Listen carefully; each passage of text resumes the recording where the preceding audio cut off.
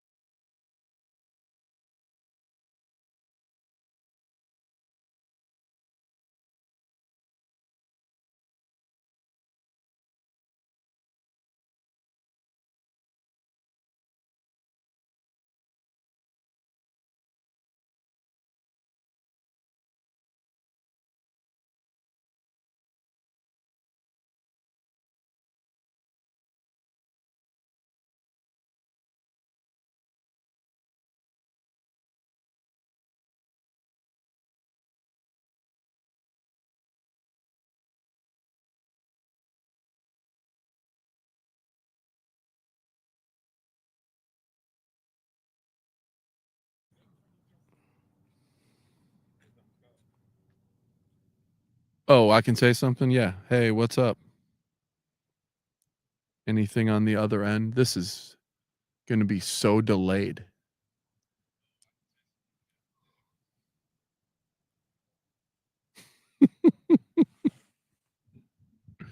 What's up, bros?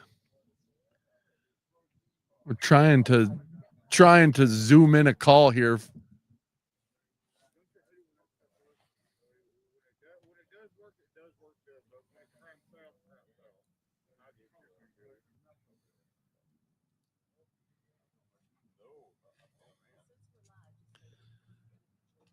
All right, had just letting everyone know that we're going to be joining with Long Beach Rescue Mission to hear about the work that they're doing and talk with their CEO, who's been outside since noon their time. Also, Long Beach, slightly warmer than Canton, Ohio tonight, with the low.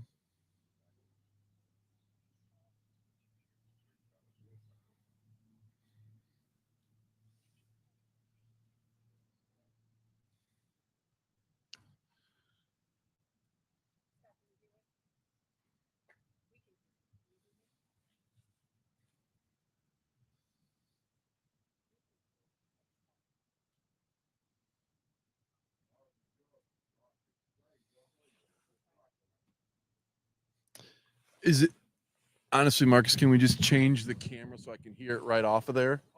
And then we're not trying to go through.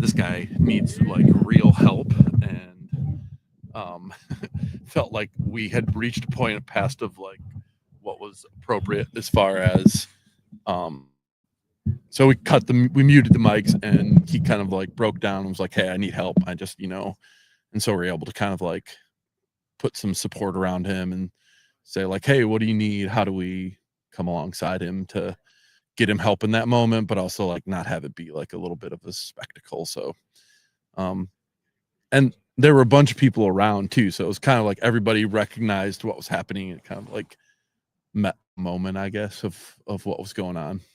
So that was cool. And then we heard from, we're just opening a women's shelter, we just breaking ground, and so have much to our we weren't surprised, but I didn't know if they'd come on camera, but we've had some that are just sleeping against our building because it's well lit, they know that it's recorded as a safe place to be, so they've come and kind of talked about their experience of being homeless as a female by themselves, and challenges. So yeah, it's been super, you know impactful, and gotten some good information. And then I would say tomorrow for us is more of our like community heavy, whereas like the mayor and stuff like that. But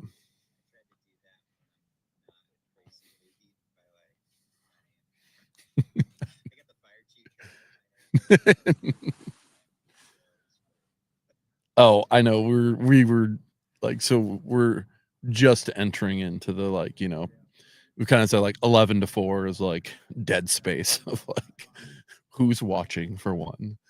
And and then like, can I just sleep on the bench, is that okay? Because I could probably but would love.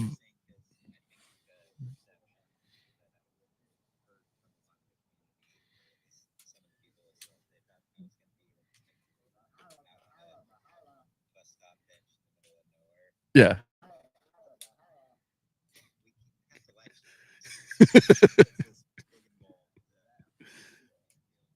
Yeah, the involvement to do this was a little more than I think. Like, when it got started, it was like, "Oh, you'll set up a phone and you'll be good." And then it was like, that's not gonna happen." So, would love for you, Jeff, just to share a little bit about kind of what's going on at the Long Beach Rescue Mission. I know you guys are working on some building projects. Would just love to hear those updates.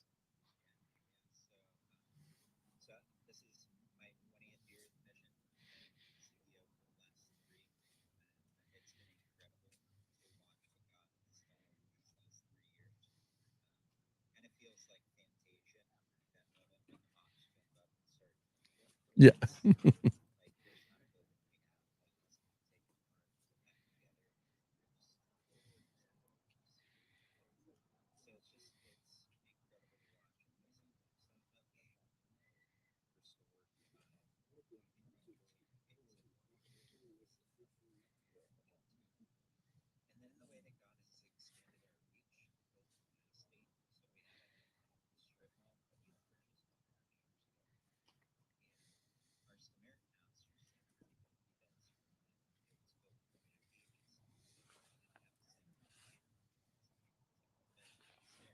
Mhm.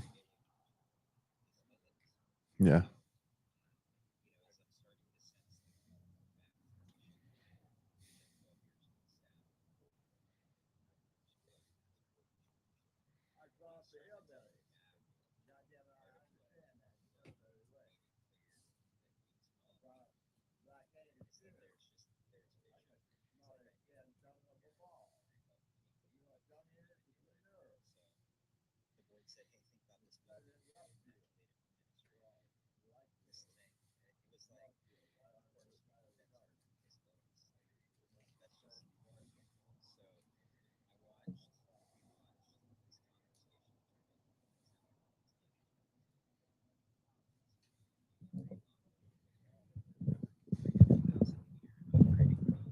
Mhm.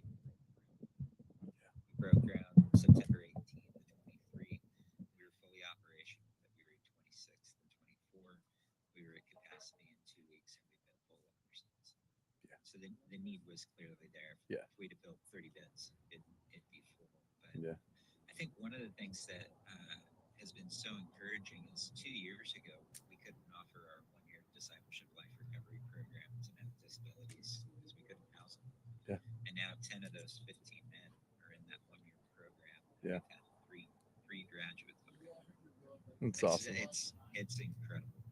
Um, Another growing population that we're seeing is transitional age youth.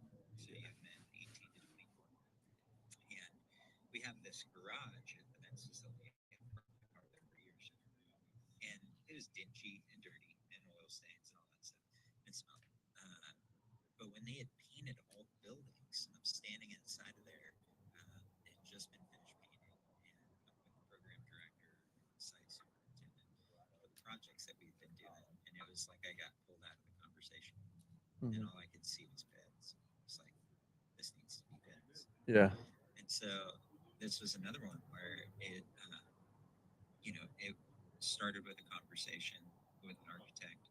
By the end of the call, I had a floor plan. By the end of the week, he sent me renderings. I already move a clip faster than the board, so I had called the board chair. I was like, "Hey, don't freak out. I'm going to send you some renderings, and what I'd really like is your permission to put some feelers out and see if there's some funding for this." Yeah.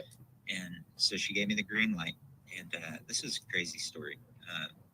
Just when God called me back, He promised to provide everything I need to do what He was calling me to do, and He's shown me that over and over. But Mm-hmm. we had estimated it'd be about 650,000 to do Mm-hmm. the interior remodel, and so board chair said, "Go for it." I'd called the mayor. His kids went to the school where I was pastoring. I said, "Hey, we're a Christian organization.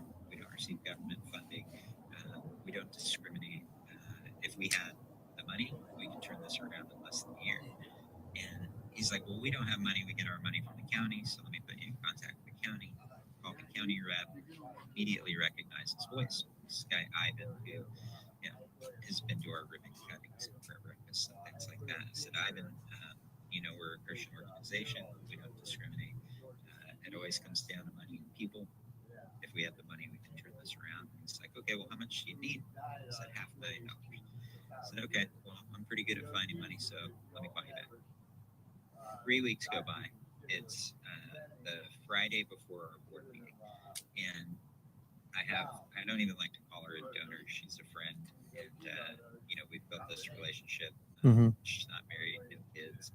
She's leaving her entire estate to mission. Uh, and she's just a friend. So, anyway, she's at the graduation, and I see this look on her face of joy, pride. I don't know, like if you could bottle it up and give it to the world, it would be a better place. Yeah. But I felt prompted by the Spirit. You should ask her if she's thought about making a gift and Mm-hmm. being here to watch it. So it's kind of an awkward conversation, Yeah. but it was interesting because we had already planned to have lunch that following Tuesday. So Monday before the board meeting, I called the board chair. I was like, "Hey, I'm going to circle back with the county. I'm going to have this conversation with Nancy. Wouldn't it be funny if I showed up to the board meeting with a fully funded new shelter?" She's like, "Yeah, that'd be funny." So I call Ivan with the county. He's like, "Hey, I'm so glad you called. I was going to call you later today. I found the money, That's $500,000." crazy. I meet with Nancy, and it leads to this beautiful conversation about life, faith, fear, how having no husband, no kids, there's this fear that if something happens and she ends up in a home, will she be able to sustain herself? Yeah. And then she has this like light bulb moment. She's like, my dad used to buy these government bonds when I was little, and they're just sitting in this account. They're not part of my retirement. What could you do with $300,000? Well, we could build this shelter for these young Yeah. men. She's like, "Jeff, I know you'll do the right thing, and so I'll start working on it." So in 24 hours, God provided That's $800,000 to crazy. the board meeting with a fully funded new shelter. We broke ground. I thought we would be operational already, but Yeah. permitting aside, we broke ground in January, but started construction September 8th. Will be operational second week of January. So it's moving quick, Yeah. and that'll be full as quickly as we can Yeah. do intake. And then right now, also, sorry, just a a lot of things. We have a 3-story 60-bed shelter for women and children that's being constructed. Yeah, I've been following you guys on your updates on Facebook where you've like showing the layouts and stuff. Oh gosh, man, it's so cool, and you know, it's sad that they're so great in need. Yeah. But it feels really special to get to be a part of what God's doing to meet that need. Yeah. Sounds like you guys are moving and grooving too. Yeah, so it's cool to hear those stories. I've been telling people on our feed just like, hey, there's people all over the United States doing this, and like we're really proud of the work we're doing and the ways in which we've seen God move. But it's like it's not in one place; it's all of these places across the United States where, yeah, you're getting funding for a shelter in 24 hours, which is insane. It's Like, crazy. yeah, you just even hearing it, I'm like, that's wild, But Yeah, yeah. even as we've been sitting with people who've been around our organization, we're only 25 years old next year. Just to say though, like I've been here for 18, been in the CEO for a year and a half. Stuff we even just to look around to see where we're at now, it's like 10 years ago, none of us would have thought this was even remotely possible. And then God just delivers. So, yeah, we're working currently. Just we'll sign our contract next week with the contractor, but selected a contractor for our women's service expansion. So that's probably the sector that there's another women's shelter in our town, but there's not enough for single beds. And if we could take off some of the single beds, it opens space at their shelter for families. So kind of multi-purpose of meeting a need. Women in our community are waiting about 2 weeks to get into shelter.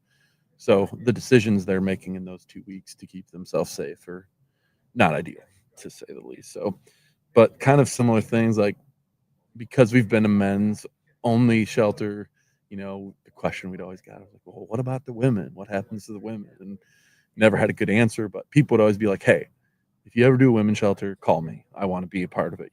So, we started our fundraising, kind of the silent portion of it.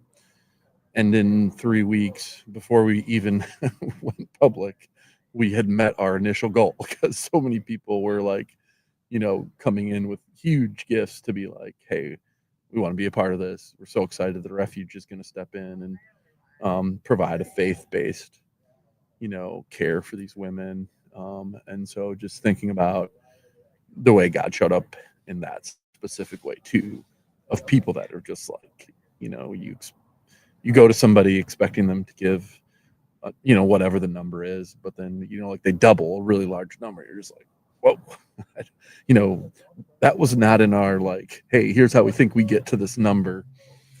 So what it allowed us to do actually is, as the campaign was growing and the excitement, there were some things for the men who currently stayed with us that when we built this current space, we just didn't think about properly. What happens with buildings. You think you've thought about everything, and then as soon as you're living in it for like 3 weeks, you're like, why would we not have done that? So we needed to expand our day room. It just got to be, we used to have about 35 people. Now we have 60 people. And, our population that we are seeing kind of massive growth in is older, complex health issues. And so they're not going anywhere during the day, except if they're going to a doctor's appointment, they're on oxygen. And so they just need a place where they can be during the day while they're, sick and need medical care and whatnot. So we'll expand that service for them so that there's, a proper amount of space. They're not playing sardines in a tiny room. And then, you can imagine the complications that happen from people being crammed in. But it's just amazing to see what the Lord provided. And so we're also going to be with the women's shelter, we're going to be adding a laundry service. That's like a no fold laundry, because so many people that use our clothing services are like, I wouldn't come here if I could just wash my own clothes. And so we just got to talking. I was like, man, it's just such a dignity piece for people to just like, when I was out, fundraising, I'm like, hey, they're no different than us. Everybody has their favorite pair of jeans, and they're like, yeah, but I got to go. I can't afford to launder them, so I'll go get another pair. And hopefully, cut down on some of the waste that we see from our emergency shelter where people are coming to get things maybe they don't need, but they were just like, yeah, I need I need clean clothes. This is as close as I can get.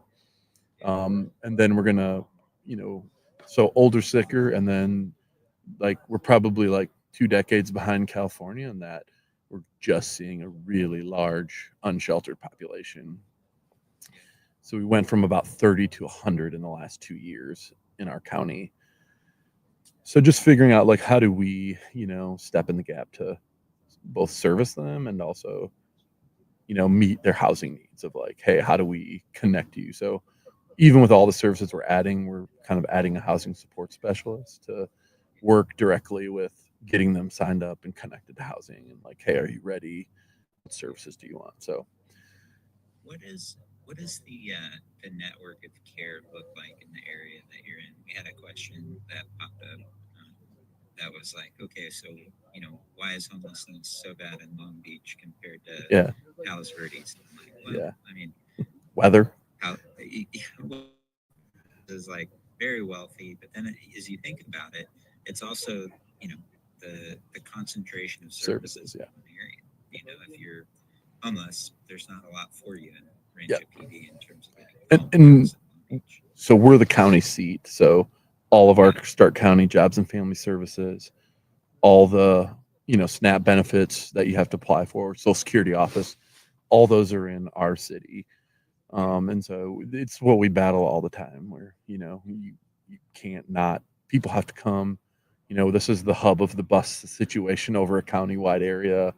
yeah, So part of it's just natural that it's gonna be here. But we're actually, one thing that it has done across the county is that it used to just be kind of in our three major cities that people would see it, but it's just gotten so pervasive that even the small communities that never ever had people homeless or sleeping on the streets, like people are ending up there because they're like, hey, I'm from this small town, this is where I grew up, and I'm homeless, but I want to stay in this community. yeah, And so figuring out like, yeah, how do you kind of get services to them and also say like, yeah, if you want to move back to this community, we want to figure out a way to keep you connected there. So, but yeah, that's we run into that all the time. It's kind of unavoidable. yeah, But and we've gotten really like countywide. We've had a bunch of like really intense NIMBY, where people had owned land, went to do building projects in the city. 50, 60 people show up at a a meeting that usually no one shows up at, and they're basically like, yeah, we don't want that. We don't want the homeless on our street, but we aren't going to build housing in our neighborhood. Um, and so that's kind of some of the challenges we're facing locally as we think about, you know, not just our organization, but kind of like from a system wide, how do yeah. we begin to, you know, make some ground there? So Yeah, some of the conversation we were having is like, how do you hold both the legitimate concerns of the community and yeah, the impact homelessness has, whether it's yeah, sanit- sanitization, yeah, forget how I want to say that, but increased crime rates, trash, yeah, just kind of everything that comes with that versus or in tension with the compassion side of things. Nobody wakes up and is like, I think I want to blow my life up and live on the street. So, balancing those two things, accountability, empathy. I don't know. It's definitely challenging. Uh, yeah, and as a homeowner, like I get it. yeah, You are over on the east side, and you start to it becomes much more visible, yeah, and the challenges that come with that are there. yeah, And yet they're people. They're lost. They're broken. They need yeah, help. yeah. And I think that's one of the benefits we really have seen because we've had a lot of political stuff going on. Our city instituted a camping ban within the last month, and so there's a lot of talk about homelessness. So we were like, how do you partake in that conversation when you understand, like, yeah, all sides have some legitimate concern, but also like, so this felt like such an easy way to humanize that, like, yeah, like we understand your concerns, but here's the people that it's impacting, and might in theory be against it, but it's like here's Joe, like Joe can recover. Joe's not the summation of his worst decision. And so telling those stories, I think for us is part of like a longer term strategy of just kind of continuing, and we just said like we have to do a better job locally, whether it's in papers and on our social media of telling the story of, hey, people get better, recovery is possible, and we need to continue to tell those stories so that people understand like, yeah, the guy that works at your grocery store, you're not afraid of him. You wouldn't be afraid to have him as your neighbor.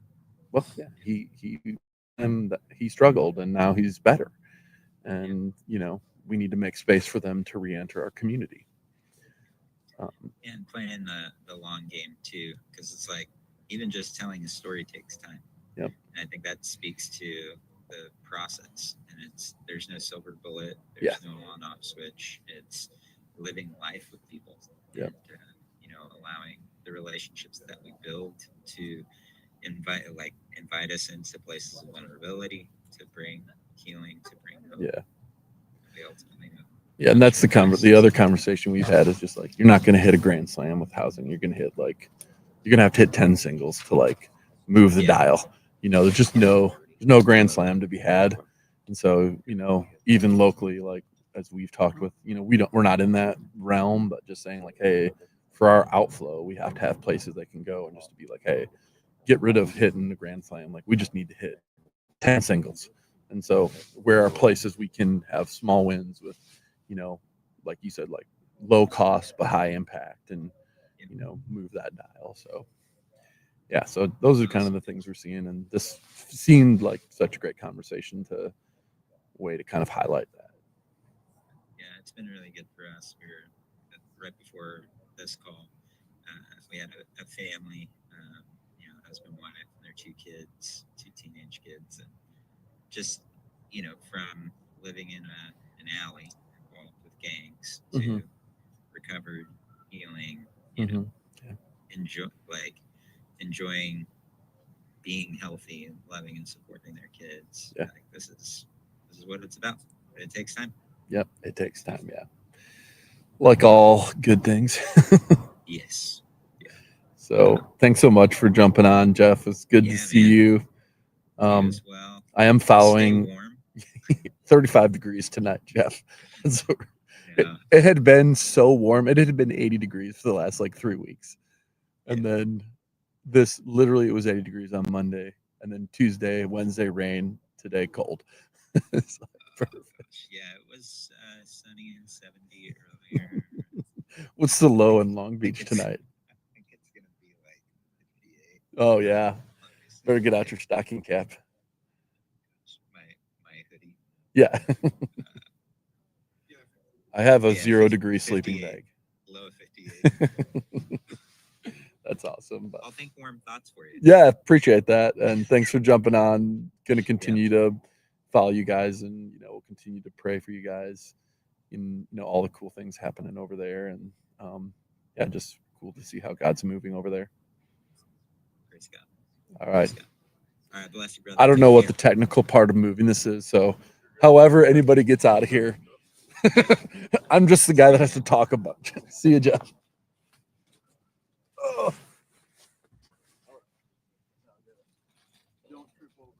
See you, Jeff.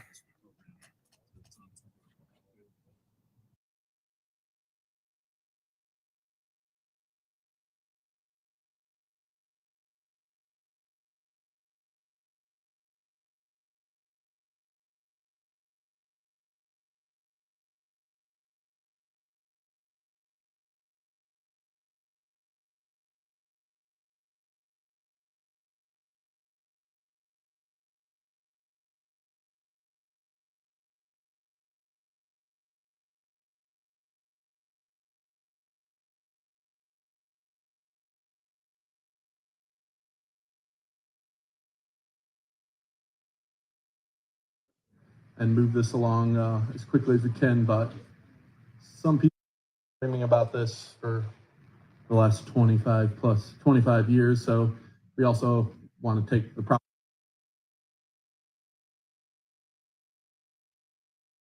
to recognize, the amount of work it took to get here, and also recognize God's goodness in that process. So Jen is going to come up. Jennifer Grubb's going to come up and share open our time in prayer. Jen was one of the overnight supervisors at our temporary shelter 3 years ago, where this dream kind of really got legs. So I thought it was fitting for her to start first with a prayer.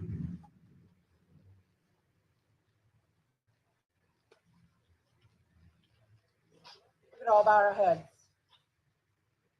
Heavenly Father, we come before you today, giving you thanks and praise to be standing here on this land, to be breaking ground for the Refuge of Hope Women's Shelter. We ask for your divine guidance through the construction phase. Watch over every architect, engineer, and every worker who sets foot on this property. Protect them from all harm and grant them wisdom. Give them skill and focus in their work with due diligence, that this project will be completed on or before schedule. We pray for the foundation to be strong and stable, just as our faith is founded in you, the ultimate rock and finisher of our faith. Bless every beam, nail, brick, and every aspect of this building, that it will be a sound and everlasting. May this faith-based women's shelter be built in your hands and with your hands, and may all who labor on this project feel your presence and peace. We commit this project to you, and we are confident that with your blessing, our efforts will not go in vain. Lord Jesus, we pray your name for their talents and skills that you have given those involved in the planning and construction phases. Lord, we just praise you, Jesus, laying the needs for this project onto the hearts of our donors. Thank you, Lord, for our faithful prayer warriors that prayed without ceasing to fill this need for a women's shelter in this community. Thank you, Lord, for answering prayers. May this shelter and community services be set apart for your glory. May it be a shelter filled with love and peace, but most of all, a place to find Jesus Christ, our Lord and Savior. In Jesus' name, amen.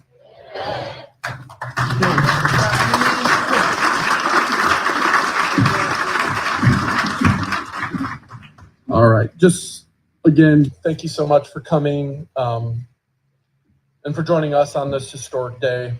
Today, we don't just turn over soil. We mark the beginning of a dream that's been alive in this organization for 15 years. This ground we stand on will soon hold walls that provide safety, hallways that offer dignity, and rooms that echo with hope for women who face the hardest season of their life. So first off, I'd like to recognize some people here today. So the people that make the work happen every day at the Refuge of Hope. I get to stand in front of mics a lot, but to be truthful, I don't do that much of the work anymore. So if you're a staff member at the Refuge of Hope, could you just stand up so we can recognize you? So, thank you. Thank you. So every day they are offering grace and hope and patience to people who need it so desperately. I'm eternally grateful for each of you for the skill and care that you show our clients. So thank you, thank you, thank you. Yeah. Secondly, if you're a board member here at the Refuge of Hope, if you could just stand to be recognized. There you go. Thank you.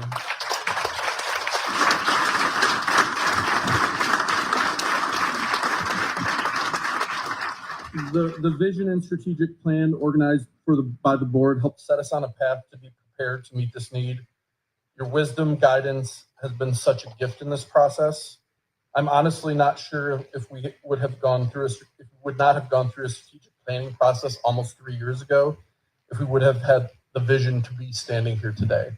So thank you everyone for the time and effort that goes in behind the scenes for the board.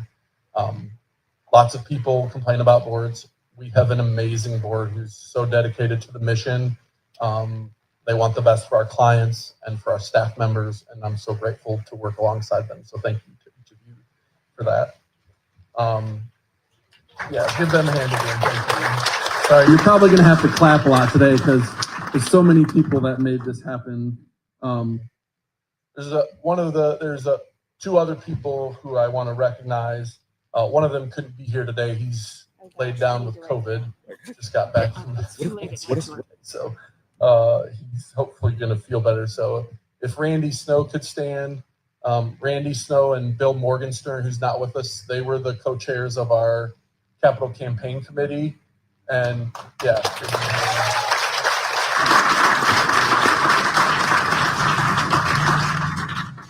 Randy, your enthusiasm for this project, your commitment to the Refuge of Hope mission has been amazing. Thank you for always being such a champion for us in our community and our organization, especially on this project. It went fast because our community was so generous in their response, but there's lots of phone calls and relationships that Randy and Bill brought into the mix. Who some of them didn't even really know what we did at the Refuge of Hope before this project started. So super grateful for all the time and energy you guys put in to make this happen. So thank you, Randy. And then lastly, thank you. We are deeply grateful to all our donors, community leaders, volunteers, everyone who believed in this mission when it was just a prayer and a conversation. And we're grateful to God who's carried us every step of the way. This project would not be possible without the overwhelming financial support of our donors and local foundations. So I wanted to take a moment to just thank a few people specifically. So Ron and Don Hartman were one of the lead gifts on this project. Again, they couldn't join us, but they have been the champions for the Refuge of Hope for the last 10 years. All the expansion you see has been in thanks to their commitment, and we are so grateful for them. We're also grateful for a host, and there are many of them, some of them here today, who have given anonymously, who will take no public recognition. This project doesn't happen without them. These are very significant gifts. So to all of those who gave without name and don't want to be recognized, we are so eternally grateful for your commitment to offering this service to the women in our community. We also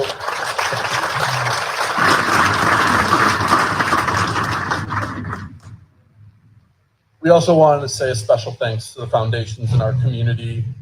Lots of communities don't have the vibrant kind of foundations that we have in our community, who are responsive, who interact with us, who want to know what the needs are out there.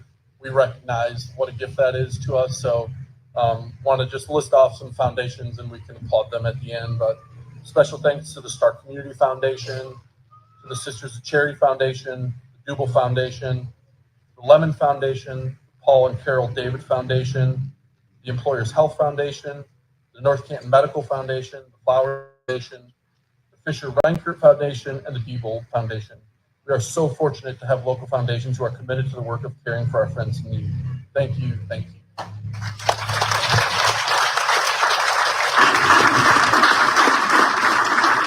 I promise you won't have to clap for a little bit.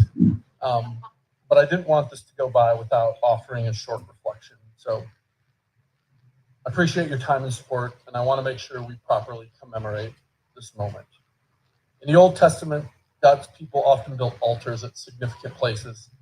They weren't just piles of stone, they were sacred markers, reminders to future generations of what God had done in that place. When Noah came out of the ark, yes, there was a rainbow. He also built an altar to offer his thanksgiving. When Abraham received the promise of God's covenant, he built an altar as a testimony. Jacob, after his vision of the ladder reaching heaven, marked the spot with a stone. He called it Bethel, the house of God. And Joshua, the most famous one probably, is after the people had crossed the Jordan River into the promised land, he instructed them to take 12 stones from the riverbed and build an altar, so that generations to come would point to it and say, "This is where the Lord has brought us through." Altars were not for the glory of people, but for the glory of God. Physical reminders of that told a story. Look what the Lord has done. And today we're going to break ground on more than a building. We're building an altar for our community, where people drive past this shelter in years to come. Our prayer is that they won't just see bricks and mortar, that they'll see the faithfulness of God, that they will say, "Look what God did at this place." This building will stand as a testimony that God sees, God cares, and God provides.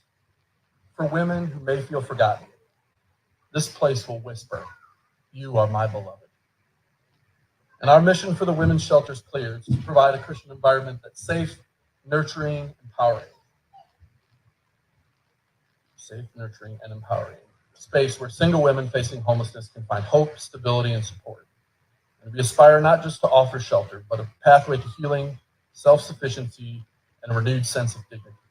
And by meeting the unique needs of each woman with compassion and respect, we aim to help them reclaim their independence and build a brighter future, one woman, one family, one community at a time. But this vision reaches beyond the walls of the shelter itself. As a part of this expansion, we're also providing laundry and shower facilities to the public, so that men and women in our community who are unsheltered can not only find refreshment, but also dignity of being clean and cared for. These simple things, a clean shirt, a shower, a fresh start to the day, can be powerful steps to restoring hope. This building and these added services stand as a living reminder that God's love is practical, tangible, and available to all who are in need. And so today we're going to lift our shovels, not just to turn dirt, but to plant hope.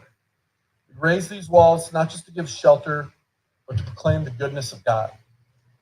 And we dedicate this land and this future building and this mission to Him.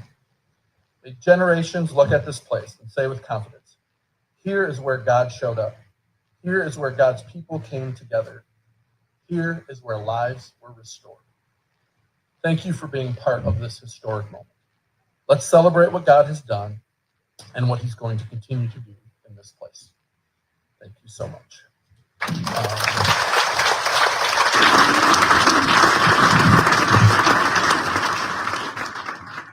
And so because of the uniqueness of this, like I said, there's, for people that have worked at the Refuge of Hope for a long time, it never fails that every Friday or lots of Friday afternoons, some single woman or a woman with children will walk in, and we haven't had anything to offer them for assistance, although we've called every call we can make and done what we can. So I'm going to announce the people coming up to break ground, and so wanted to recognize the 4 longest standing staff members who are female at the Refuge of Hope, who have personally dealt with those situations and gone way above and beyond to help women in need, and I wanted them to be a part of this. So if Yolanda Hicks, is she here? She bug off. Yeah. You can grab that. Yolanda's our meal ministry. She has offered countless hours of care to women in need. If Julie Moldvay could come forward, she's our finance director. Also,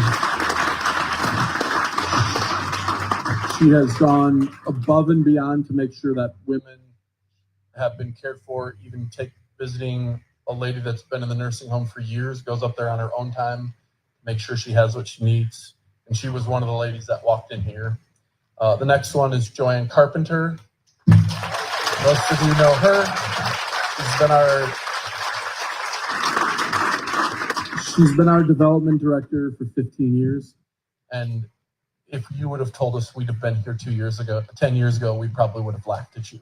But the Lord's done amazing things in a decade, and so happy for her to be able to do this and participate.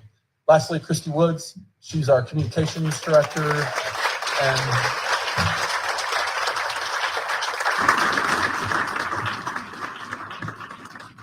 we always say she cries as many happy tears as sad tears, wears her heart on her sleeve. So she's always on the front line with the women that walk through our doors. Next up, 2 board members who've been around a long time. So Lynn Ramsberg, she serves on our finance committee and is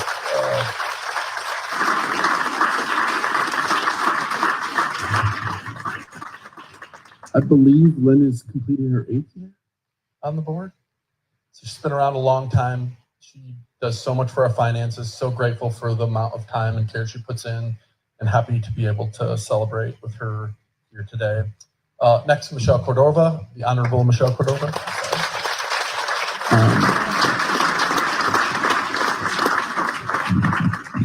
And Michelle's been around for a long time as well with the process. She's worked through this whole vision process, and we are so thankful for her commitment to this place, for the commitment to women in our community, to making sure they get the care they need. The next up is Leslie Snow. She sat through enough fundraising asks that she deserves to man a shovel for once. Randy can sit in the crowd.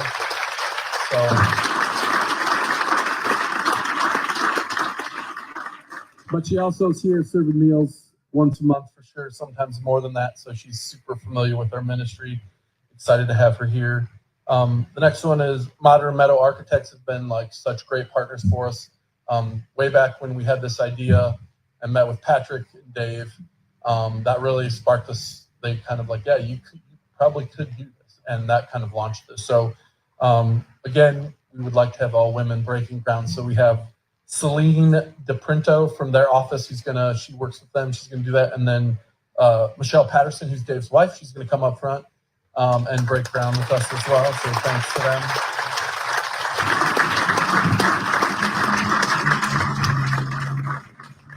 Also, just want to, the next one is the City of Canton's been such a good partner for us in the last year and a half.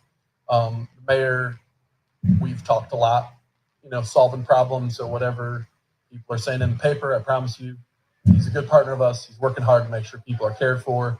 And so Sharice Freeman's going to be representing the City of Canton. She is the development director. I got that right, Sharice? Yeah. So give her a hand. And Sharice's office helped with CDBG money, which is Community Development Block Grant. Sorry, so many acronyms. And they funded some of the architectural work, and we'll be getting a new road out here soon, October 3rd. So we're excited for that. Thanks to them.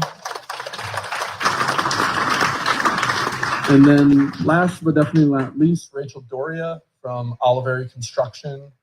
Oliveri built the building that's behind us. They have been big supporters. They've been great to work with, and to be honest, like, they care about the project, not just that it gets done right, but about the ministry that happens here. And so we're so thankful to be able to have them join us. So this is my first ever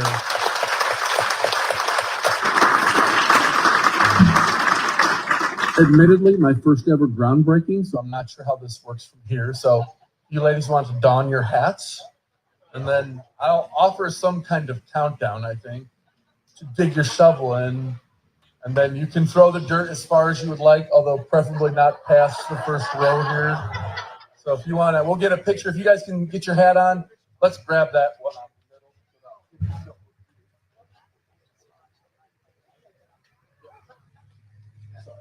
Other duties as assigned. Yeah. All right. So if you can do that, where are we getting pictures from? Where's our photographer? Yeah, if we can just get a quick photo of that before you all start. I'm gonna grab one here. You can look at her over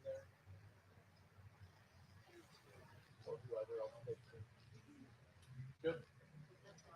All right. Very good. So I'll just count down and you'll dig in. All right. 3, 2, 1. Woohoo! There you go.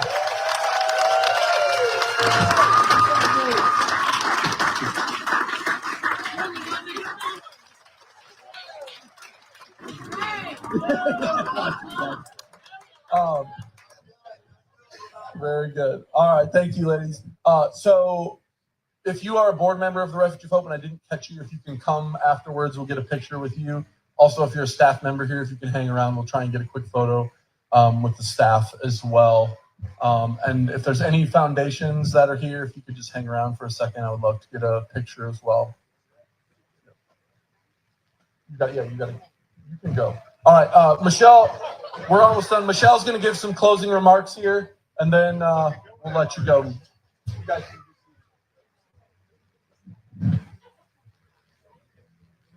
Thank you so much, Scott.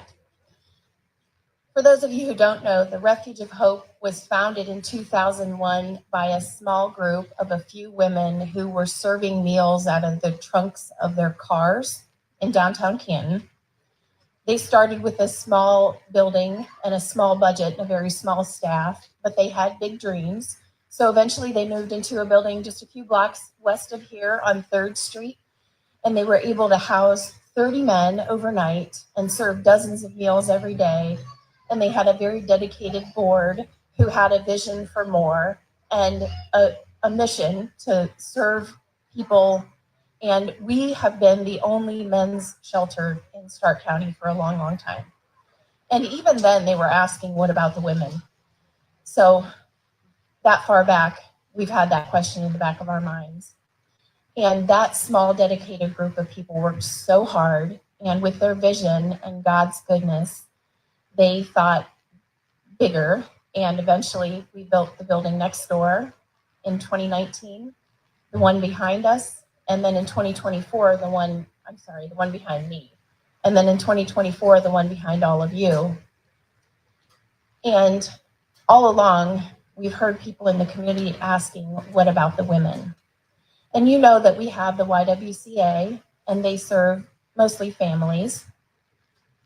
We also have the domestic violence shelters in Canton, Massillon, and Alliance.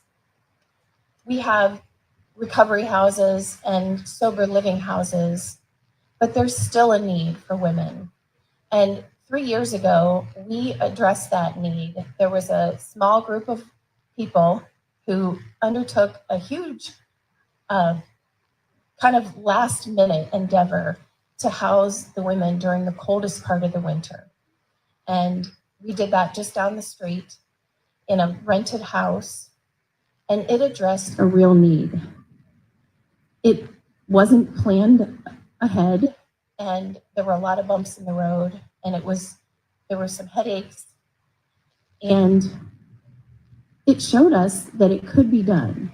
So that was one of the big conversations during our strategic plan. And at the time, I was the board president. So at the end of 2024, we did a 6-month strategic plan from the middle of 2024 to the end of 2024. And we thought that a women's shelter would be part of our 3-year goal. And here we are I feel like it's still summer. I can't even say it, it's fall. But here we are in the fall of 2025, and we're already breaking ground. So this has come faster than we expected, but it's because of our big dreams. And when I say us, I mean all of us, the board, the leadership, the staff, and this wonderful community. I mean, we couldn't do this without our foundations and our businesses and our individual supporters and all of the thousands of volunteers. I'm one of those volunteers. I started here in about 2016, and I brought my kids. I thought it was very important. And I speak for probably most of the volunteers when I say that I get more out of this service than I give. And my kids experience the same thing. We provide dignity, whether it's in meal service or housing people overnight. And the building, the most recent building, houses all the furniture and supplies for the 100 or 150 men that we transition into their independent housing every year. And we have a tremendous success rate. They're here for a brief period of time, and we help them get on the right track. And we want to do the same thing for the women. We've been doing it so well for so long that we know how to do it. And I want to tell you that our leadership went to multiple other shelters, women's shelters, to see how it's being done in other locations. So we have a roadmap. We're not going into this unprepared. And we want to thank all of you for walking alongside us through this journey. And we look forward to, if you haven't already volunteered, come down and take a tour of the existing facilities, and then come back and visit us when we open this facility. I can't promise you when that's going to be, but soon. So thank you all for coming, and thank you for your generosity. And as always, thank God for his goodness.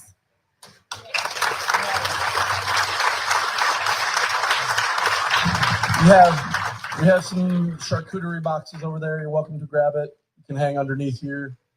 Maybe it's not raining. Who knows? It'll probably start raining soon, but feel free to grab some water, hang around, and some snacks. And thank you so much for joining us today. We appreciate it. Have a great night.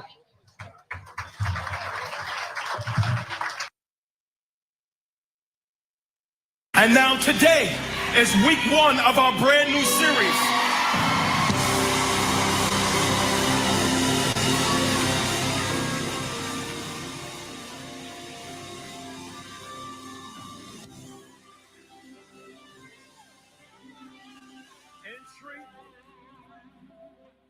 Today is week 1 of our brand new series, Entry and End Times.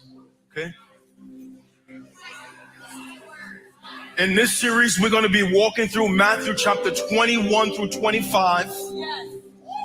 Okay. In this series, we will marvel at the final acts of Jesus in the last week of his earthly ministry before he departed this world. And we will be awakened at the words of Christ about what is coming for the world in the end times. Okay? Our text today is coming from Matthew chapter 21, verses 1 through 11.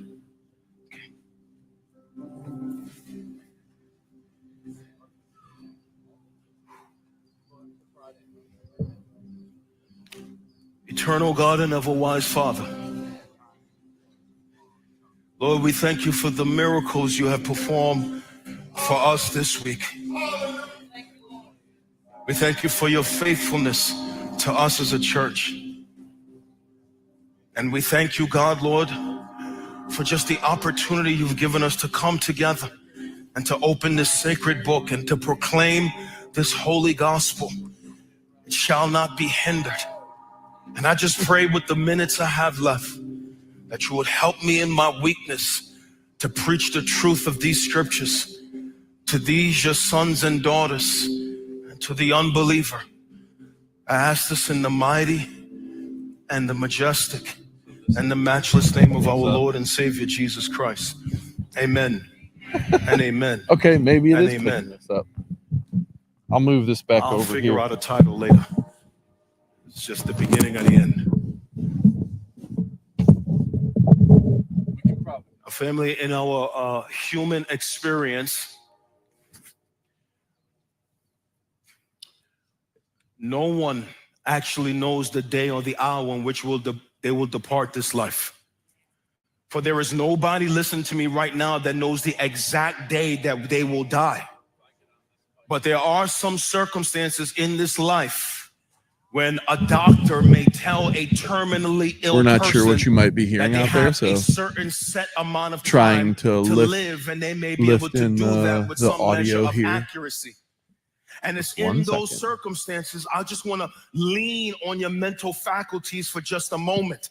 That if a person knew exactly when they was going to die, Are we how live much here? more significant Christy, you can hear becomes me the coming final through? words of that person or the final actions of that person as they We knew are they was working on coming to the end of their life. trying to Enter the get Lord the Jesus volume Christ, who knew exactly down, so when he was going to die. still out He here knew working exactly on it, so where he having was going some to die. technical He knew difficulties. Are we exactly. good, Christy? You can hear me. Can you hear? You can hear both things on the live feed.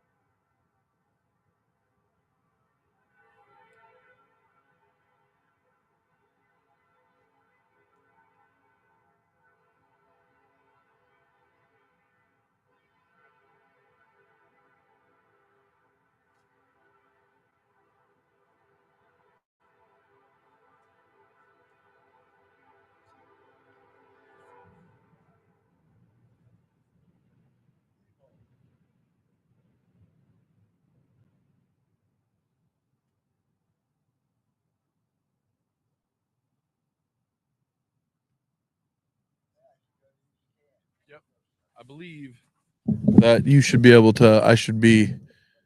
You can hear me now.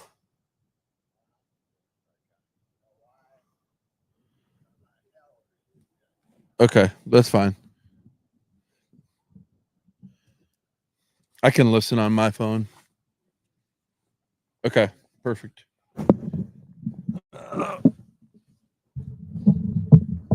Sorry, Marcus.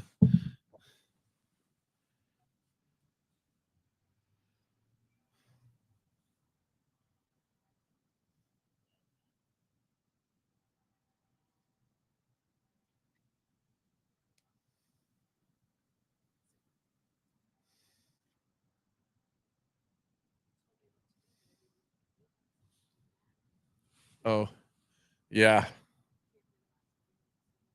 Yeah, everything about it. So Christina and I used to be Mac user, and then once we've both, our works are both Windows, and now it's like hard to.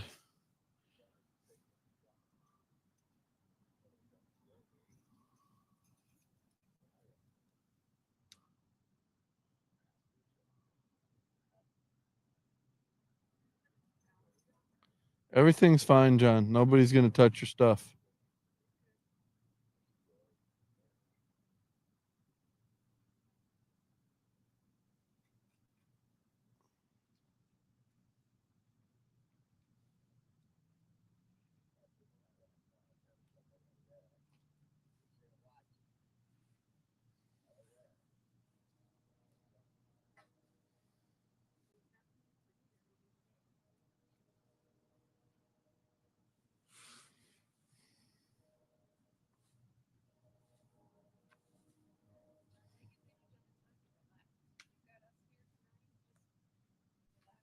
Yeah, if you need to just go sit by your belongings, John, you can just go and relax over there. Take a little rest. We'll catch some sleep if you can. What?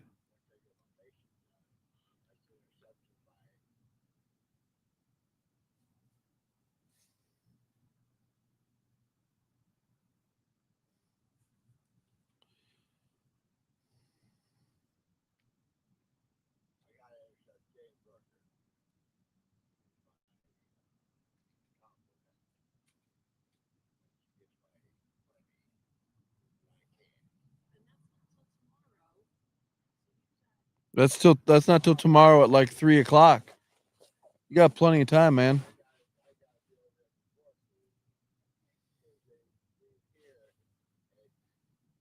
2:45. So you probably.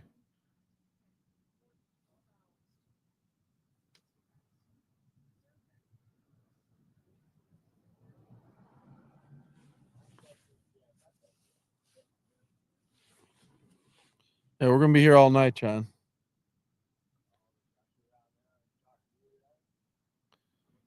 I mean, if you want to talk to me for a little while, John, you can. But you got to make sure you're appropriate, you know.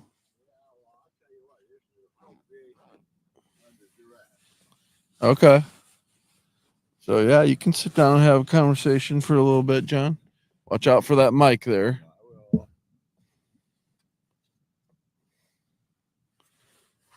All right, there you go. A little relaxation. So you got to move that mic a little bit closer to you, John, okay? If you want to talk. Let me help you, okay? Yeah, I think so. Somebody left them here on the seat, so. Yeah. Yeah, they look nice. They're sunflower seeds. Yeah, they got them over at the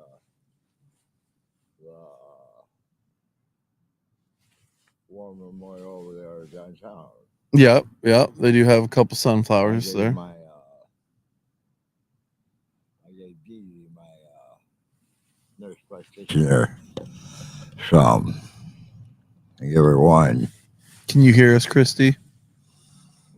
So John, tell me a little bit about kind of what's going on with your situation. How'd you? What's going on with my situation is the damn sheriffs over there didn't give me my chargers, so I've got to get some new chargers.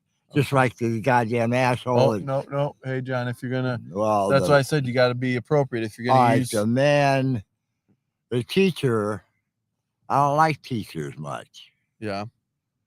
They're ass. Well, no. Oh, Okay, John. Okay, No. then. Yeah. You ain't got nothing to say. Oh, you ain't got. Okay, that's fine. Then, I mean, that's part of it. Is you got to talk in a way that is acceptable. All right, let's put it this way: the guy's a jerk off. Okay, nope. That's 3 strikes, John. We're out. 3 strikes. Sorry. All right, we can just go sit over by the fire. You can go sit by your stuff, but okay, just for a little bit though. And then, I know that's why I was a little nervous about putting you on. That's a lot of. I like dogs. Oh, you like dogs? I like dogs I too. like cats. Okay. Yep. Understandable. Hello. No, that's Christy's chair.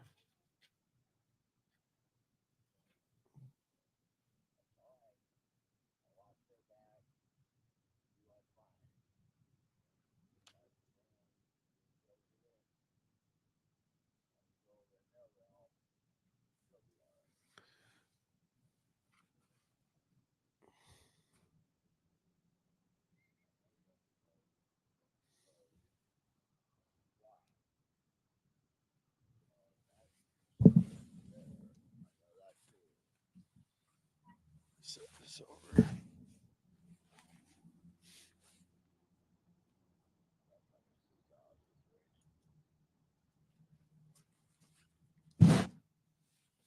You want your cup, John?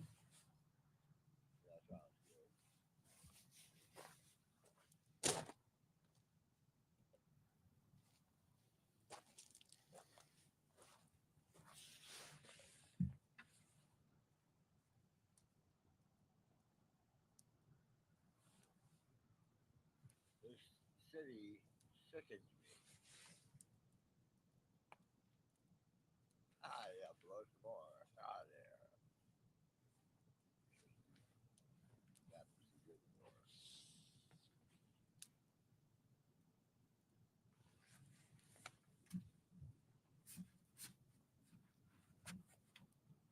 Well, I'll be buying this in the skins.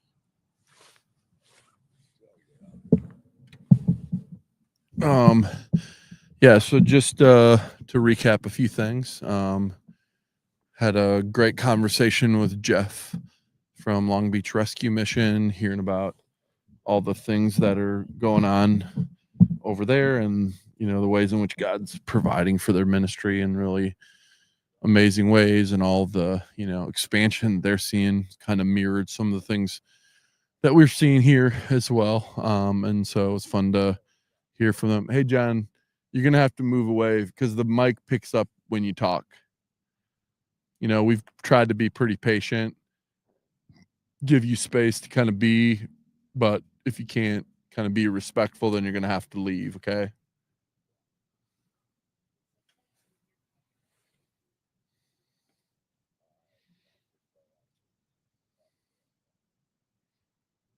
Well, then if you don't like it, then you got to go somewhere else.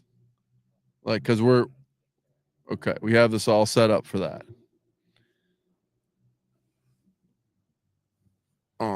So yeah, so we're, it was fun to hear all the things that they're working on out in Long Beach. And actually, background is Jeff was one of the people that we talked with building our women's shelter.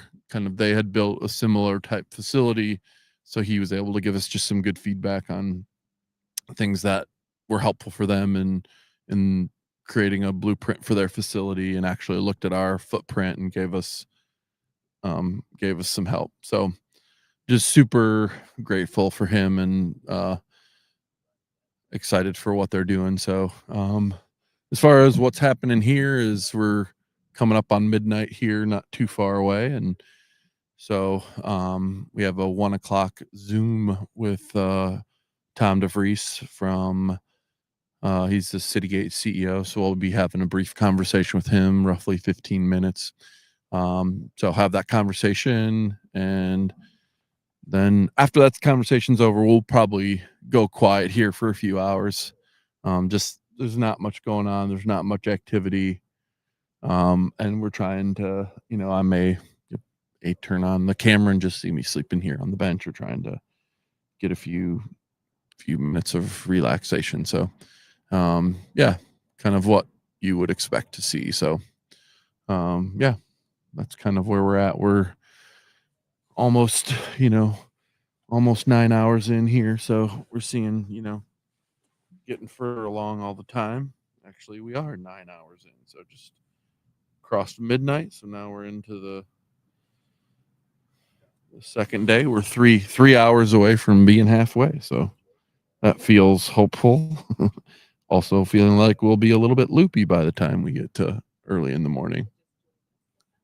Hey, Aaliyah, have no idea why you might be watching this at midnight, but we appreciate you tuning in here. Feel free to leave a question in the comments. Happy to answer any questions that you might have. But yeah, what we're seeing, this is really the first cold night we've had this fall.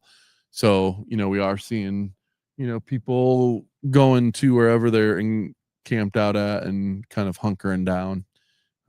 So it's kind of where we're at. So yeah. And we'll kind of keep plugging along here.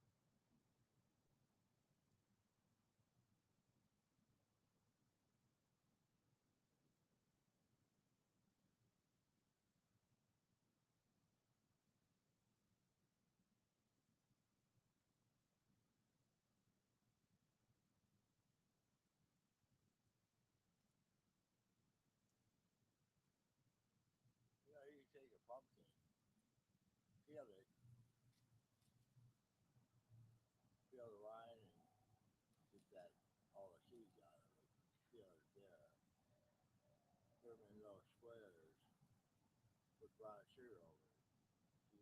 You like sugar cake, sugar is the best.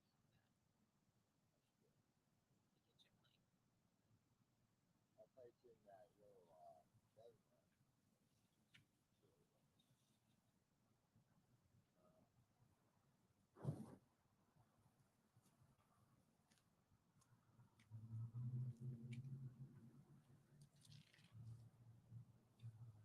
She'll in my coffee, she'll in my lamp. Full, he probably kept it full, but he's not with the other. Some asshole. He can't be doggone they watch the president. Jokes on every word. Like all the rest of them.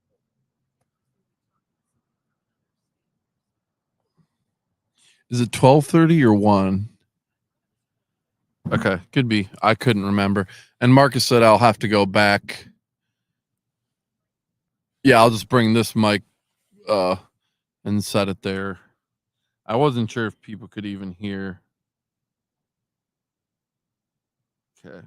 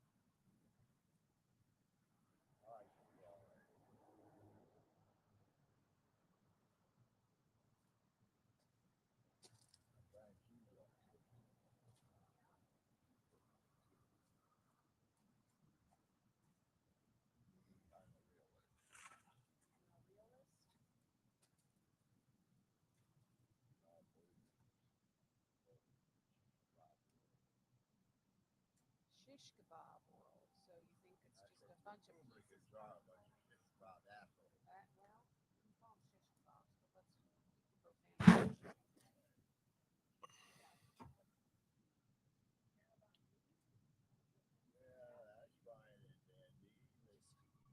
I don't believe in Trump. Trump's a chump. You believe what you want to believe. That's the great thing about being a leader. Yeah, that's good. Why everybody went up to get him? Why? Because he's a no good, low life. Hey,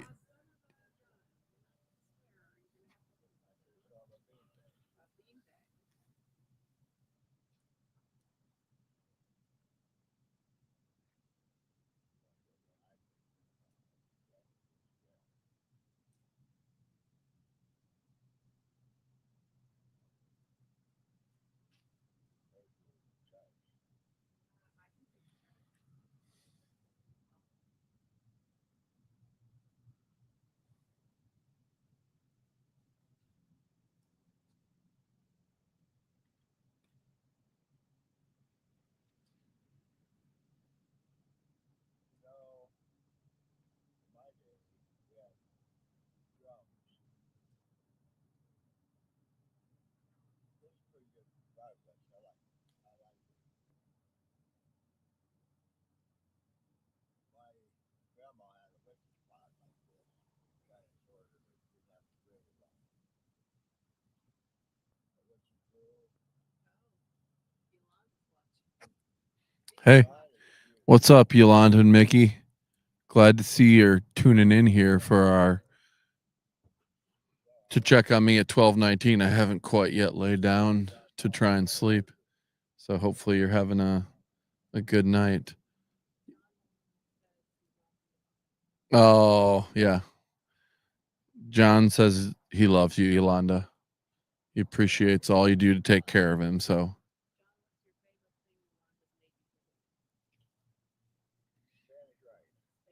oh, John's saying he loves the Spanish rice, Yolanda, that you make. That's his favorite meal that he has here. Oh, yeah, John. If you are picking up some of that, we apologize. We're trying to be sensitive to somebody that doesn't have anywhere to go tonight and has taken refuge by the fire here. So, yeah, that's all I'm going to say about that.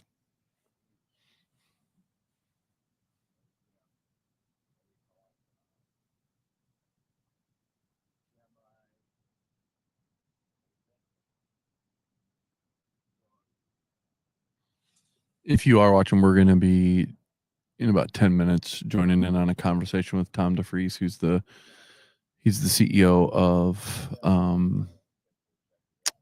Citygate. So we're going to be zooming in on a call with him. So you may see us kind of bounce off here and be off camera for a second. So just as a heads up, if we're not in front of the camera, we'll try and have the microphone there so you can hear the conversation as it unfolds. Yeah, he's the CEO of Citygate. Oh, I don't even that part. They didn't give us a room or a link because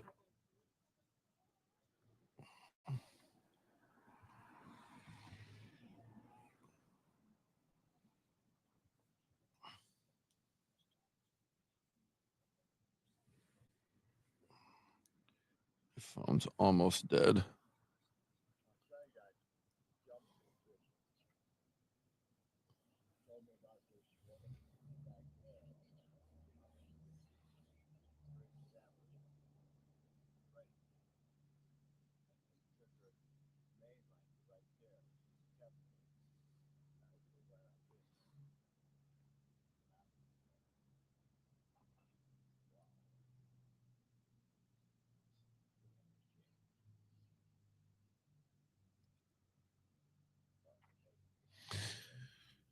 You want me to move this mic over there, Christy?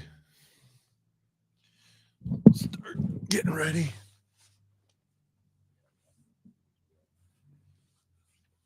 Yep, that bite's starting to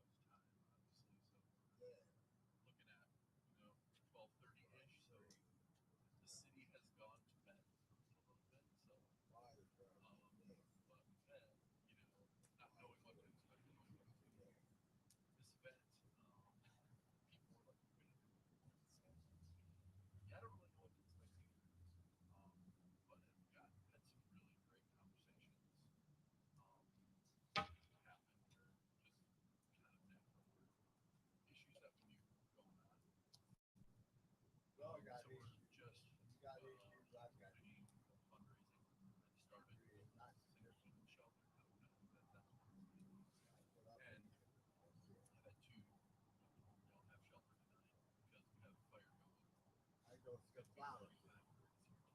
Hope born in Cincinnati, the United States citizen.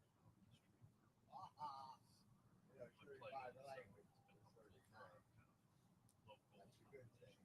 Speak fluently too. That's another good thing. Good for that.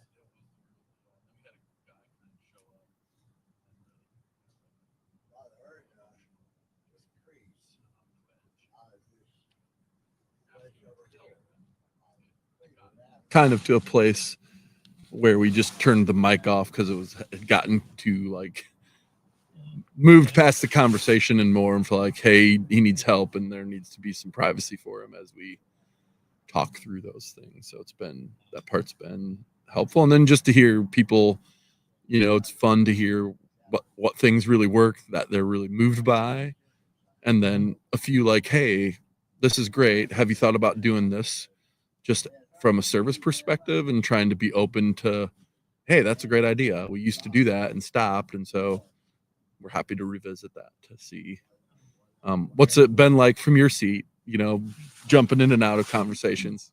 Yeah, it's been really, really great. We have probably about 7 different missions and ministries and about 70 different communities represented all around the country. And what's been cool, kind of as we have mission control, we're at Fresno Mission out in Fresno, California, and kind of holding the fort down here, which has been great. And the team has been hosting us so well. But what we've been able to do is do some live look-ins and be able to kind of see the different conversations that have been going on all around the country, and to see the level of engagement and the raising of awareness. Numbers of them are also doing fundraising as part of this. That's been working pretty well for them also. But we've been really loving being able to, hear people say, we might not have had this conversation without this venue or without this space or this experience. And, having that be with city officials or, governmental federal officials or other nonprofits that are, working to help and to care for people.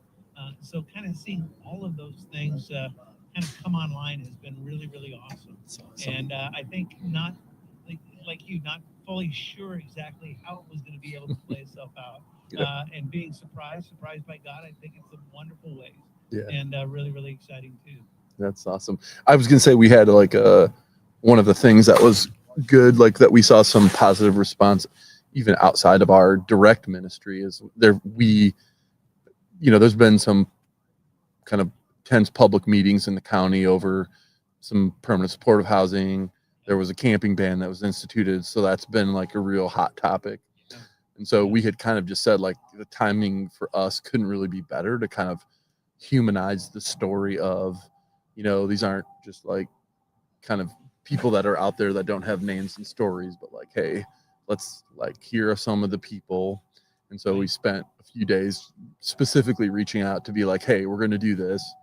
We'd love to tell your story as a part of that so people understand like what the barriers are that you're facing, why is it that you choose to sleep outside, so that they have an understanding of kind of what your desires are, that you don't want to sleep outside forever. And but for whatever trauma you have, maybe congregate living shelter doesn't work for you, and we want to honor that for you, but also think about for our community that it's not just that you're kind of like this renegade.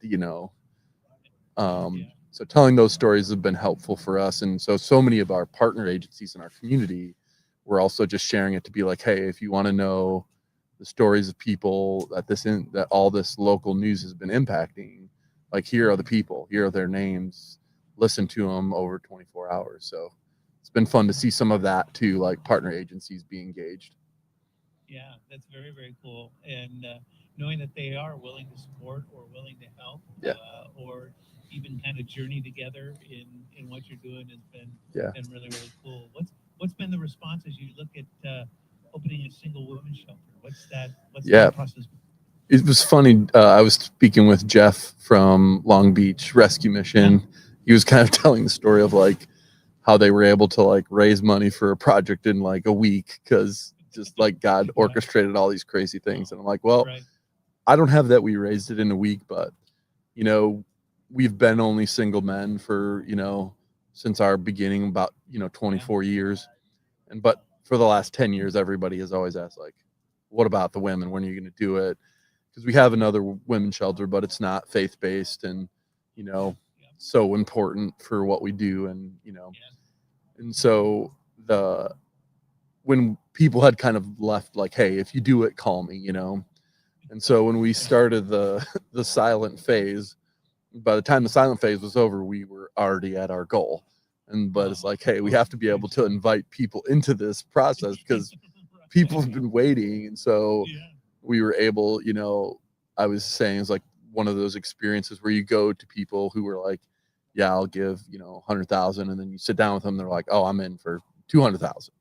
And it was just like over and over that kept happening. And we just were, you know, we're actually, one of our local churches is church partners is having us give the sermon this week for their mission weeks. And we kind of, as we were doing our groundbreaking, we were talking about the kind of context of like that this facility is really an altar to say like, hey, look what God did in this place. You know, it's not really about our organization or, you know, obviously it is about people who are going to use it, but it is mostly our community saying, building stones to say like, hey, look what God did in this place. He still restores people. He still rescues people.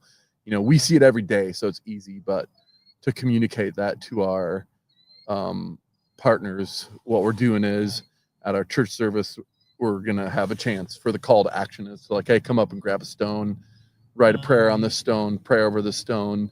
And when it's time to like pour the foundation, we're going to put these stones in the foundation of what happens here. And such a great way to engage them and to help them understand, like, it's never about us or this place. It's everything that happens here is about like, look what God did. Look what, and let's not forget that when we drive by this and tell our kids like, hey, God did this for our community to offer hope to people who didn't have it. Yeah, and First Peter a little bit how those dead stones really become living stones, and that each of the stories of these women will be living stone kinds of stories that get passed on from generation to generation. Yeah, and how you're going to be changing a life over the next months and years, but ultimately eternities, and how powerful that is. Thanks, Scott. That's really, really cool. It was fun, and it's been so fun to hear like the stories, like, because we kind of put it out to people, you know, that haven't been around for a while but came through and received services. So some of them like, hey, I'm coming down, make sure that you're available. And I'm like, yeah, show up. We want people to hear your stories, that like, you know, that restoration happens, that people can be made well. And you know, those are the themes we've kind of been hitting on as we've talked with our former residents, current residents, and you know, people that maybe don't even stay in our shelter but need other services we offer. So that's great. But yeah, so and thanks for your vision, Tom, or whoever was behind this idea. You know, it's just resonate. We just find it resonating kind of across the spectrum with donors, with the people that use our services. Our staff have loved because, you know, they're like, yeah, maybe I'm a finance person, I don't always get to hear the stories, so it's fun to kind of like hear people tell them, you know, over the course of 24 hours. That's great. It's been our whole team, and certainly led by Matt Dildine and his team here at Fresno Mission, and it's been great to see it kind of come alive and really go to scale this year. We're learning a lot, and out of that, look forward to having even greater impact next year. Yeah, and I will just say, like, for us, the connection was, and we're probably like a lot of Citygate partners that I've worked at the refuge for 18 years, never had been to a Citygate conference ever. We had been disengaged, and I came, you know, got a scholarship to come to Phoenix, and just came back and was like, bunch of us have to go, because when I saw this idea, so many of the sessions I sat in on, I was just like, man, we just have dropped the ball on using the resource in the way that it could impact our organization so powerfully. And so, for if there's other organizations, for us, we're just super grateful to be able to go. And then now next year, plan to take 4 or 5 of us to really learn together there, because just ideas like this are like, if I didn't go, we definitely wouldn't be doing this, because we wouldn't know what it was and been like, oh yeah, that sounds like it's a little bit of work. We got enough going on here. Exactly. Well, and next year we're going to be a lot closer. We'll be right up the road in Grand Yep. Rapids, Michigan. So I don't know if Buckeyes and Wolverines get together. Yeah, we do. I'm a neutral party. I grew up in Minnesota, so I'm above the fray when it comes to their rivalry. Those Golden Gophers, exactly. That's right. I was like, we're totally non-threatening to people. Love it. Well, So we'll look forward to having you and your team there. Yeah, but thanks for doing this. Thanks for taking some time to talk with us. We appreciate it, and it's so, just heartening and inspiring to see it happening across the nation. And we kind of say that in our feed a lot, just like, hey, it's not just happening here in Canton, Ohio. There's people all across the United States who, God's moving here, and we're super excited that. But like, it's also important to remember, like, He's moving in Fresno and in Long Beach and in, Pittsburgh, and probably in Michigan, as much as we'd like to think not in Ohio. But just to be like, yeah, we want to celebrate all the wins that people are having, and that, just keep coming back to, like, He still heals people. He's still in the business of restoring lives, and we ought to be cheering and celebrating that with our brothers and sisters. That's great. Well, that's a great word, and a great word to end on, Scott. I Yep. just really appreciate you, appreciate your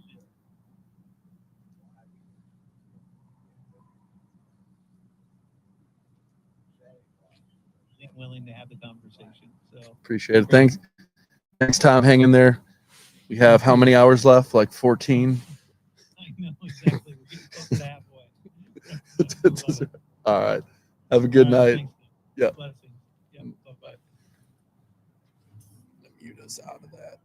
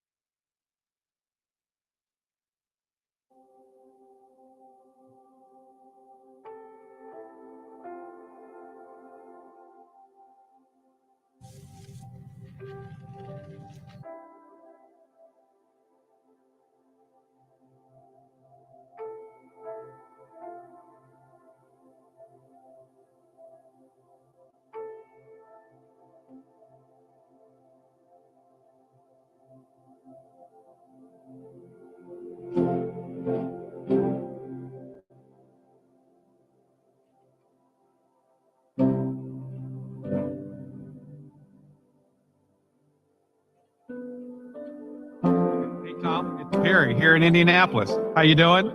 Hey, doing great, Perry. How are you? Can you hear me okay? I can hear you just fine. Yeah, it's a little over 40 degrees here. I'm sure it's just as cold for you. You're decked out and ready for it. So glad that's the case. Look at you. You don't have any hat or gloves on. What's wrong with you? You're in Colorado.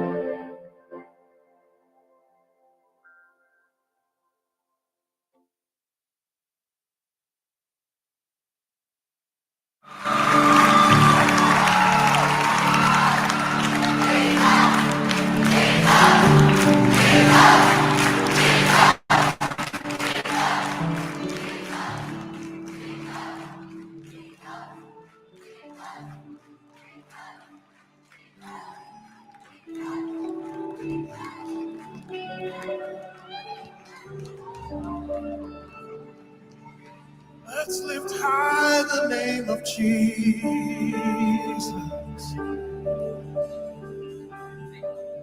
Let's lift high the name of Jesus.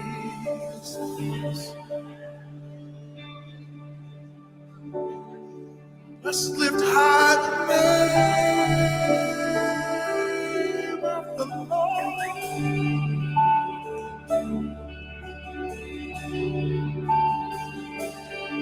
Let's lift high the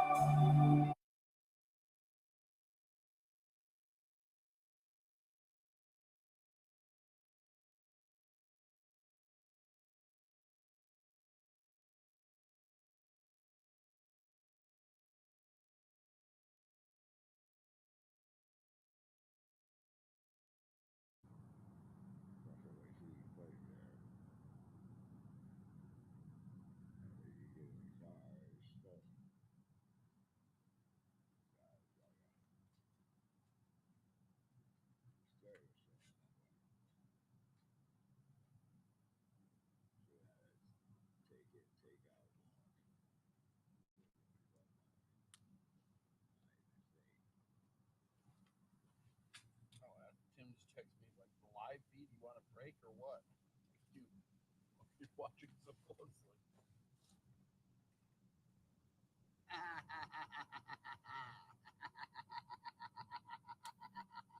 What's so funny, John?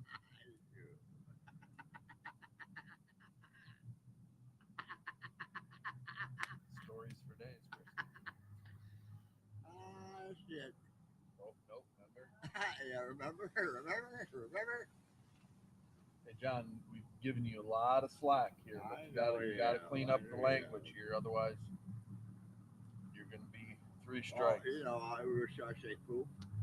Sure. You can choose anything but a curse I'll say word. poop.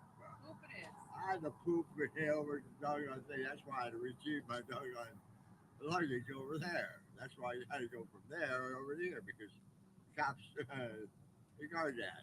Everybody was over there. They said, "Well, let's see what you got."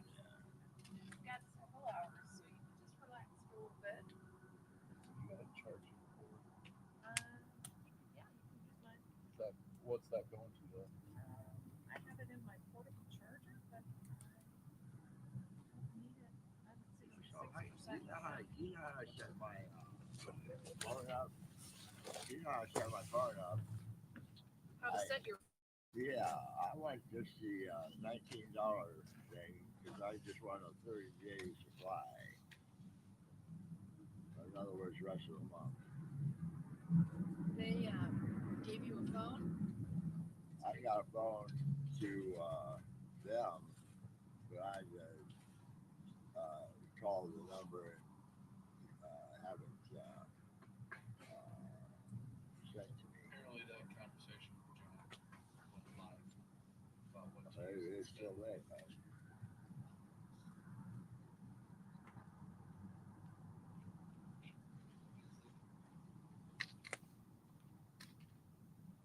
What happened? The conversation was did take it.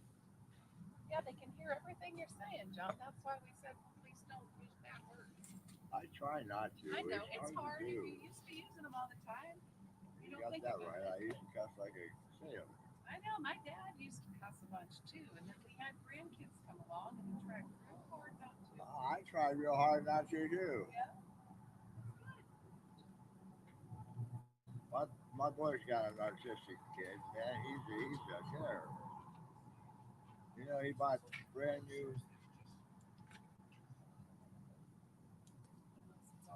He bought brand new end tables. While with his couch.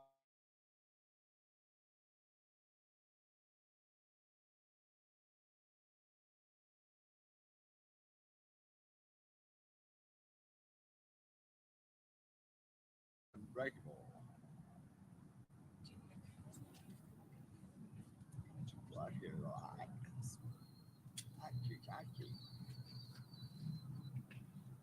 These are leather soles. These are good. I like these. They slip on. They're wide enough that I can water on my legs. No, yeah, just I'll do water now. Can I do a little water, please? Yeah, I got my flag.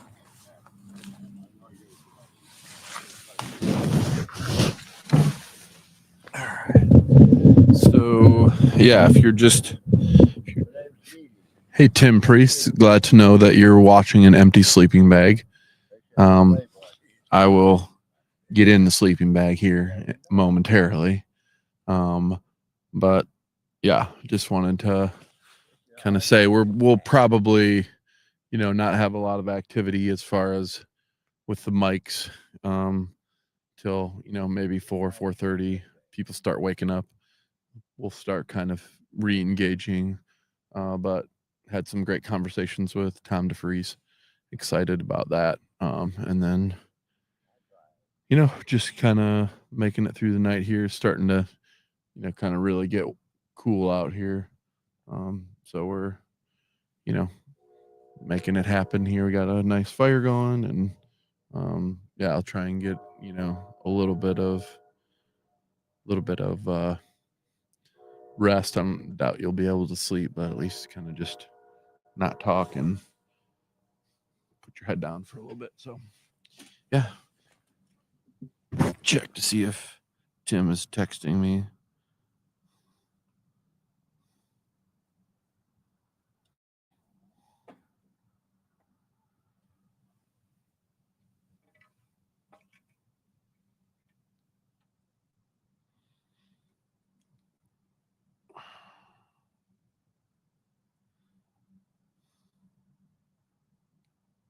This is my gold slippers or whatever they're called. I told silver slippers. Long as well.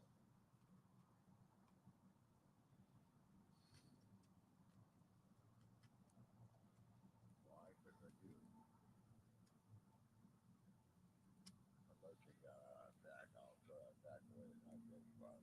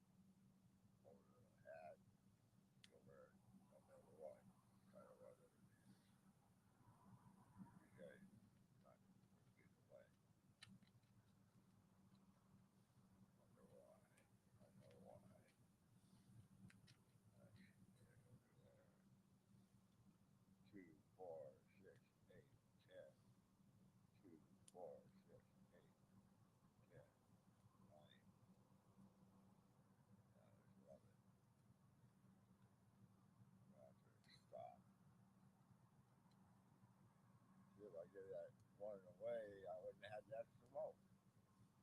I like that bottom of the kid. It's going over the rainbow. Mine's Hey, John, the mics are picking up everything you're saying. So if you want to keep talking, you're probably going to have to go all the way over by your belongings. Okay. All right. Which is fine. It's not a big deal. It's just, well, you know they say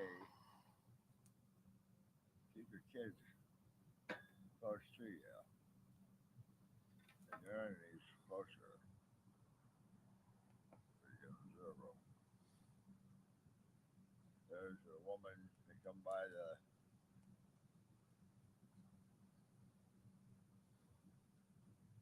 uh,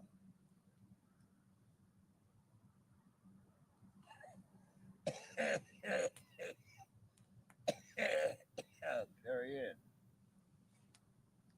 because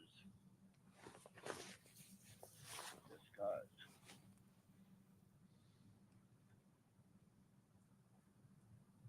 You know, but that man is like that.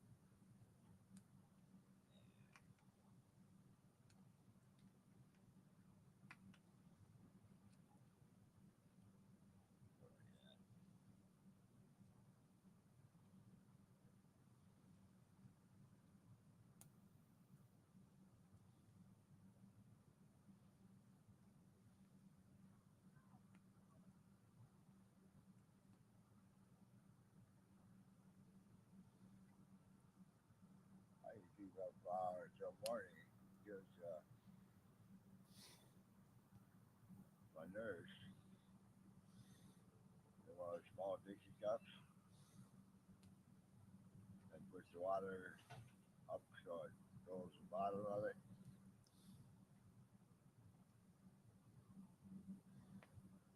They always take right too. Step in that warm water like that.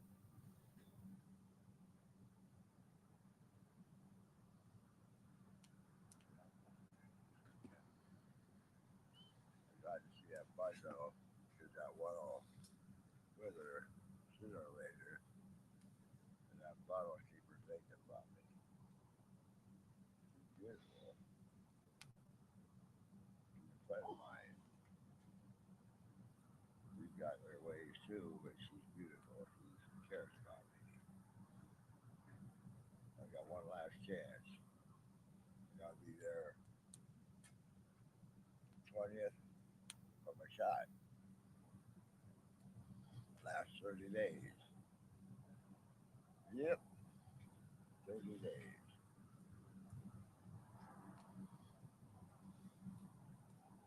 That's pretty slick too.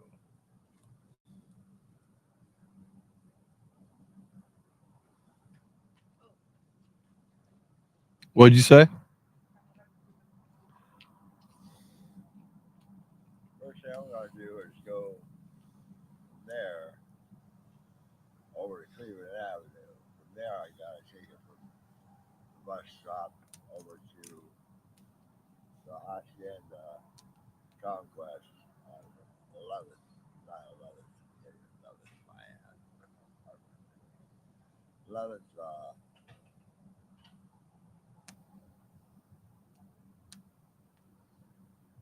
not 11th, but that bus stop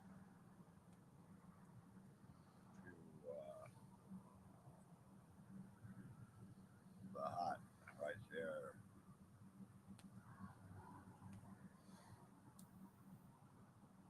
by the YWCA.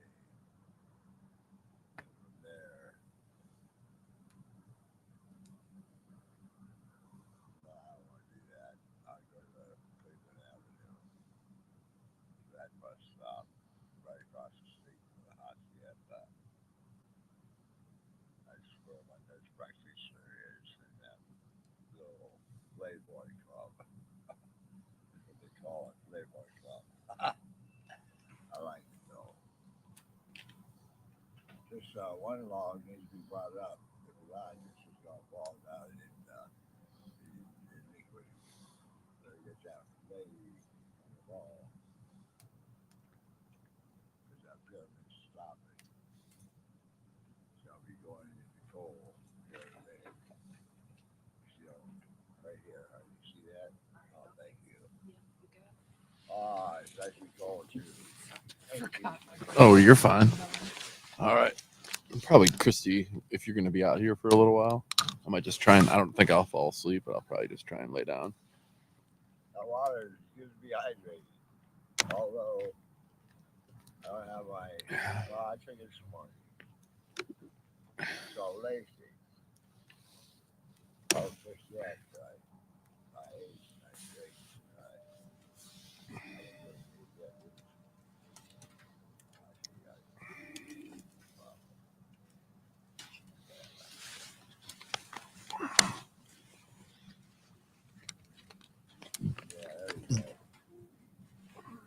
Bring it up, honey.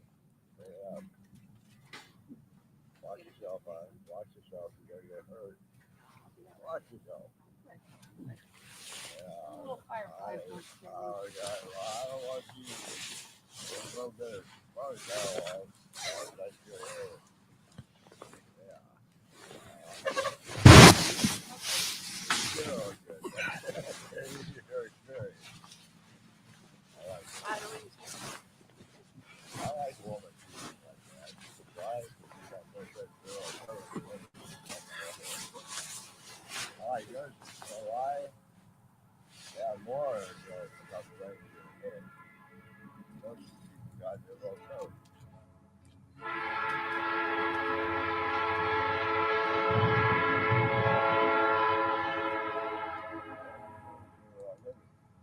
I work here. I work here. I used to be in radio. My dad was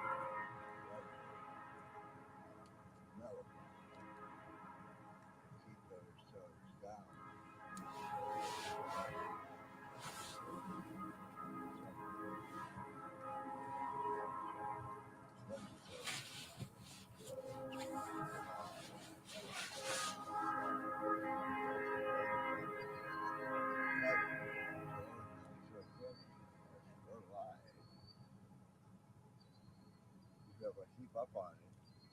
I like another file. Or you get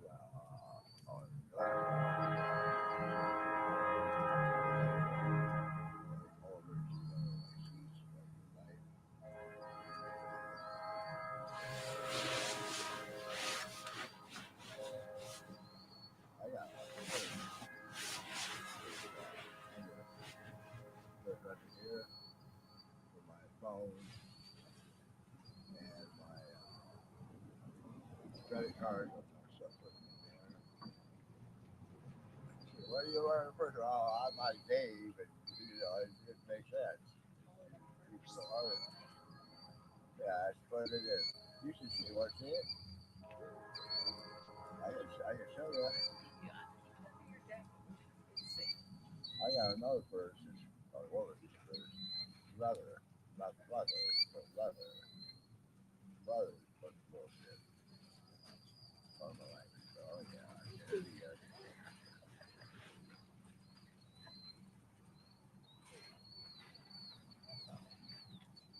I'm sorry. I appreciate it. It's not easy. I love Yolanda. She's sweet. She's beautiful. You're beautiful too. I like you. You're all right. You know that one girl that she comes to every once in a while. She was always saying, she used to be out there every Monday. You know her? She used to. She's got a boy and brother, husband. It's he's living in Christy.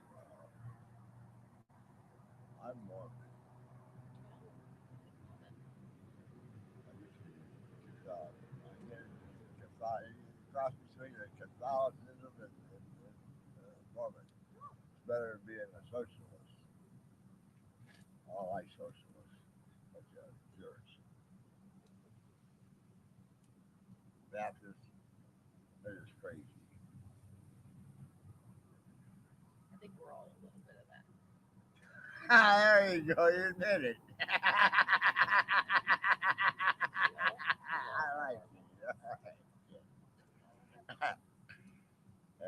Look at him.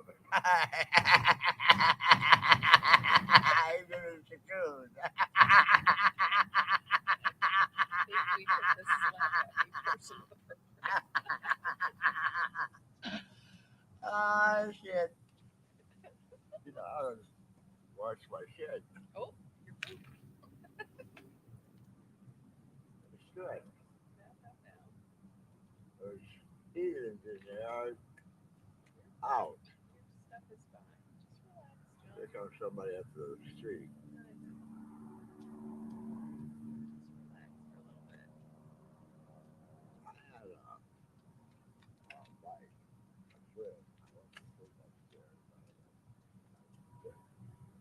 Careful your coat doesn't melt touching Oh, that Lord. hot metal. Which could get a hole in it. You're welcome. How you doing? Good. What's that? I'm Christy. You want to come over and warm up for a couple minutes? Come on over here. I'll let you sit down.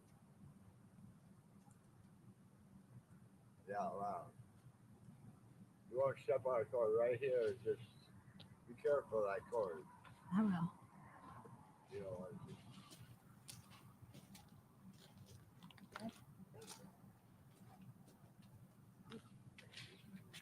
Hey, John, I know you. Yeah. I know. How you doing? I'm good. I'm good for the night.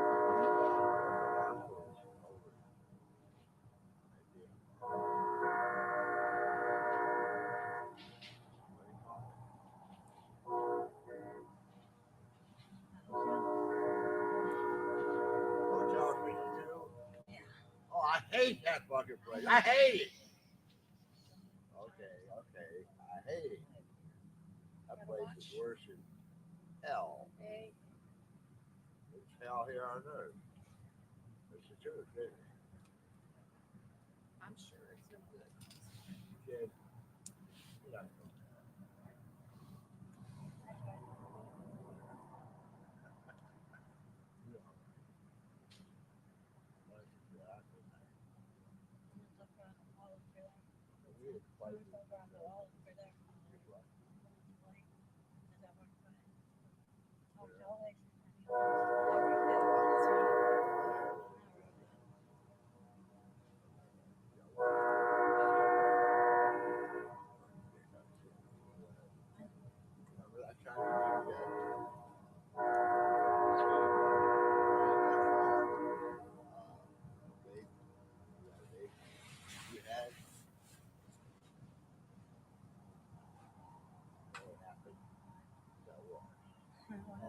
Everything is up in the water.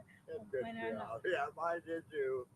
Sometimes my wallet has something to watch. I really did that. Then I did it again. I did it. You're catching on. That's my condition of everything. Talk to her. She's a good kid. Really. Been through a lot of crap. You tell the story of the hospital, weren't we? We sure were. She's skinny. She's a good kid in the heart. It's all thanks to the same as me. Yeah, I'm gonna drink from this. Hey, look at this. Kid. I'm gonna give this to my. I'm gonna give this to my. Nurse practitioner. You're going to give it to your nurse? That's a budget. Look at this. Away. He's showing you his flag. That's pretty.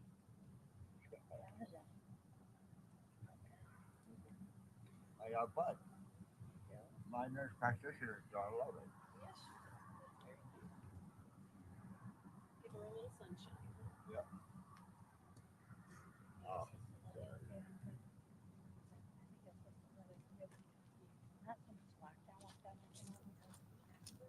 you think we can break out another hot dog?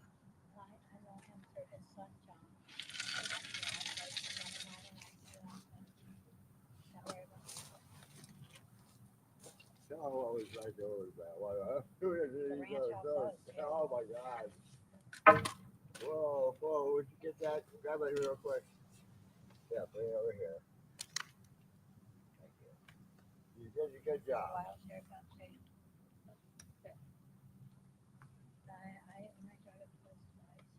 It's just Bob. I ain't got no money.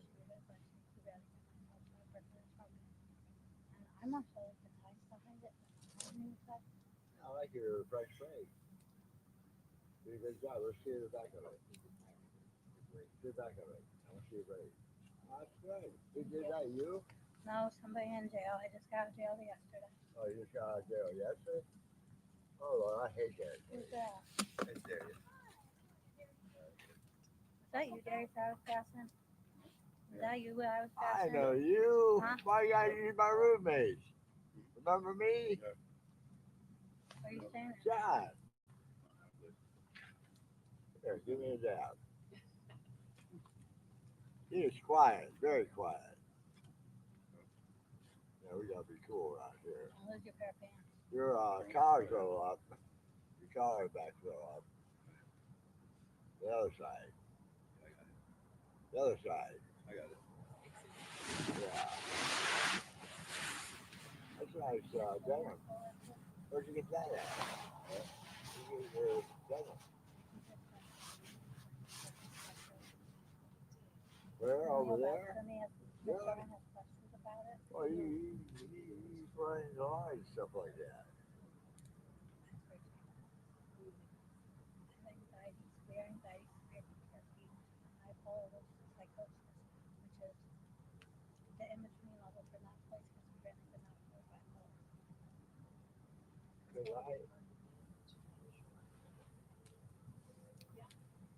Cause did you do your magic with the? You want me to roast you another hot dog? Yeah, please.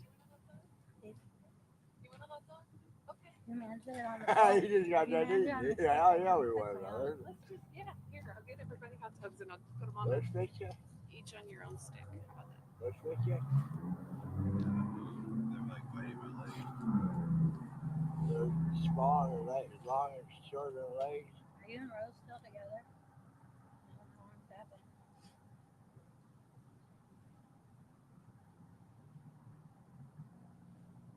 You know where Luke stays?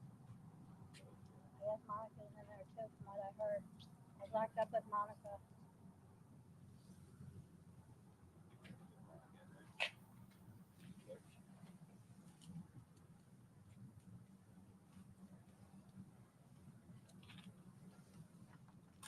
There you go. See that bag over there? Hey, girl. Watch that bag over there. Just put it in there. Watch yourself. Yeah. Are you leaving? You're the quietest roommate I ever knew. Good roommate. But like, I'm not staying at Perry no more. yeah, do you guys work for the refuge? No, I don't. Yeah. Like, I got one of those vouchers where I could stay, and they said they got me a top bunk, but like he said I couldn't show up that day, so I showed up like I was gonna show up the day afterward, but then I thought that you guys wouldn't believe me, so I just didn't show it all. Sorry, I I don't work there. I mean, you'd have to talk to Clay if you got referred by the hotline. Can you get me in that hotline tomorrow? Do you know how many days ago it was? 3 days ago. Yeah, you'd have to talk to Clay. 2 days ago, actually. Because I think if you get referred and don't show up, then it's like 10 days. Okay. Because I know it was 2 days ago. It was 2 days ago. Because I waited.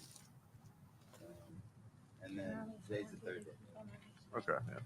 I'm just kind of watching it now. I'm starting to get a little bit more. Something wrong again. I'm supposed to wear glasses. I lost them. Since I got after my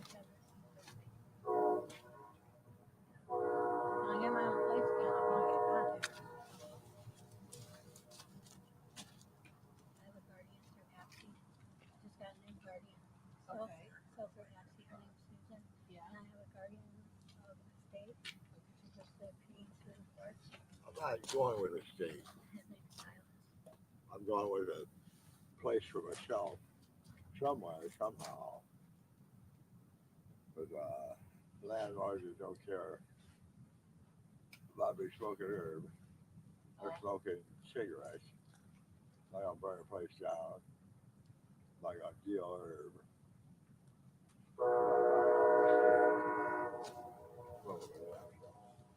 When I get some weed,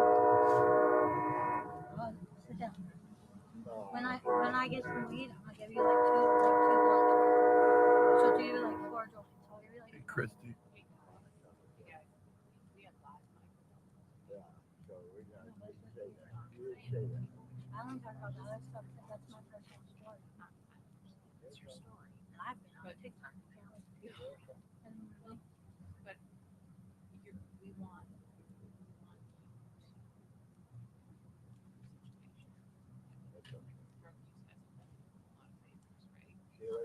I understand it might temporarily seem like it does. I wish every day. Yeah, sure. A little bit every day.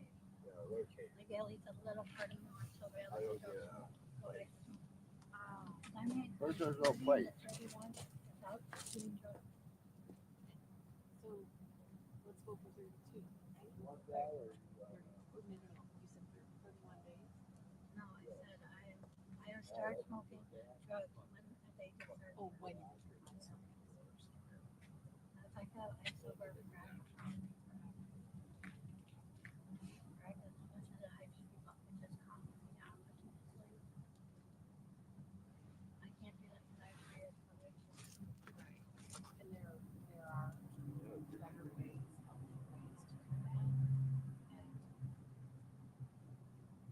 or not, we can figure out how to access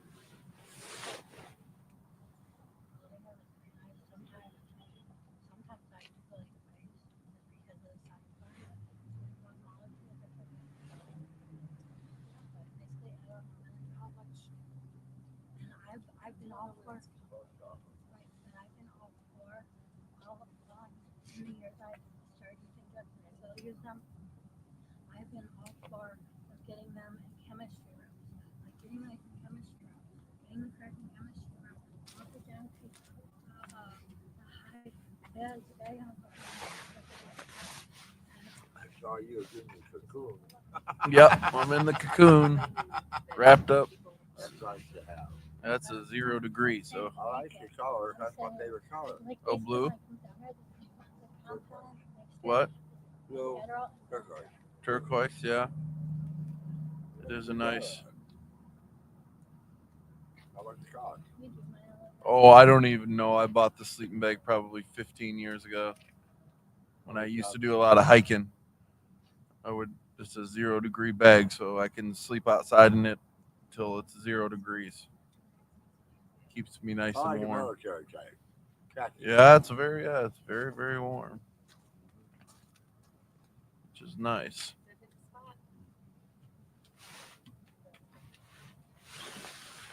think they're slit on one side.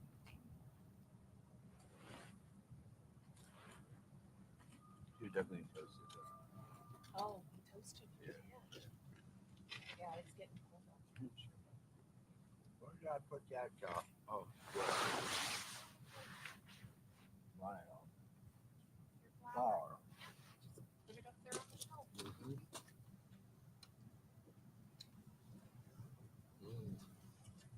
I like it, yeah. Hot dog. Yeah. A good hot dog chef. He's my roommate. He's your roommate? Was here. Yeah. I was kind of noisy one night. Well, John, I've only been around you this one night, and I can tell you talk more than anybody else I ever been around. Yep. You've been talking for 4 hours straight. Yep. Scott's supposed to talk for 24 hours. Yeah, I'm supposed to be the one talking, but I'm already tired of talking. We're only 10 hours in. 11 almost. She come. I've been quiet. I mean, I haven't touched yet. How about that? Well, John, we appreciate you not cussing. So a lot of people when they see me, if I'm flipping out, let me go. That's Careful, the fourth part's gonna be hot.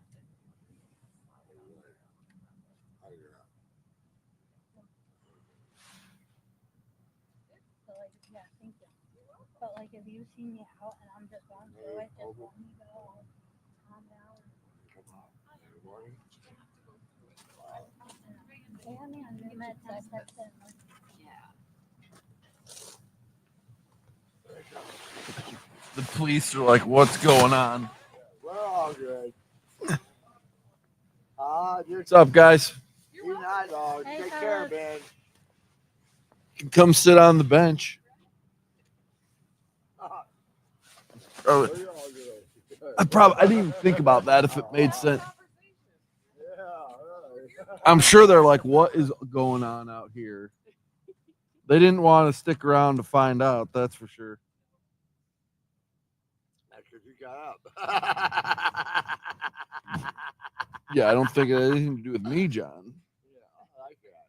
Should I check with him tomorrow or tonight? I wish I was like that. Oh, Clay won't be in till like 6 a.m.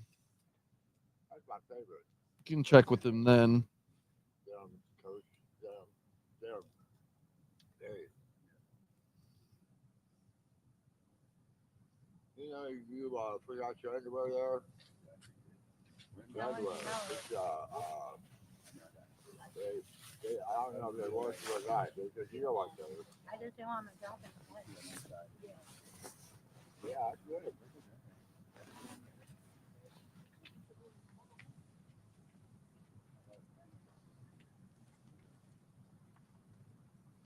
I'll take one more. I'll be quiet then. You want the rest of mine? Sure. So, There's yeah, just mustard let the on hot it. dog. There's mustard. Sure. Yeah. Take the whole thing. Right That's there. okay, baby. You know where the She's happy. Yeah, right here. One more.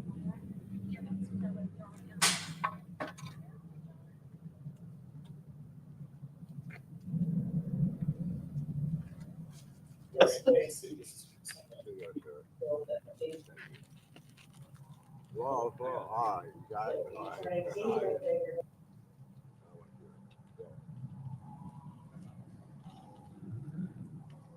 She's got. Why does the refuge go at? Because not big enough room. Because if we put the girls in the dining hall. Oh, it's mostly that there'd be no, like, it's more complicated than that because you'd have to hire staff. There'd be no place for them to shower at. Like, it'd just be until you have the proper facility. It's not something that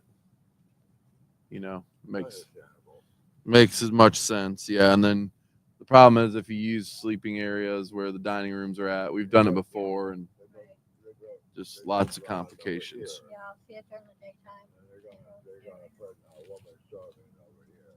It's just grass right now. They're gonna have on that bed. It's at the bike shed. It's right across the street in front of the brown warehouse.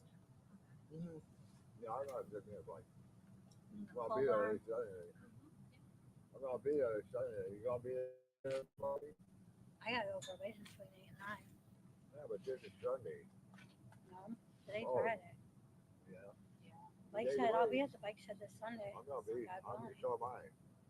The guy who runs the bike I'm gonna get there early. had a conversation with us. I'm gonna get there real early.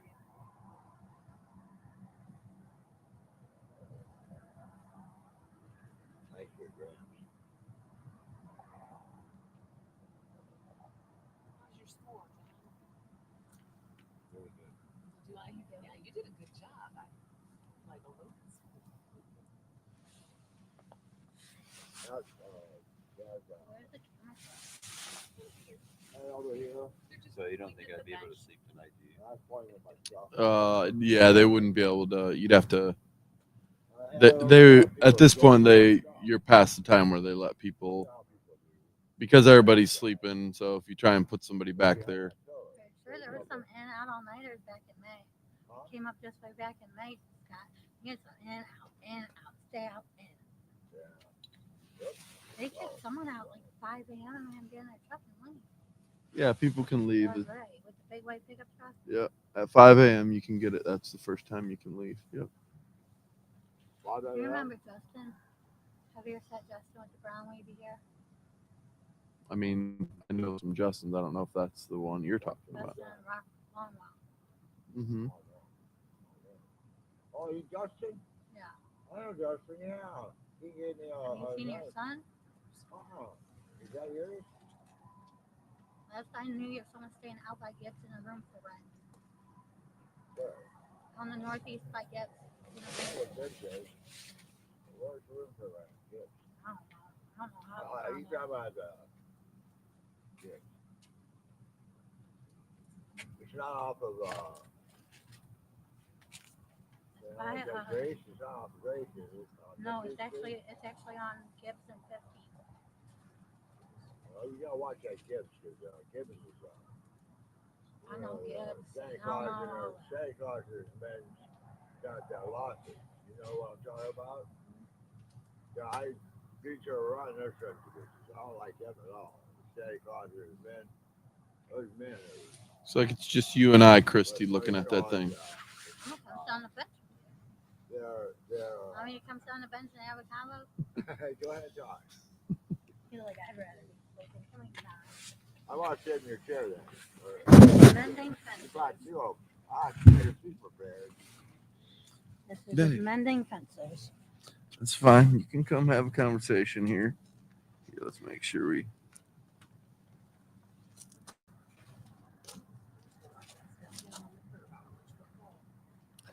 First right. off, let me say I'm sorry for the past 5 years. No, you're fine. You don't have to apologize. We'll just talk a little bit. I'll ask you some questions about kind of what your experience has been. So, hey everyone. I think the only other person watching is Christy. Looks like it's the only person that's on the feed. So, yeah. So we have Christine here with us. We don't want to use last names. Just No, I go by Nicole. Oh, Nicole. I'm and sorry. Nikki. All right. So tell us, Nicole, a little bit about how you became homeless and I became homeless 5 years ago by using drugs and not paying my bills and my rent the way it should be. yeah. And people started breaking into my house thinking it was a bando, knowing that it was probably going to be a bando. Yeah. And Yeah. What were the, was there something that happened in your, I had my like daughter- something that was going on in your life that caused you to start using or? My dad died, and so I started using with my ex-boyfriend, and then they took away my daughter, so I continued to use. Must have been really hard. I was in there 6. Was there a point, like when you lost your daughter, where you felt like you tried to make different choices, or? I tried to, but doing the programming that they wanted me to do, being homeless and living in the Northeast with no means of transportation, was all too. It wasn't too great of a burden because they're not a burden. It was just they were asking me to do stuff that I wasn't ready and couldn't get ready fast enough to have happen. Yeah. Mm-hmm. I love my girls more than anything, and I think I made the best choice by signing my rights away when I did. That way they could grow up not in and out of the system, but permanently with a home with a family that loves them. Did you get to see them at all? Not yet. No, not yet.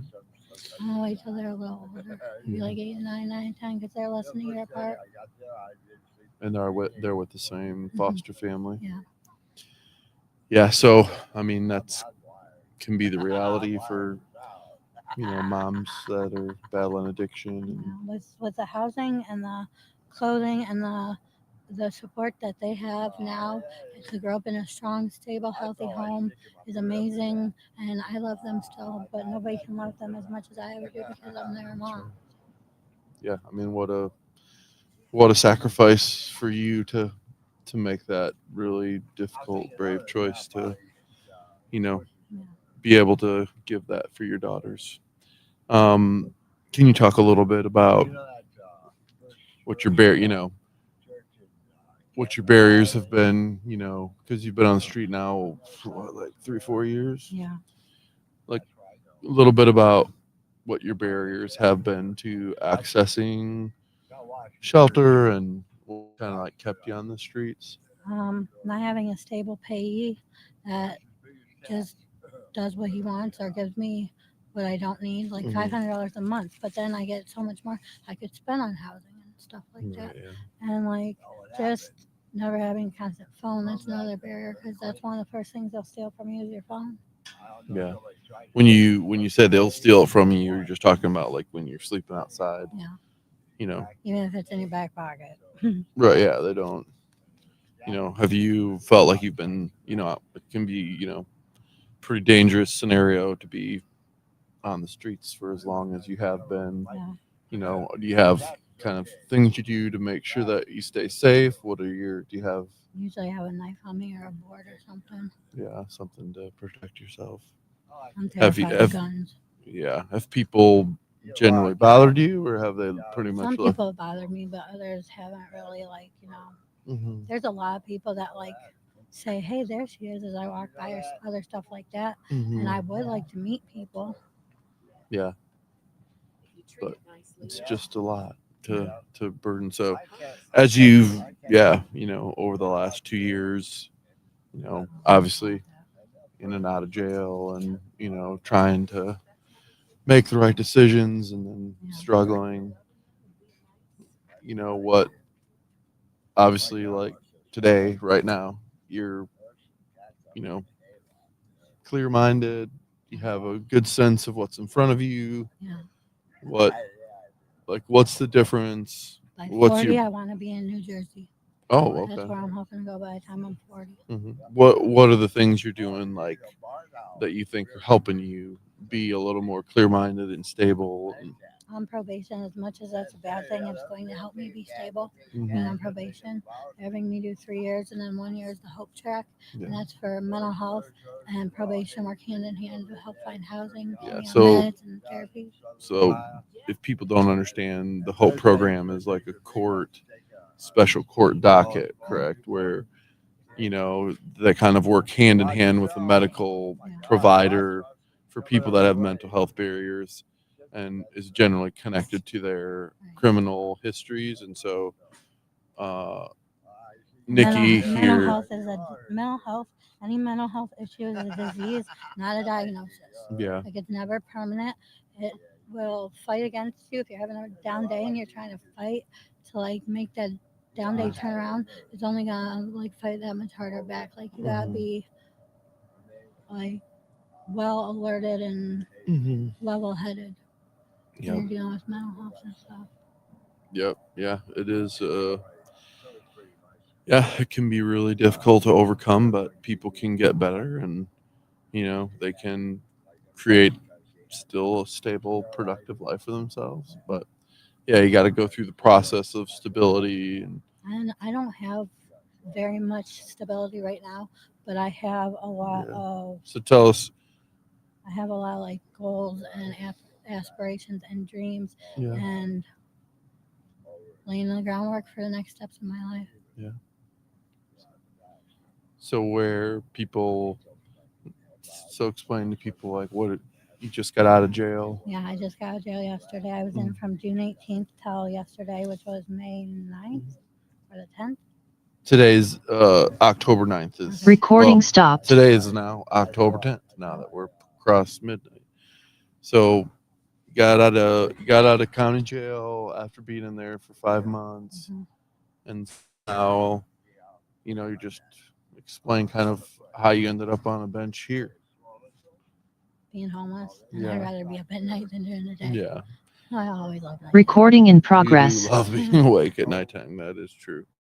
But that's one of the barriers for people, in Nikki's situation of so she's done her time in jail, she's ready to get released, but there's no housing plan required or needed for her. My attorney tomorrow. Yeah, so now she got let out of jail yesterday. She doesn't have a place to go. So earlier tonight she was, with somebody. They went and set up a tent. Nick. Oh, Elsas? I think so. Okay. Yeah, he got jail today too. Yeah, I know. I saw him earlier. And so now, instead of sleeping, She likes to be kind of wandering around at night. She's a night person. So now she's got a probation meeting tomorrow. Yeah. So you can just see the difficulty in somebody of why it's, easy to go back to old habits, because you're like, here I am, October 9th and October 10th. sober. She's sober, but now I'm sleeping outside. So how many nights can I make it before my mental health just breaks down from the stress of, I'd rather get a hotel room or a spot at the women's shelter. I yeah, don't know if they'll take me, but like a hotel room or a room for rent. yep. And My so goal ultimately is to get like a 2 or 3 bedroom house and move like 2 or 3 people in with me and say, I'll take care of the rent. You just keep up your share, like pitch in with the housework and stay in your room. Yeah. Don't be a thief in other people's rooms. yeah, I mean, I would just tell you that probably the best bet is to I'm not a just thief or a liar. live by yourself. When you move people in, that's when it, introduces a lot of complexities. I already have my checklist. Yeah. Yeah, people who want moving. Yeah, I probably know some people on that checklist. Not Preston. Yeah. Oh, don't. Yeah. Preston, Don't that say. chapter's Don't closed say for now. people's names just because we don't want to put people on blast. But yeah. So I mean, you see, this is part of the need, and why you see that we're moving forward with the women's shelter, because hopefully, in a situation of somebody like Christine's, that would be an option to. Sorry, it is getting cold. That would be an option for her coming out of jail, that she'd have a safe place to go, even if it was just a temporary stay. So, yeah, anything, Christine, that you want to share with people that maybe we didn't get a chance to ask a question about, that you're like, hey, I really wish people knew this about what it's like being homeless? I really wish people would understand me or come to me and try to understand. Give me 5 minutes of your time. If you have questions, please ask me. I'm not afraid of my mental health diagnosis. And I'm just trying to get to know what the people in Canton know and what Canton is about. Mm-hmm. Yeah. So, Don't judge a book by its cover. yeah. We all have our bad days. Yeah. So this is, Christine is she's been around how long? I mean, pretty much for the last 4 years. More than that. Yeah. I was coming down here back. And so we've really seen I was coming down her here 9 cycle years ago. go. Yeah. When I was pregnant with my first. When things really have gone sideways. Yeah. It's been about the last 3 or 4 years. Can I sign a release for my probation officer? That way they can talk to you and maybe you can help with the Hope Track for me. I mean, I'm not. We don't offer the services that they would maybe need for the Hope Track. But I mean, we'd be happy to help if they're. We have only limited stuff we can do for females right now. So.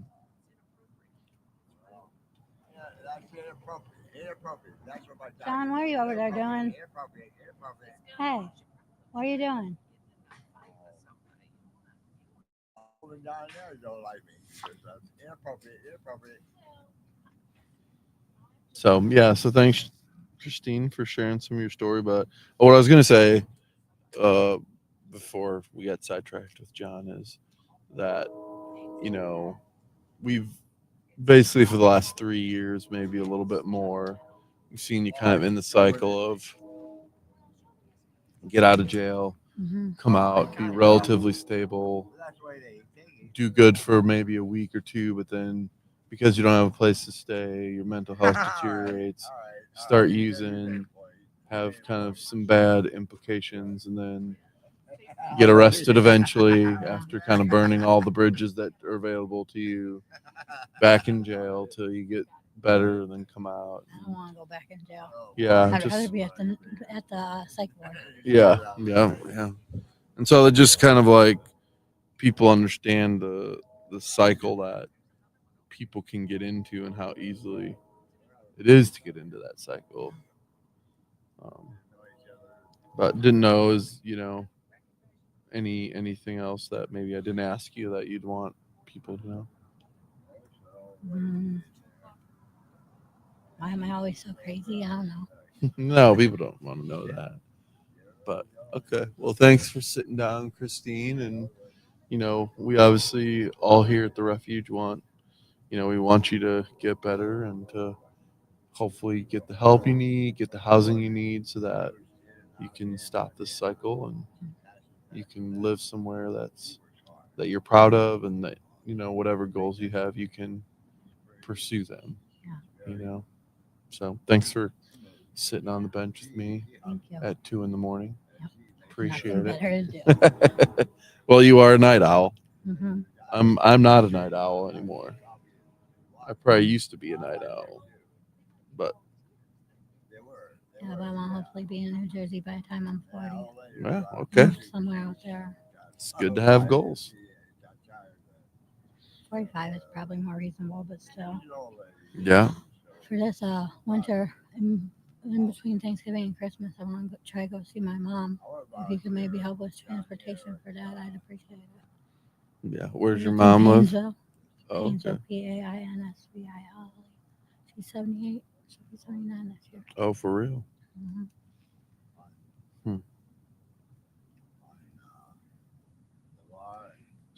She would drive down here, but right now she's dealing with cataracts. Oh no, yeah, you can't drive with those.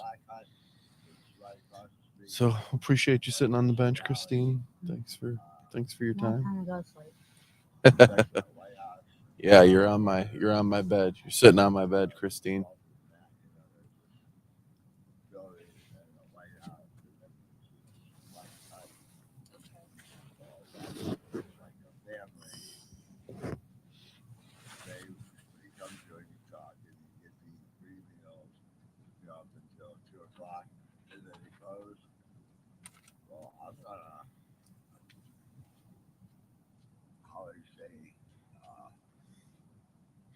It said that the video stopped recording. Tim said it said recording stopped on his.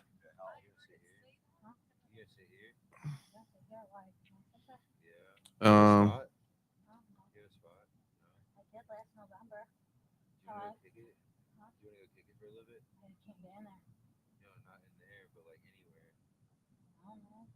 No, it looks like it's still on here.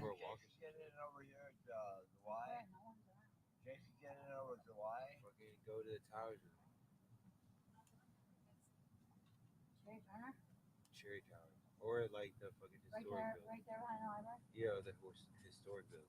You know Demetrius? Yeah, I'm Darius. No, do you know Demetrius Wilson? No, I think so. I was gonna see There's no way to get in unless somebody lets you in. Yeah.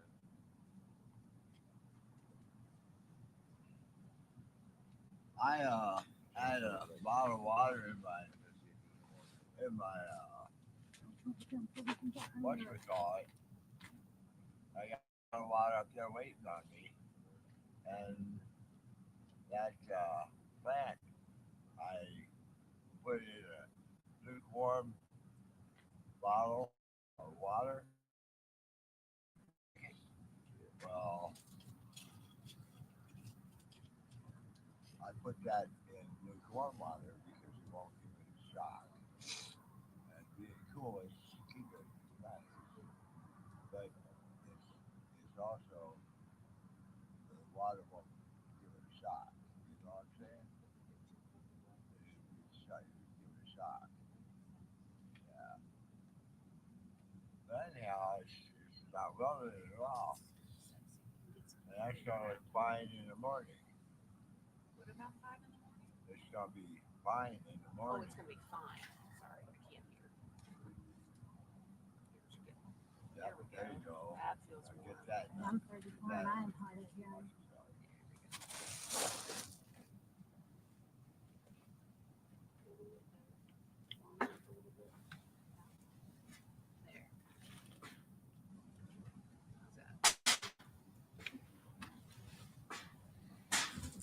Go ahead, you're good. Ah. That's all right, I got you. Don't reach in there. Nobody's getting hurt today. I know that's when I was 19. Where I there? started fourth degree burns on my hands from the ball.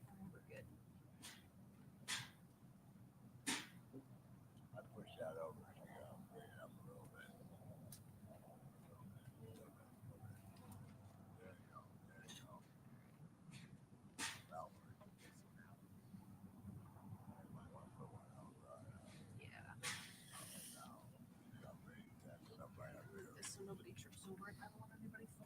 I give you 7% on it. Be a little nicer than that.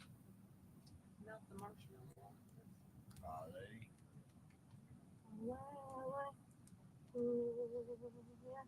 Around her neck, she wore yellow ribbon. She wore this big cabin in one day. And then, yeah, she wore out. She wore for a sailor was far away. Far away. Far away. She wore for a sailor was far away. Around her neck, she wore yellow ribbon.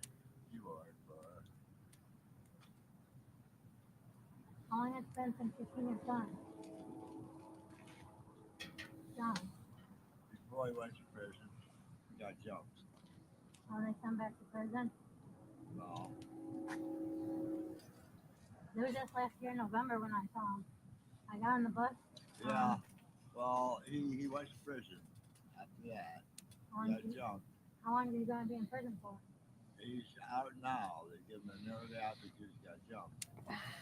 Now he's Okay, got to got go jumped, to but his, that's now the guy who went out. he's got to see his judge, and the judge is going to say whether he goes back or not.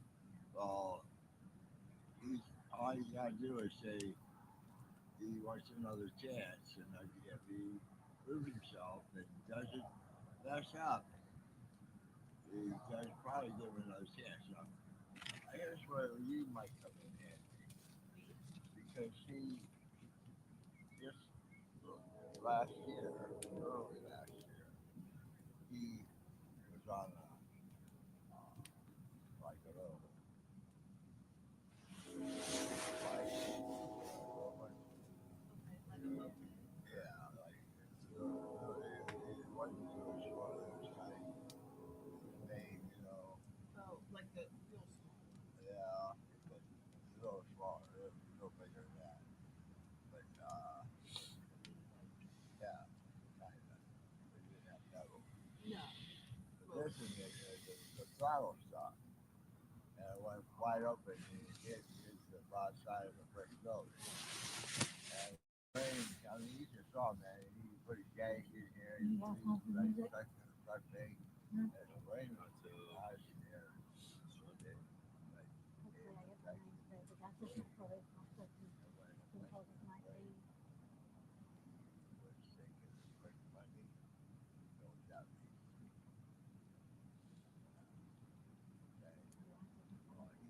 You did? Yeah, he called his one guy out. And his grandmother started fighting. Just a broad shop away from going over to the fucking Cherry Tower. No, Cherry Tower. Yeah, Cherry Tower. Or, Hey Darius, you gotta watch your mouth, man, because it's picking up. These are mics. It's gonna pick up swear words. What happened was he's out now, but he's in Stark County. You went through that, what you call it? What time is it, Scott? It's like just after 2:00, I think. So late. It's 2:14. Happy Valentine's Day. What? Said Happy Valentine's Day. Happy Valentine's Day. 2:14. Oh yeah, fair point. What do you call that, girl? What? Lady, what do you call that when you get out of prison and you gotta go down to Stark County Jail for that not kids or not that? You know what? Huh? Starper. Star. But what is it called? It's something OC. Oh, I saw Triple C. Yeah, that's it. That's it. Yeah. If you could talk to them, call them. You talk to his father. He goes to 20 something for it. And I'm not something here, or maybe something goes to jail. So, what I'm trying to say is, talk to the judge.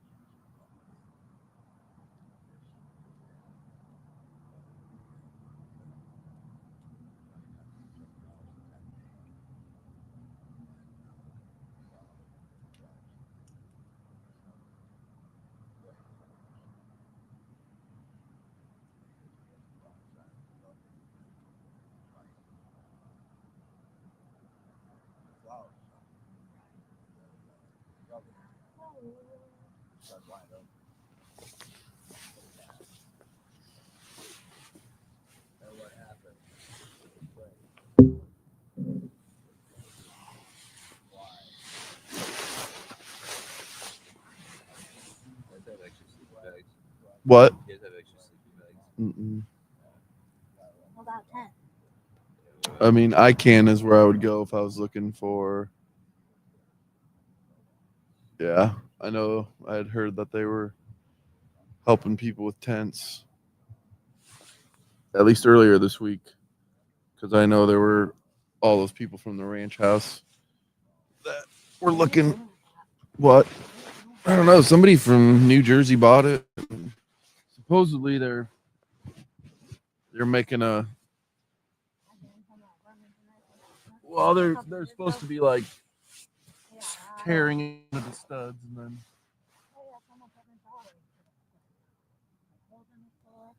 Yeah. I mean, I know I saw they were putting on a new roof on Victory Square a couple weeks ago. I'm gonna go over there.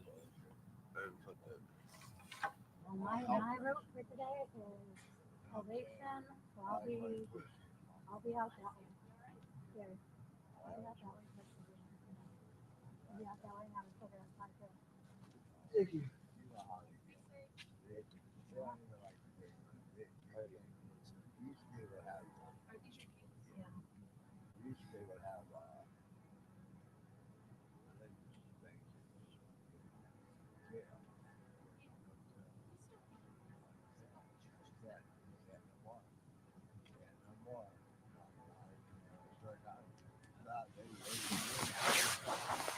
Stay safe.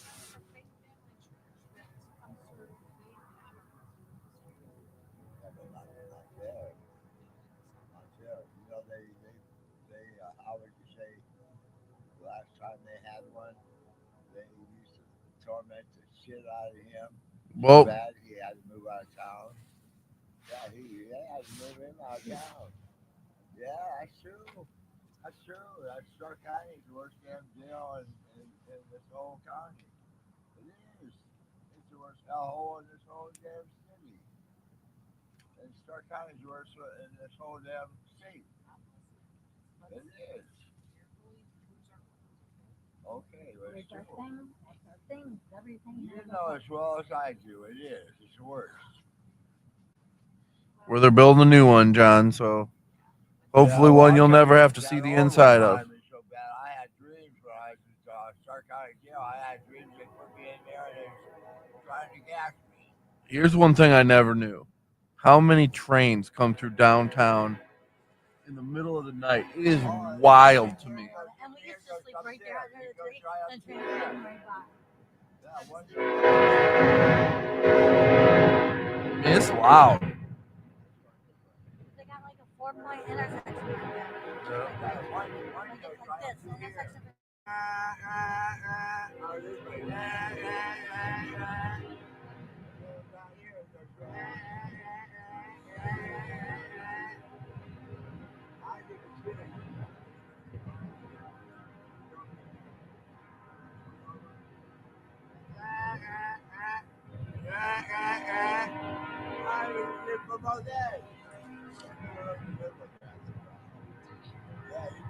Hey, don't deliver it.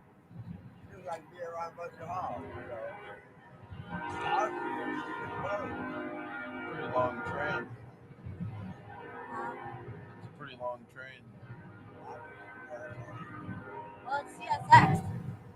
There, a lot of their train conductors start with CSX, and that's the big conductors. Why quick section means done with that training you have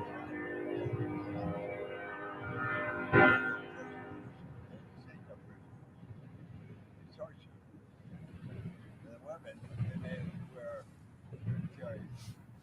oxygen coats on collars on their backs until they broke. And they used to rape them constantly.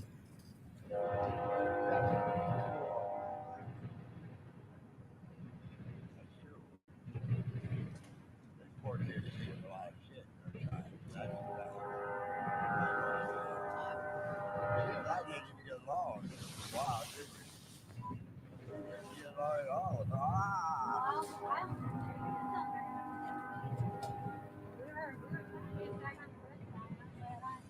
Yeah, well, Johnny's trying to too. He is. You know, I'll tell you what. My son, I give him my car. I got him a car. Brand new $500 car. He had a convertible. Real nice one. He went over to that damn Gypsy John's place. I can tell you where that is. And that son of a gun, that's another dollar a month. I'm saving it. Anyhow, Gypsy John,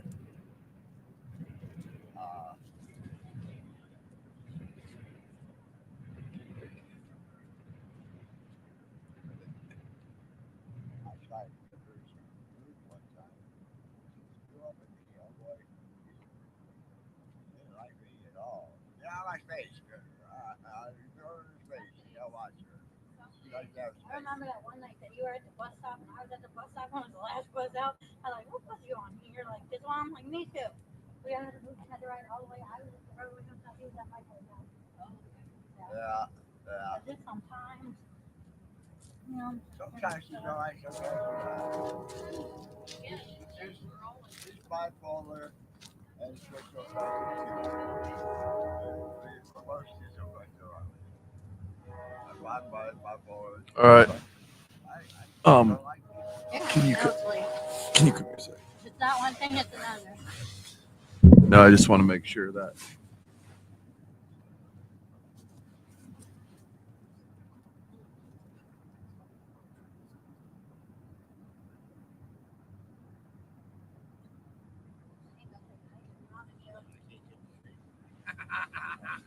I don't. Probably should say. That's Nope. It's No, crazy to me.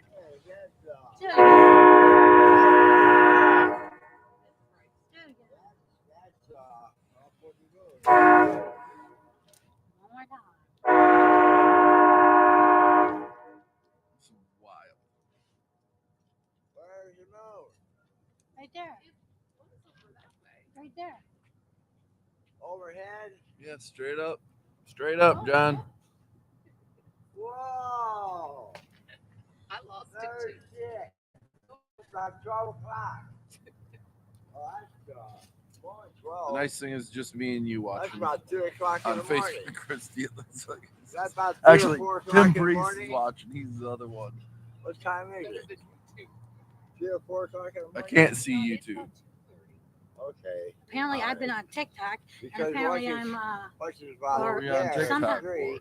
I don't know, Once some it's about person took a video of me. 3, it's 4. I'm on Maybe TikTok. close to What is 5. World Star Next Star? I have yet to find out and see my videos on there. I lost that too. For a minute, I'm looking up. Where the hell did he get there? That was probably didn't we initially. I gotta look overhead though. Ah, I'll stand up for a while. Rotate. Can I get that straight on? Yeah, you can get there. Wow.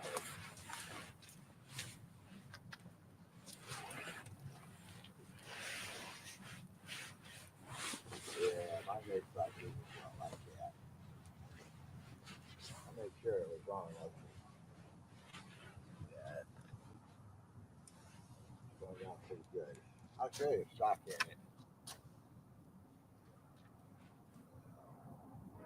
It's happy.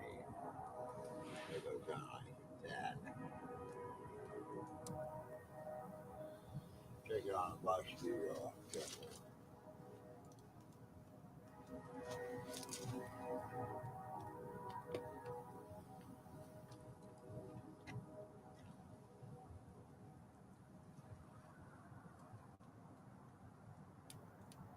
Open just a little bit. I'll be down.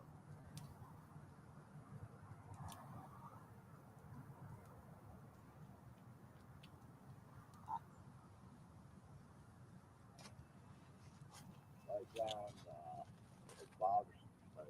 Robert's. I call Robert. Right. Freaky ass teacher. Over here.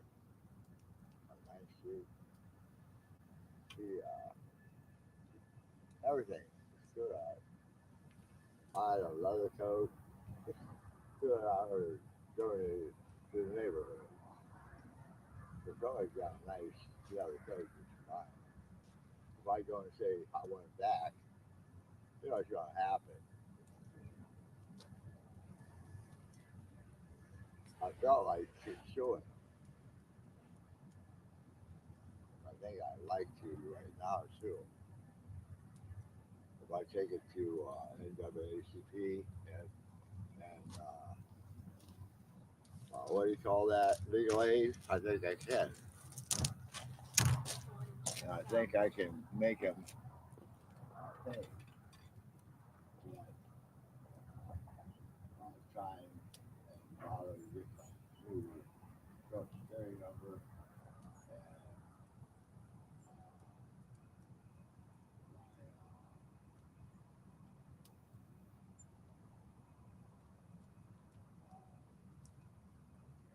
Personal stuff you're talking about. Just a reminder, we have some live mics. There's business you don't want to put up there. Be aware. Yeah, but I don't want to go there.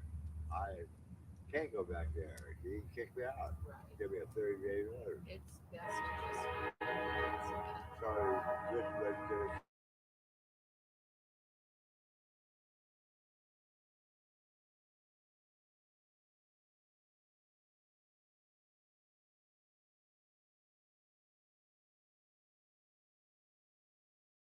Once they said $25, I get $20 a week. What do you need? That's $25. I need $25 for my birth certificate. Can't you guys give them a voucher? Always a free birth certificate. I'm not sure. They used to. I don't know if they still do.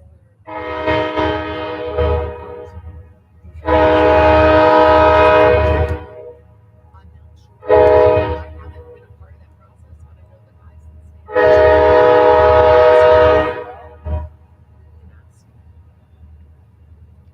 What about if I got advice to stand over matches? I'm trying to move over matches. I don't like this whole thing. Start trying to get. I know. You thinking you don't know enough information to help them, and So You know what? I know people who got answers to that. I can't help with housing, which is that way on market. Goodwill communications, Southwest helps with like jobs, finding jobs, and housing. There's here comes the train right on dog. There it is. Wow. There it is. There it is.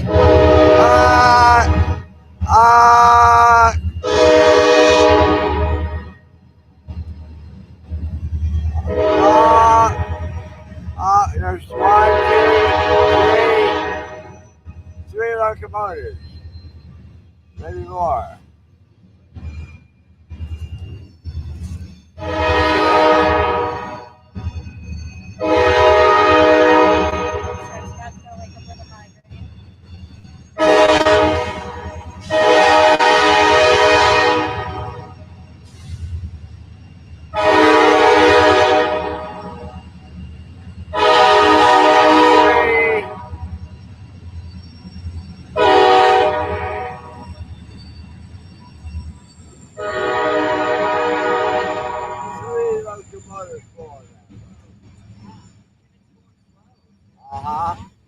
And it's going that way.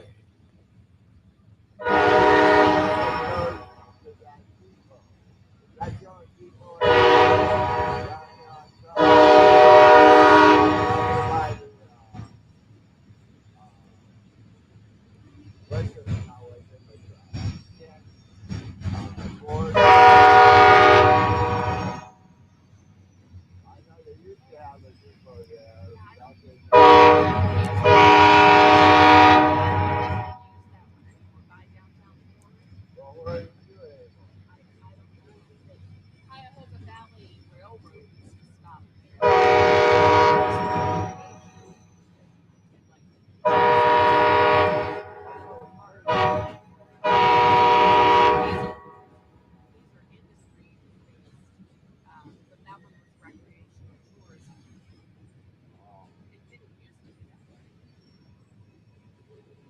Oh, remember they used to have it down here on Market. Yes. Yeah. But People are down there. We've got taxis right there. They go through the street.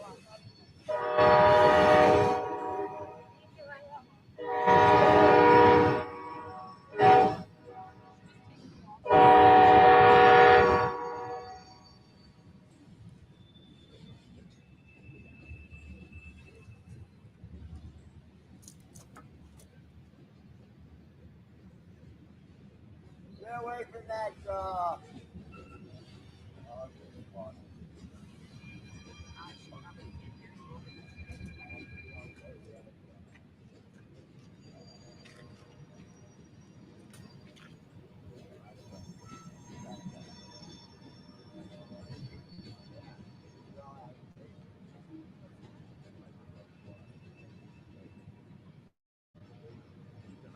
they'll bring you.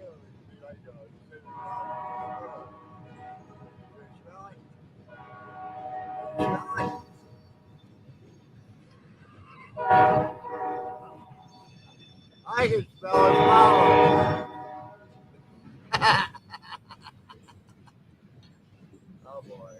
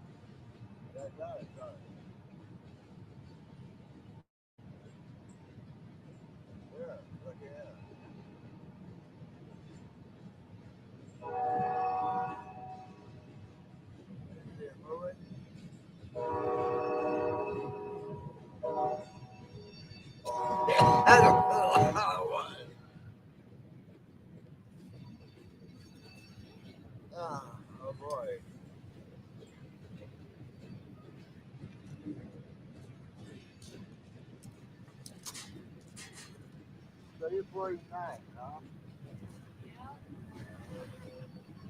Yeah, I like the what was it about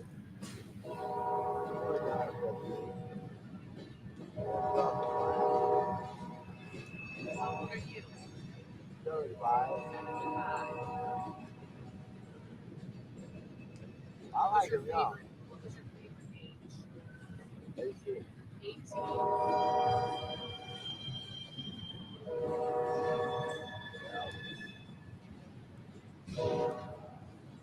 Yeah, mine had a foot fetish. What would you now? I know. She did.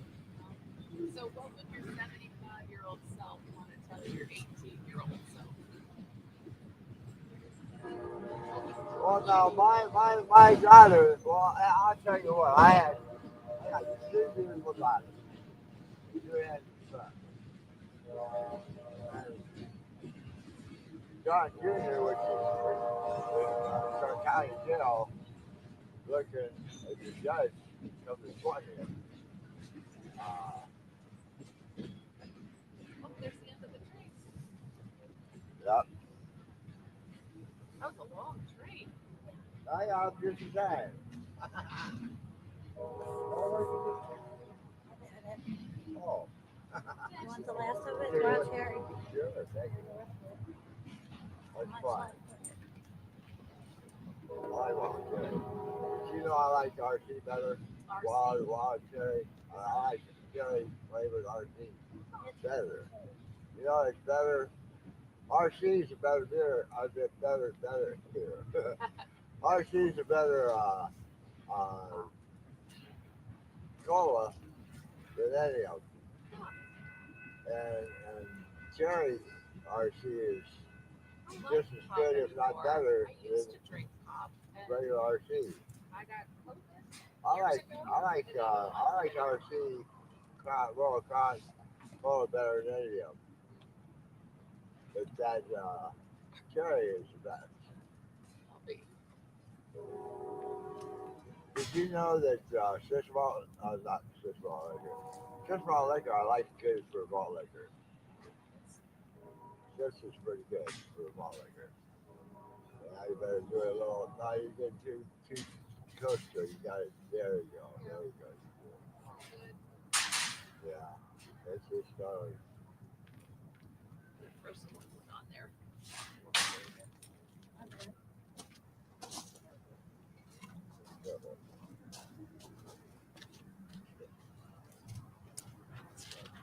She has idea too. On the other side. Watch yourself.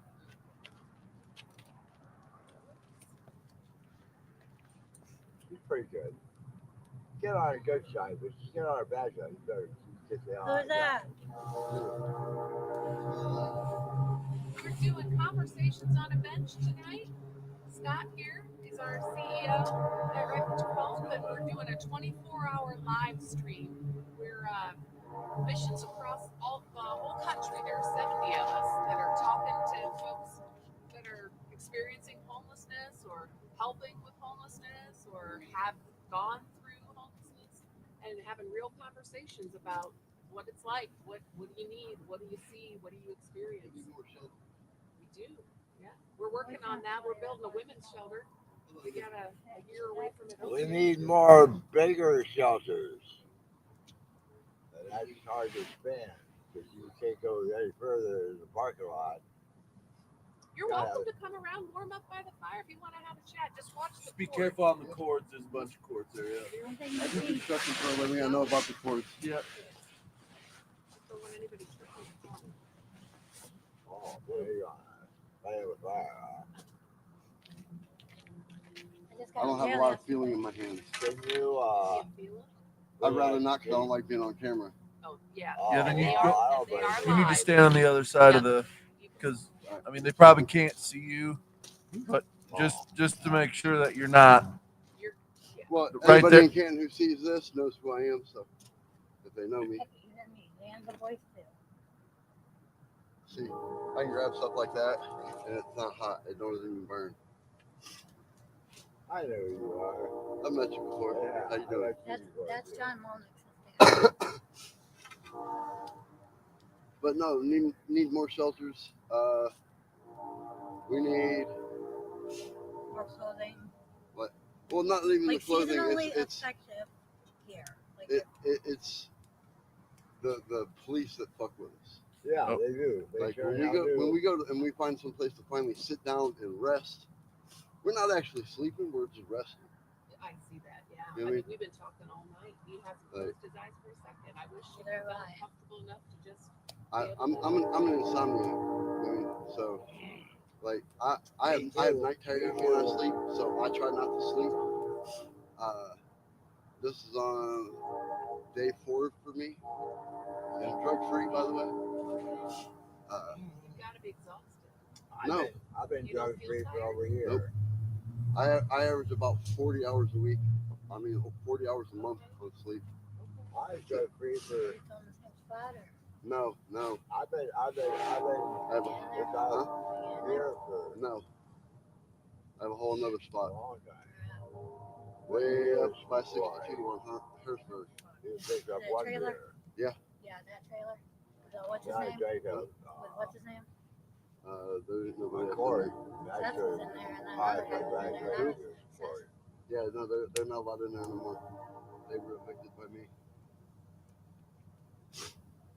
The guy said as long as I take care of his lot this winter, I can have that trailer. You know Holly? Remember we was at that warm shelter. Yeah, the over on Cleveland Avenue. The warm shelter right over there. It's Coleman Center. Nah. That's the only warming shelters they had. They had a warm shelter over there. It's Canton for all not people. Cherry, not Cherry. Cherry, not Cherry. Yeah, not Cherry. That way. But we're at the store, and it was What's that way? Yeah, Southeast Community Center. Southeast Oh, okay, Community okay, Center. yeah, Used to be That- called the Coleman Center. yeah. you're right. They really don't. That's an outside warming center. Yeah, it's Yeah. just when it's real cold. Yeah, that they- they'll When it's turn the really outside heat cold, on. when it's really cold, they had a warm shelter. Yeah, it was. See, every other city has a tent city. All right, like you go to Mansfield, they got 114 tents set Okay, up let's take Akron for for their Tent example. City. my boy was in there for a while, Our but then tent he city that got was jumped. here, they bulldozed it. They literally brought bulldozers in and bulldozed people's shit under the ground. You know, I'm not part. You know, part of my life is that I know this is being streamed. I appreciate you recognizing. My newer lifestyle. They well, I mean, if they want it real from people that's on the streets, I'm on the streets. I've been homeless for 8 years by choice. All right. Can I? And you don't have to tell me, but why is that a preference? I don't have to answer to nobody. I don't have no children to be responsible for. I don't have a spouse to be Yeah, I'm responsible just for. curious. Yeah. That's where we met. I'd still like that spot It to can't call be my own. easy, right? It's not always easy. I mean, especially with like the new law. It's a $75 fine for being homeless.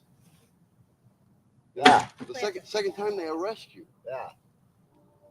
So I understand that it's recently went into action, but from what I understand is that has been a law in the parks for a while. With the parks. And they All right. haven't, and they have never arrested somebody. So I feel Well, that's wrong. They have arrested me for trespassing in a state park or a city park. Yeah, and they arrested me for trespassing. Just looking at some cars on Perry. Yeah, I'm not they sure got where me I'm for heading, but- trespassing. We're looking at some cars on Perry. That's how it sounds. Nope, don't know that.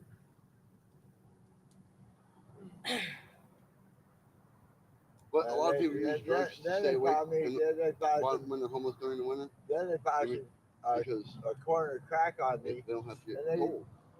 practically trying to get Being me homeless, for I feel like even if I had a dealing place crack. inside to call my own and leave my stuff where I know it's safe, I'd still be outside more than I do inside. Yeah. I was raised living outside. I grew up Like on we 14 weren't acres of homeless, land. but I made pitched a tent out back all my life. I enjoy in the winter, camping, we but go I building. don't like being like in the winter time. That's gotta be. In the winter, it was go build an igloo. I'm like 8 years old trying to figure out how to build an igloo. Yeah.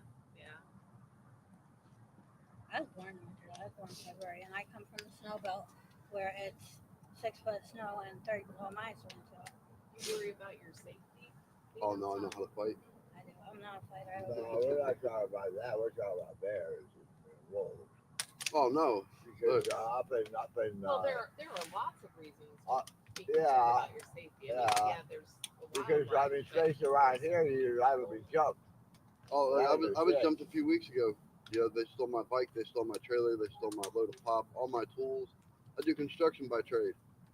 Well, ever since they stole my tools, I've lost 7 jobs. I can't tell Oh, they stole my tools, all my tools. I used to. I know. I'm gonna take it over there. You hand it here, I'll throw it over. I don't want you to fall forward. Here, I'll throw it away. Okay. Yeah, I don't want to just fall forward either. That's right. Right? You've been worried about my ponytail catching on fire, and your beard catches on fire, and you're just gonna be a mess. So let's not do that. I'll put it out real quick. You'll put it put out it real out. quick. Yeah, you got that right. I will. We don't want to smell your hair burning. Well, I light my cigarette sometimes. You know, my mustache emerges. There you go. Real quick. It goes on.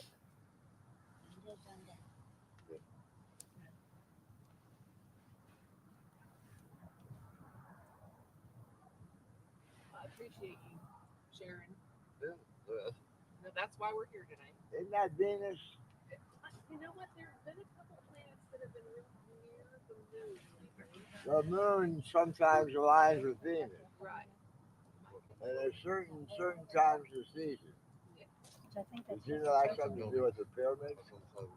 When it lines, Mars and Venus line up together. There's supposed to be something happen. Okay. Are we getting on? Or are we getting on? I don't know. I feel like there's always something happening. They proved it. Those pyramids have boards. Is that right? Yeah. That's why a lot of these A-frames are built. Not an A-frame especially, but I like A-frames. You see A-frames with glass. It was nice talking to you guys. Take care, kid. Yep. Have fun. Be safe. No, I'm gonna sit down now yet. Okay. I'm very careful.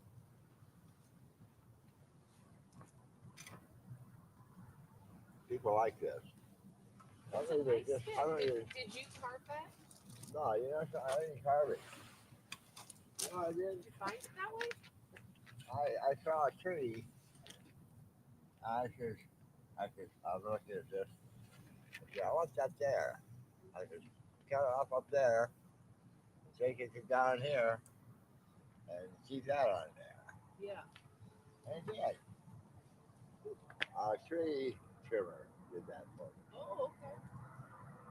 And I can't get no straighter. No, it's a good walking stick. Yeah, it's perfect. It's right height. About my height. Yeah. No, it's no harder. I can lean on it. See? I hold myself up on it. Perfect. I can go like this, catch myself, or this to catch myself. Right. I caught myself with the walking stick before, and you believe what you do that. You can keep people away. Yeah, right. And this here, You gotta balance it, right? right?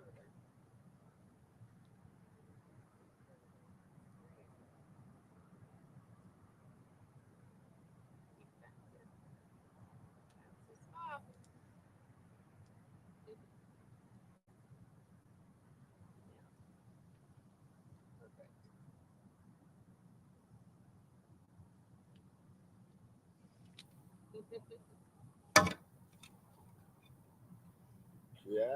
Did you name it? Some people name their canes. Like people name their cars. Oh no, I like Jess. Jess? Jessie. Jess. Thumper'd be good. Thumper? Thumper. Oh, that's probably a good name, right? Yeah. Thumper. Yeah, that makes sense. Want to carve Thumper on it? What's that? Want to carve Thumper on it? No. I like to go. I'll be careful. Thank you. I want you to use that in your eye. That'll really mess you up. Yeah. Well, that other should come up right here. Yep. Did she say she was taking off? She was taken off with him. You know.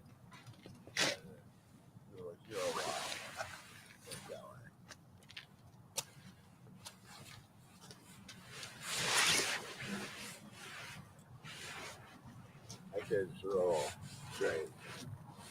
That's okay. I'm strange. I think it makes life interesting. Yeah, it does. We're all the same. Life It'd is be pretty boring. You got that right. Yeah, it's just a little bit. Yeah, I got. Ready.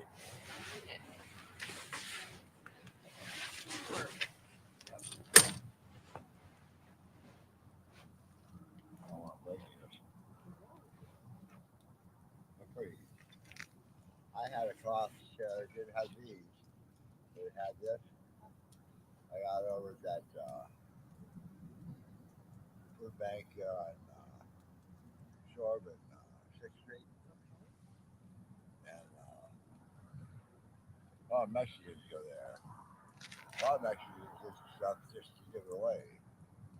They make friends that way. Make friends doing that, you know?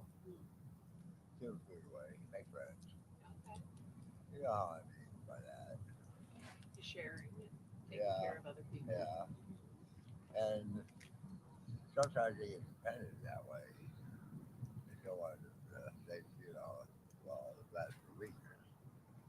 People do that sometimes, you know what I mean? Because people say, well, kid can't get a cigarette. Nah, they don't give up. Somebody says, give me. Give me got lost. No, I thought You're all right. You see somebody else? Yeah, I do.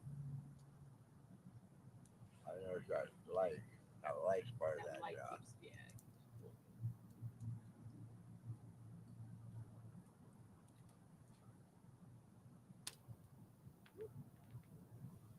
Yep.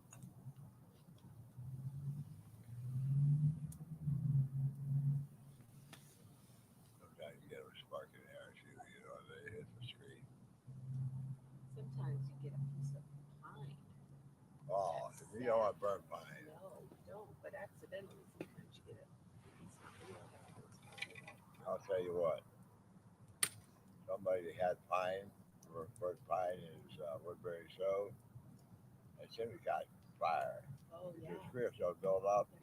He says, "My God, I thought the house was gonna burn down." I said, "Yeah, I don't doubt that." He said, "He got red hot." I said, "Yeah, you're not supposed to do that. Supposed to burn goddamn walnut or cherry or something, oak,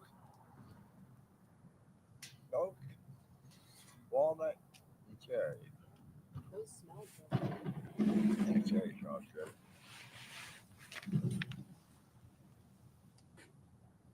Oh, I think that's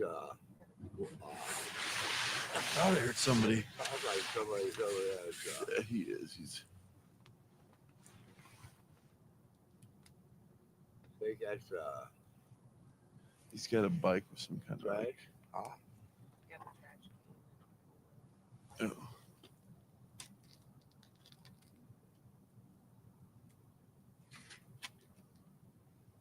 Bike parts. Oh, it's Brian Kaufman. Huh?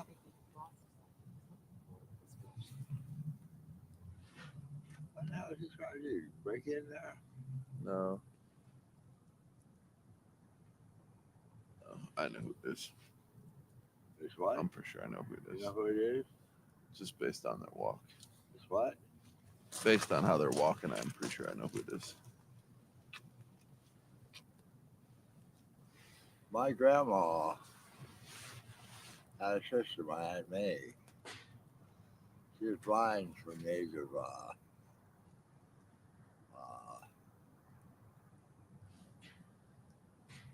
11 and a half until 8. And she belonged to a Philadelphian house for the blind. From the age of 11, she is her oldest sister. I hear that. Oh, they got to move it. They got to move it, aren't they? Oh, I think I know who it is. It's what's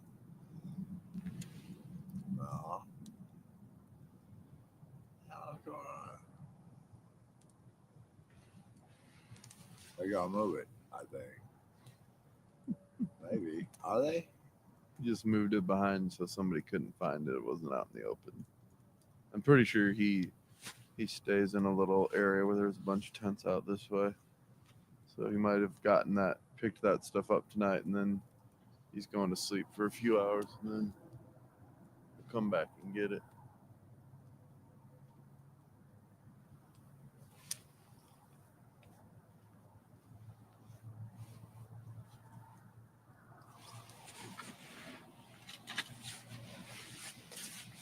What's up, man? You okay, man? Yeah, I just left my book bag over at my friend's house. So that's good. Oh, no. I get time for that. You all right? Yeah. I used to have one like that.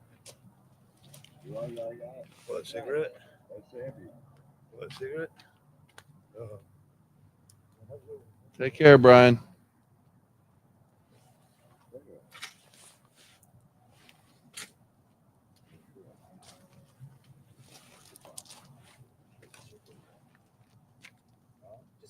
street, so I have a step there. I didn't want you to go. I walked in my girlfriend's place. There's toys all over the place. I shove stuff on the floor. I step over things. I step pretty high. Yeah. Well, you're agile. I'll give you that. I just don't want to see you get hurt because you stumbled over something in the dark. Well, Are we halfway there yet, Christy? Say it again. Are we halfway there? going halfway. Is it 3 a.m. yet? I can't see that damn road. 2 minutes to 3. All right. We are almost halfway home, which still feels like a very long ways.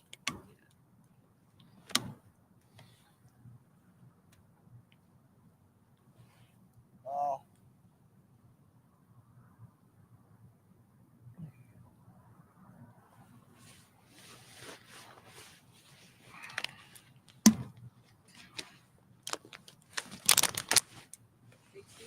Cheese.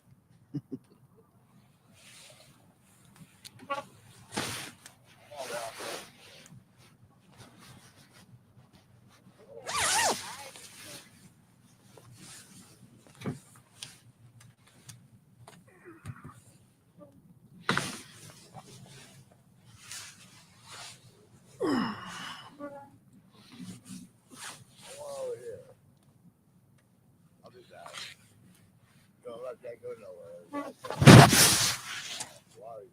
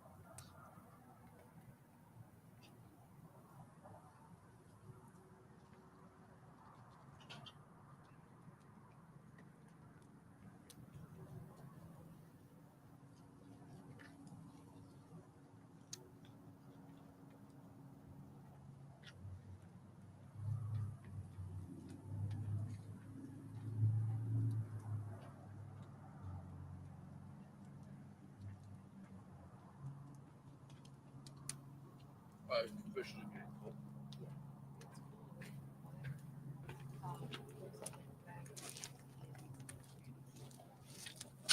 That.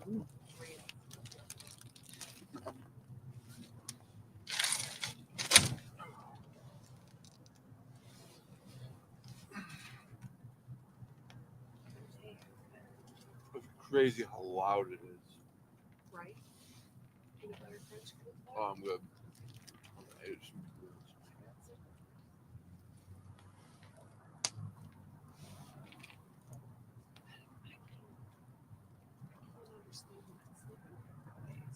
oh, it's not. I wouldn't say that he's flatly not having a good day. That's weird. Yeah, I'm not afraid of mine now. Say it again? I'm not afraid of mine now. Hey, you talk to me now. I'll be getting blizzard. How's that on my system? Okay.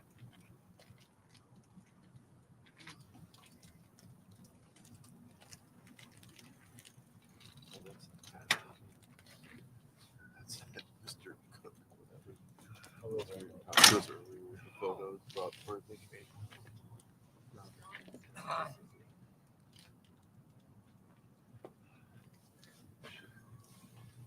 Get my book bag for I anything can else. feel your mouth. What'd you say, man? So I get my book bag for anything else come up.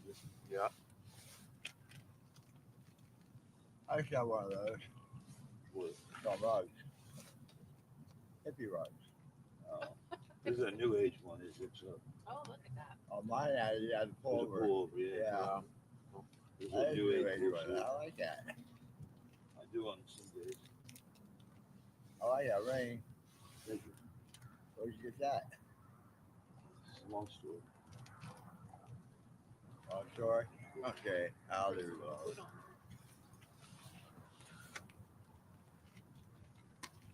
Dig your top that man.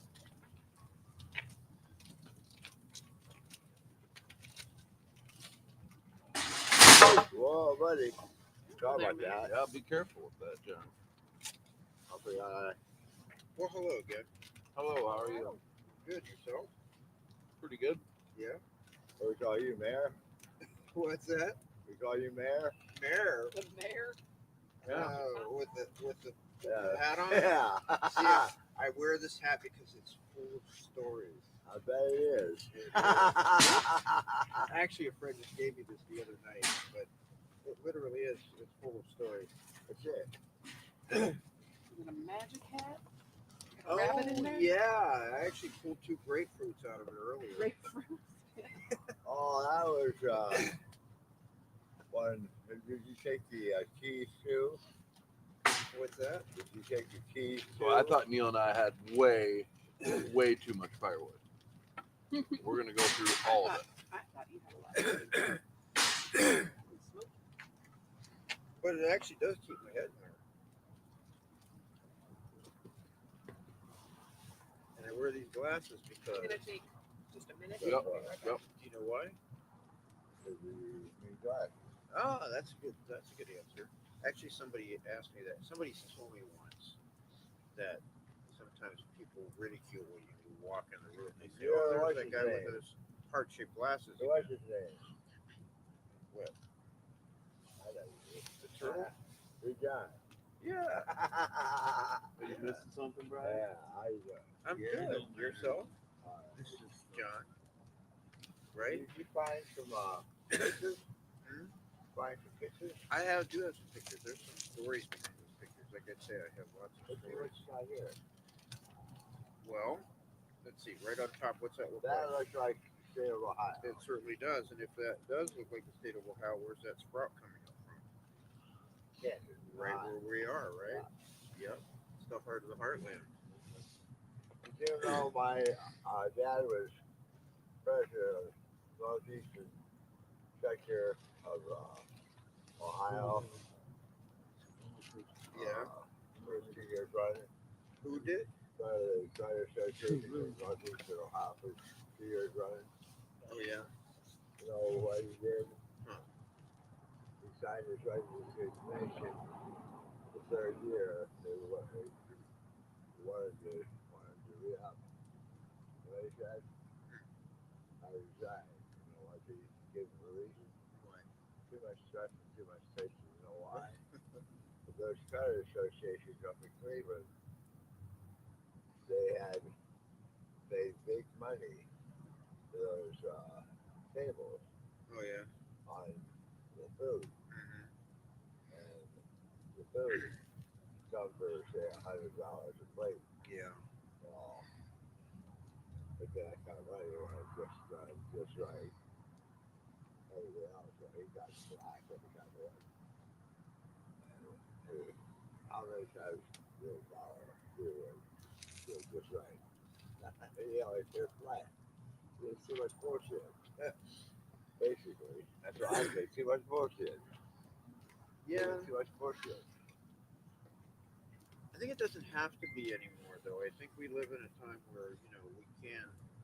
People used to say, you know, I like to donate, but I can't see where my money's going. But I think we can be a lot more conscious of how things are being used. pulled now. up a guy my bag. He was outside. Global Keep an giving. eye out for any like torches. My gun torch, and any torch had all the time. He's alright. How about this guy? Yeah, I got my book bag. It was outside. Who that is?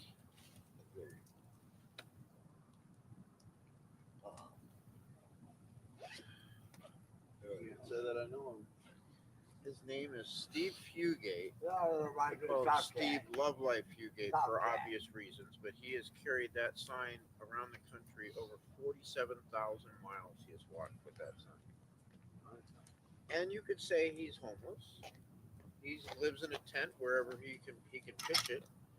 And Take care of yourself, Brian. Guess you guys got something for you guys? You got coffee by chance? A what? Anything warm, like coffee warm? Not out here. I don't. Christy might have something. I don't really know, Brian. I don't mind nobody. There's nothing warm. There's a cold Mountain Dew, I think, over there. But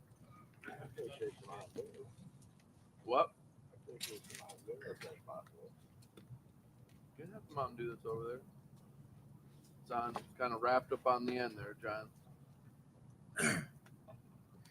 But I think Mr. Fugate's story is interesting because, you know, with recent laws being passed, I wonder if they would arrest the man with the key to the city if he was sleeping on city-owned property. And it's funny that I say that because if you look at the video of when Mayor Creighton gave him that key, he says that in the video. He says, I've got the key to the city. Handcuffs won't work. Well, that was a long time ago. That's when Creighton was. Yeah, it was 2007. He walked here to join our Hearts Coming Together conference at the Grand Hotel, which is now the Doubletree. Yep.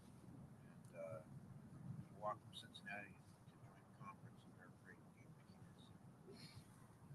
Very cool. Yeah, I walked 3 days with him. It was amazing to see how that sign did touch me. Yeah. Pulled over and tears tell us that I need to see that sign today.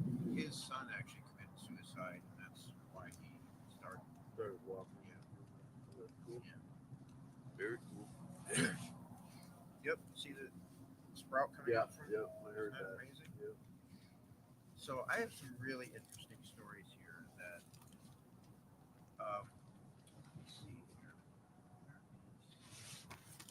Somebody ask for water? I don't think I heard John say that. Brian was here. He asked if we had coffee, and I was like, I don't think we have anything ready. He was kind of leaving.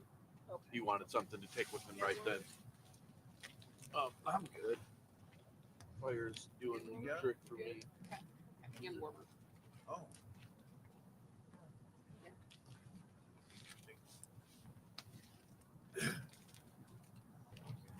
But these coals are going to give off for 5 hours. So you're not on camera anymore? It's running still. They can hear us, but Oh, they can hear us. we were just taking a break from just to be by the fire because it's going to be a little more. Yeah. And if you want to be on camera, I can try and move that camera that's there. It's up to you. I mean, I think these stories are pretty interesting, but Let me see if I can move that camera. Oh, I think it's. Are you okay being on camera, John? yeah. Do you want to sit here? Huh? Oh yeah, it's right at the bench. Yeah. What's that?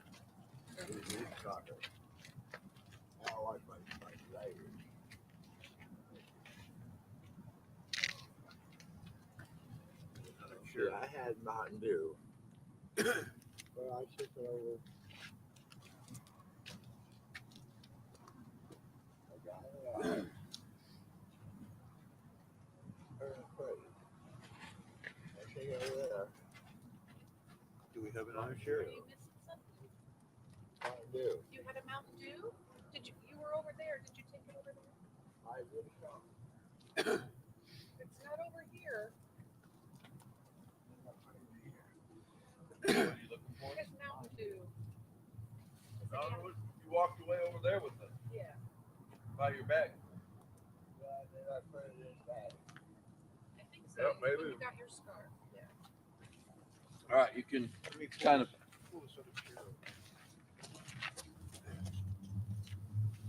Yep. On top. Okay.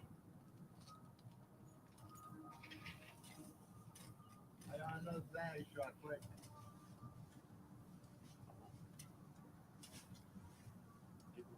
Activity. I put the 3 a.m. it was red. I got red on top. Okay. Somebody took my gel in. That here comes somebody. What's going, guys? Yeah, That's no, fine. it's You can fine. sit by the Your fire. wife. I will just tell you, don't walk that way. Go all the way. There's a bunch of Just because there's cords so there, many so- cords and Just come around this way. and also if you don't want to, so we're live streaming something to Facebook. So if you don't want your face shown, just make sure you stand with your back. Christy will explain it to you.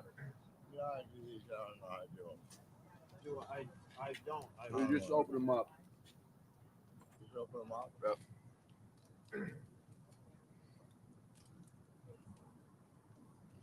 And then you can burn yourself with those. Yeah, if you put them on. What do you get? Yeah, that's it. It'll just put it in your hand and it'll start warming up. All right, cool. And it should be usually for like 5 or 6 hours. It'll be warm.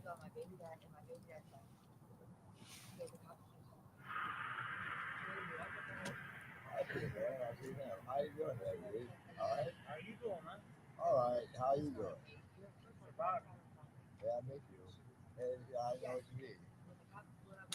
I've been here all night. I got my stuff over there.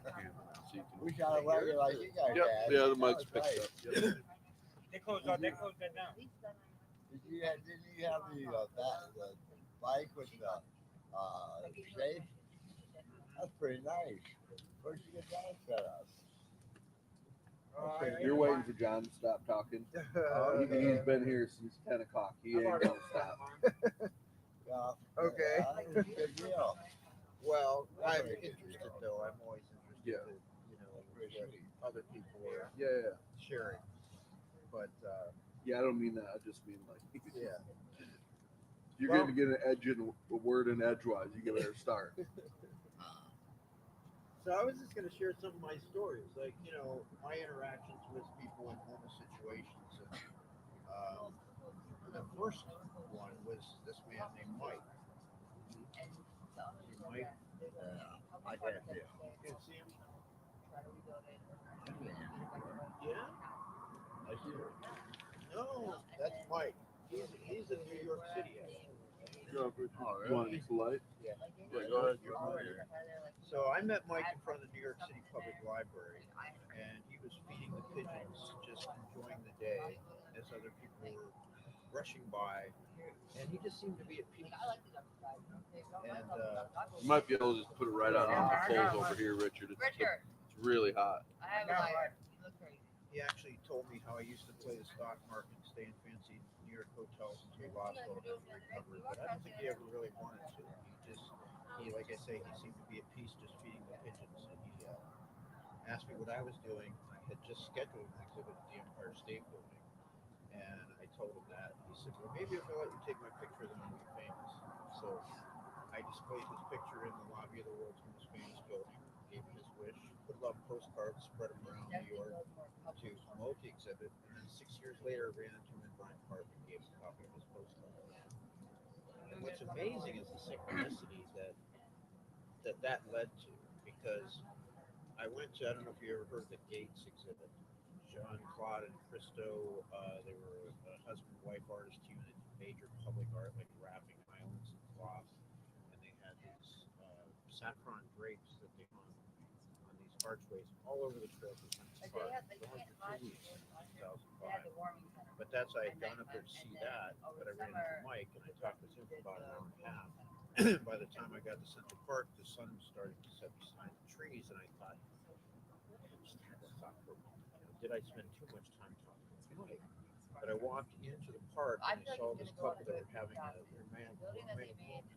And I took 3 shots and I was about to keep walking, and I thought, no, I should let him know. I said, so I walked over. I said, I don't mean to interrupt, but it looked like you were having a special moment. I was like, no, I took a picture in case you'd like a copy. A year later, this guy contacted me, wanted copies of those pictures as a wedding gift. What I kept was him proposing. And if you look at the pictures, like I caught the moment. So was it that I spent too much time talking with Mike? No, you could actually say that wedding gift started 7 years earlier when I first met Mike. Yeah, there you go. It's all connected. So every picture has a story. What's that? Yeah, when I brought my exhibit back to New York, I installed it at the North Canton Public Library at the art gallery there. And I was taking this picture of the, empathy from the Empire photography, John Stone, October 19th through December 1st on the marquee. And just as I was taking it, North Canton's only known homeless person rode right into my shot, which was really interesting because that's really what the exhibit was about. Where she used to hang out at the library there and fall asleep at computers. Interesting story about that too, because she said that she was related to royalty and people just thought she was crazy. But when the Duchess of York came to, guess who was in the picture with her on the front page of the repository?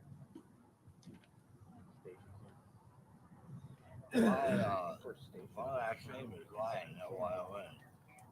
What's that? My last name,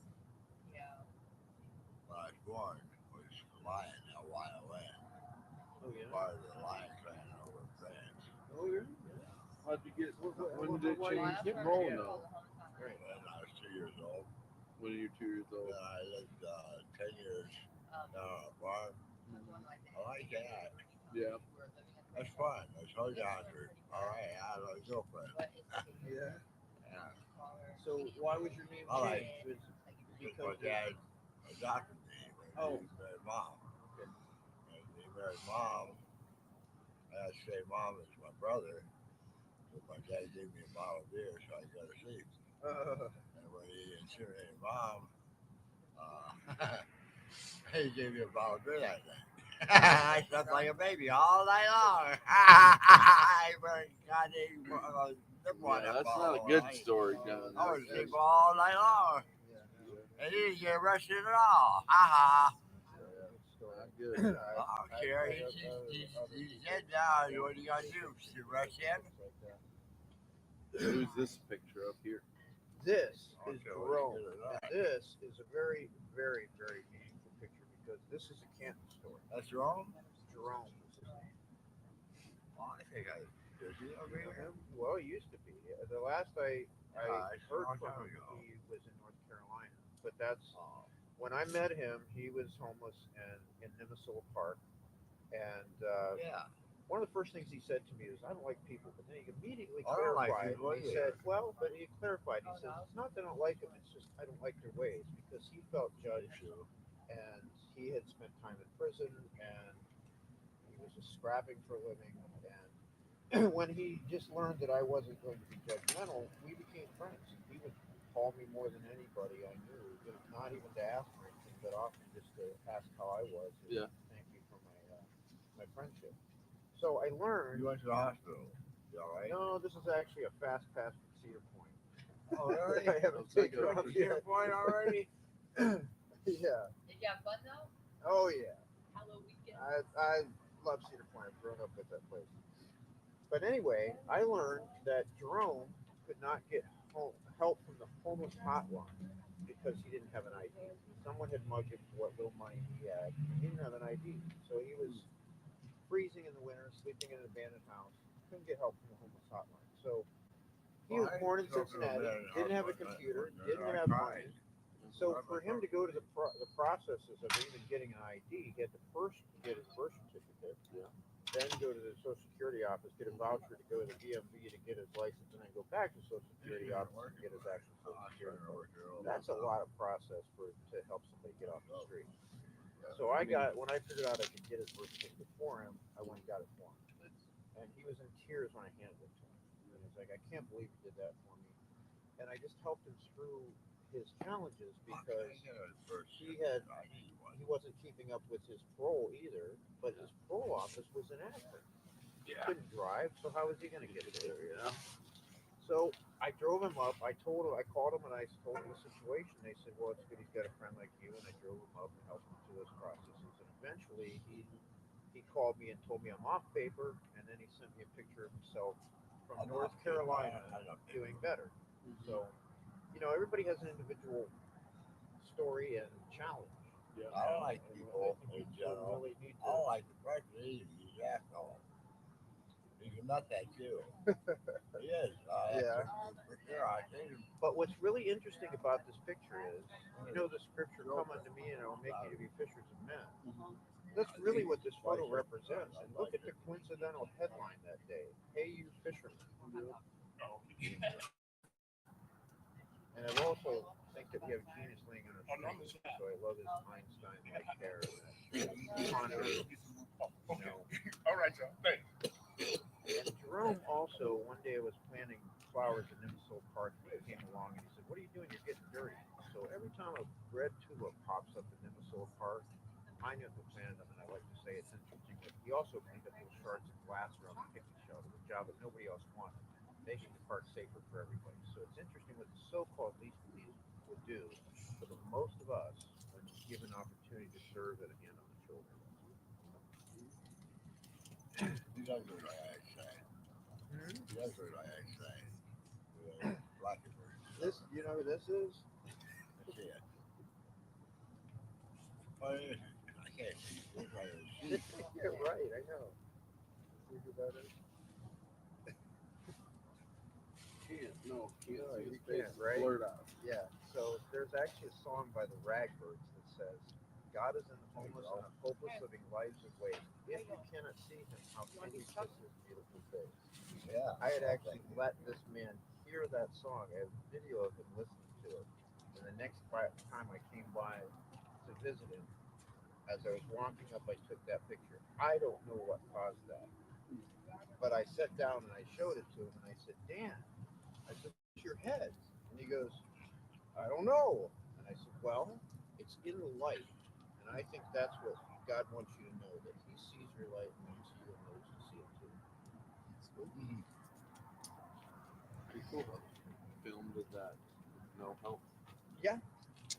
Because I actually took two pictures. I took the one and I was like, "What the heck?" And I took another one and same thing. So I don't know if there was a smudge on my lens or whatever it was, but it just it's that synchronicity that I just think is God's handwriting. How about that one? So what would you body? do in That that body? No. What? I mean, but you might question that. That's a good question. I mean, That's before Looks like a dead body. Centennial Plaza was all. Yep. Looks like a dead body. All the green space. Yeah. See that picture? So to tell this story, this was the night I actually just got done photographing the Canton Idol contest at Timken, and this was before I had a cell phone, and I wasn't driving. I had to call somebody for a ride. What's that? Does that keep that warm? It's not working? Oh, it's working. It's just not real warm. But anyway, I had to call somebody for a ride, and I come around the corner, and it was cold out. It was just starting to snow, and I see this guy laying there, Yeah. and I take the picture, but now I can't walk on, and I'm actually. I don't know what to do in this situation. He starts stirring. He gets up. I'm 33. And I tried to hand him $10, and he wouldn't take it. My son, 30, He said, no, I'm all right. He goes, some people need money, but I'm all right. And I said, well, I'd like to see you get inside and get some coffee. It's cold out anyway. I said, I got to go use the phone. I'm going down to the coffee shop. Why don't you come on and join me? He goes, you want to have coffee with me? And I said, yeah. It's like me when I was his age. And I felt the energy change. We were walking across the street. I It was was like this pile of like 32 when I met his mom. where he felt like, wow, I'm going to go have coffee with somebody I didn't expect. So we had coffee at lunch. You know what? Here, give me a minute. I'll stir these coals up. That way, I just don't want to get ash all over your head. It was better without it. The conversation was like I was being interviewed by God. He would say things like, if this happened, what would you do? And, he said something about we need to take care of ourselves. And I said, well, I think that's true, but I think we need to take care of others too. And he says, that's right. He tells me, if you're laying there and I don't help you, I committed a crime. Probably one of the worst crimes I could commit. So he didn't like the coffee at Mugswick's. And I still need to use the phone. They didn't have a phone there for me to use. And I said, well, let's go over to McDonald's. And he goes, okay, I'll buy you a cup. No, this was Napoli's Pizza. Buzzwicks was down this way. But so he buys us both a cup of coffee. We sit down and talk about another half hour. And then I say again, well, I better use the phone. And at that point, he says, well, you can use my cell phone. So why was he laying on the street? He knew I had to use the phone from the moment he got up off the pavement. Gotta rotate it. Makes you wonder when you. I have rotated it like that time. Scripture, be careful to entertain strangers, for some will entertain angels unaware. You want me to cook you another? I'm your personal chef tonight. Yeah, you better watch out. She's coming for Yolanda. What happens if you cook a good hot dog? You get to do it for everyone. Oh no, women always do better than me. What? That's true. I'm going to teach you. You're going to be the best hot dog maker in Some town. of the stuff that I do that Pretty really good, huh? helps people see Yeah, it is. miracles. They got that's mustard. around I like us. mustard. Yeah, I like One it. guy put the bun on warmed his bun up. I like He's like, the curry. buns are too cold I over like there. curries. Or chili dogs. And Willie the whale. Yeah. And mustard. Yeah, Willie looks great in a flood, doesn't he? Yeah. Looks at home. That's the way it should be. And maybe a little cheese on top. Well, I like Willie was part of my exhibit at the Empire State Building with the message "Everyone needs love." Willie Somebody himself like, hasn't gotten a lot of love over the last a block of 23 years, cheese.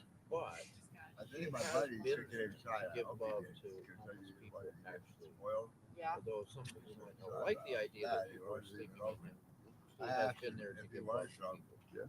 And he didn't say nothing, but he might took it inside. If he did, it's okay. It'll be all right. But Shared I just with don't want him to think I don't want some. I want You ever seen the movie Patch Adams? apple block. Yeah. I want these That's the damn real Patch vegetarians Adams. and all that. Yeah. On his 80th birthday. And we gave him, see the gift we gave him. Yeah, by the way, yeah. Sitting on a chair. So have you ever thought about what Humpty Dumpty means? I mean, we've all heard that rhyme, but I You never remind me thought sort of about it. lately. I sort of like took that picture. You know, sure. And then I kind of was like, oh, You Humpty know Dumpty what? was a visionary. That's why he was on the wall. He had You know, something to they say. go. All the king's horses and all the king's men couldn't put them together because they may have implemented a spell, or at least He's understand nice. what he had to say.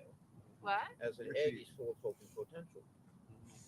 So seeing him sit on a chair, That's not bad. my mind immediately just wrote a new Must be a line. nurse, that's the Humpty plus. Dumpty sat on a I'm not a chair. nurse. His friends picked him No, up but so he you could do. share. There's And days he's or really something the like that. icon of anyone That's all. who's unheard. Or I you know. worked at a nursing home, but I So what I would take love to care of see the in other. the new version of Mother Goose I Land went to the rest of the is a homes all right conversation too. circle headed by Humpty Dumpty sitting in a chair. Saying, Humpty Dumpty sat on a chair. His friends picked him up so he could share. Sometimes I have patience. Depends on the day. Depends on the day. Yeah, I can understand that. So just to say, I understand Yeah, what cool. my Thanks for sharing. do. It's fun to see your artwork and just to I sample. try to be See the- patient. Doesn't always work. people you've encountered and been able to photograph over the years. That's pretty cool. There's a message in every story. Good attitude. Yeah, no, really, truly. I got postcard. What's that? I got postcard. It's of Joe's Life Team. It's strange. And Don't these wars hot on the dogs river. seem paler than Like- most Yeah. hot dogs? Yeah, they I was seem like- to take a little longer. Yeah, I was like, I remember when I was I'm doing worried my about first one, I was like, burning man, the I feel outside. like these are like albino hot dogs. Yeah. How come they have no They're color to them? Sugardale. I don't know. I see like a face, like a skull. I like mine just a little on the With, crispy Oh, side. me Yeah. too. Yeah, I And like it must be it. a I like it a little little woman. bit. Not like Oh, yeah. charred out, but a little bit. It could be like a sun. I don't know. I don't know. This hair looks like a. I don't know. Take a look at this. What am I looking at? Yeah. I don't want to burn your hot dog. Yeah, she's trying to work for you right now, Right? John. Doesn't that look like a guy? Kind of. And this looks like a Crazy how like a woman. Hot dogs. Kind of. Yeah. With eyes. Oh, you got Jeepers Creepers. Yeah. Is it? That looks like Jeepers Creepers face. Yeah, it does, doesn't it? And the guy Okay, laying down John. here. That's Good? good. Yeah. Yeah? So what do you see? You see I a guy. Oh, I shook it. The guy laying down here. Oh, really? Okay. And like a skull with hair. And here's the hair. So like me. You guys, Something similar to that, but I've never Sorry. heard anybody say that was the guy. were you there. guys? Did I Some hear you people, say you for did the most ranch part, house? think that it's a dog, actually. Did you guys have booths there before everything? I did. Okay. Thousands of different things. God, very hair.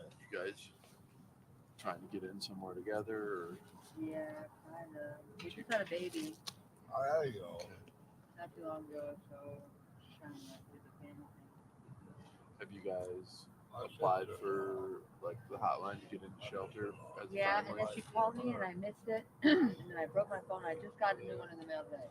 So call them first thing in the morning, especially, and you guys can claim if you just had a baby, depending on use of. Yeah, she's just living with my aunt right now. Yeah, that's fine. Just make sure you let them know that because if you get into shelter and you want to have her with you, then you'll get into shelter faster if you have a baby that you guys, yeah. So just as Yeah. I said we felt custody. She's just right, staying with her. stand. Right now. Yeah, that's pretty common. But I'd rather have her inside and not get. Yeah, for sure. You're doing the right thing.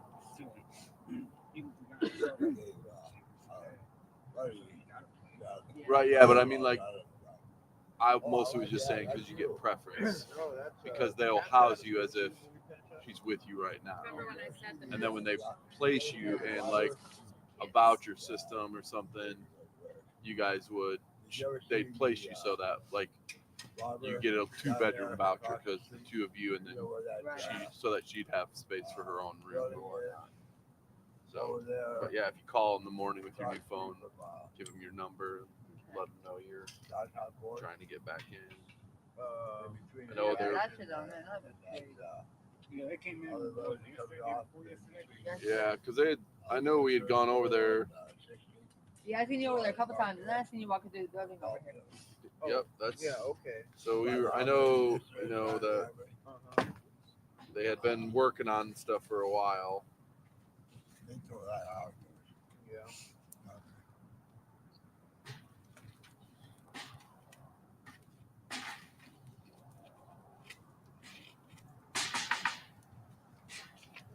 dogs over there? Oh yeah. Sticks are on the post over here behind you. Would you guys be open to going to Alliance? Say it again. We're trying not to go to Alliance. Yeah, We don't I have know. to. I just, if you're open to it, I know sometimes that's a little faster way. Just from a Me myself, I ain't trying to go to Alliance. yeah. Thing they had I don't down think there. you're not trying to go to Alliance, are you? Fourth Peter? Street. No, my kids are out here. And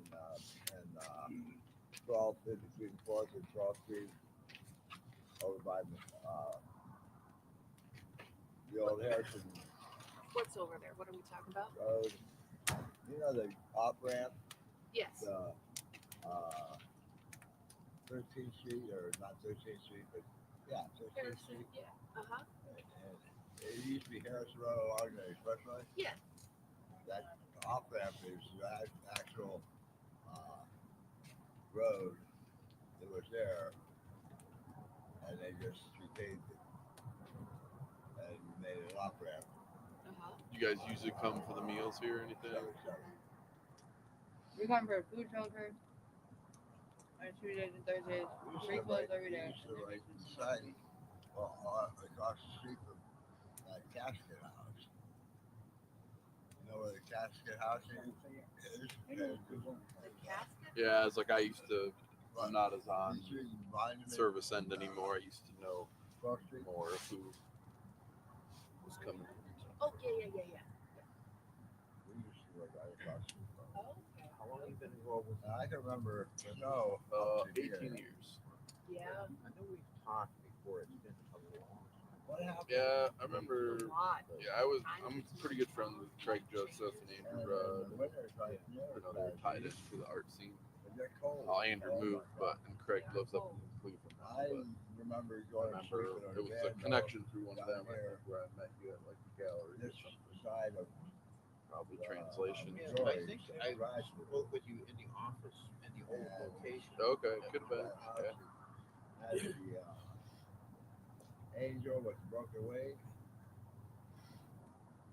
You know where that is? I don't. Andrew moved. Where he Moved to DC. Oh, did he really? Okay. Yeah, I mean, I think he lives in like a suburb, but yeah, he's teaching at Georgia Mason. Make a right. First street, make another right. Okay. And the angel's on that side of the street, on 2nd Street. Well, It has a broken leg. yeah, she got a broken wing. Well, yeah, you didn't have a broken wing at first. When you got that thing, Do it or not he anymore. went to college.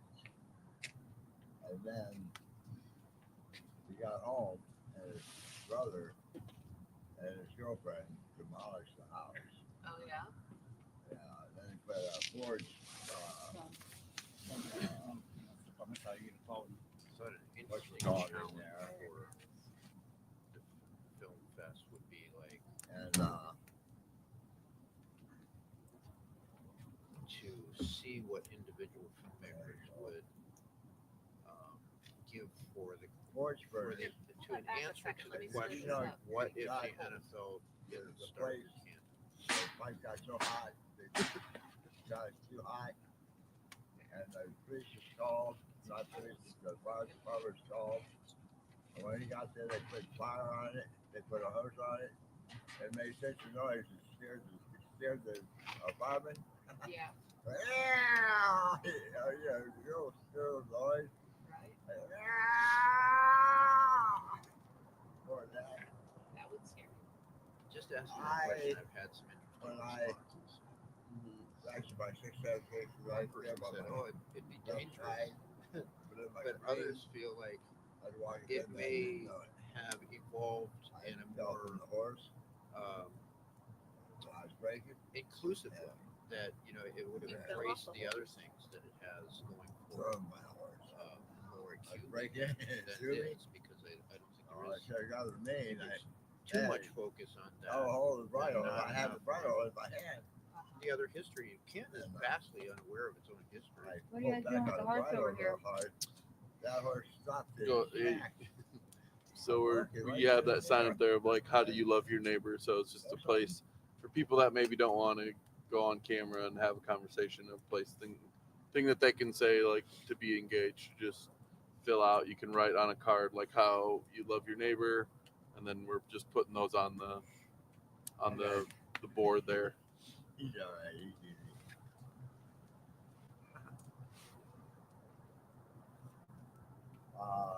It's sitting on one side, but then I know. I can't keep. Yes, they're gonna cry. Where'd you get Can't that keep code? spinning that way. Does it got buttons on the inside? No, it's got actually a zip. It's got a zip up liner. Yeah, go ahead. absolutely. Yeah, that's what they're there for sure. And then there's blue dots. You put the sticky side on the back, and then the white paper is kind of tricky. You peel it off, and then it'll stick forward. I do about this. I got a denim one. Looks like it had a light on it. It was like that. It's really Never on the tight tray. I got it. Like a denim coat. Yeah, lighter in it. It was like corduroy, lighter. It was really unique. Like butter. This is good. We gotta have at least one cook out a year. Oh yeah, that's our first one. We'll see if we do it again. Yeah. Look, I turn it Oh over. my goodness! It must be the weight. Yeah, I know, right? I see that. I wonder if you stick like Yes, sir, Bobby. put the not the dog part, but the other person's part stick, just kind of prep it up on the wall. I'm gonna try it. Okay. Almost. I got a quarter.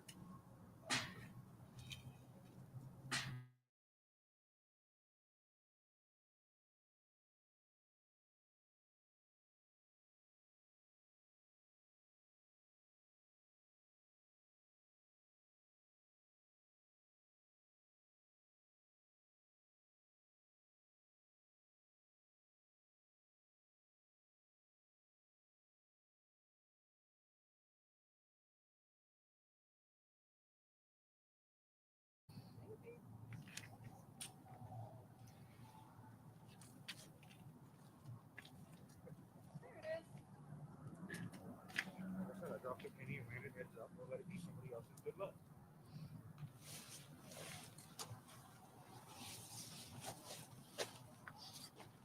Chocolate courtesy of It would be your good luck. Randy. Oh, I didn't realize Randy had stopped by Heggy's to connect this up with something.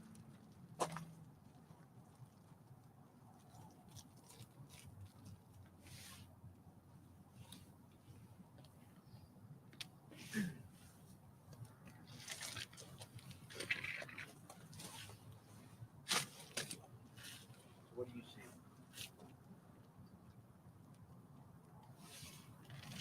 You gotta lay in the sand. Mark, this is Set up, Starlink. lay Does it not down. appear to be connected to the internet. It's covered by sand. Does that mean That's what I'm trying to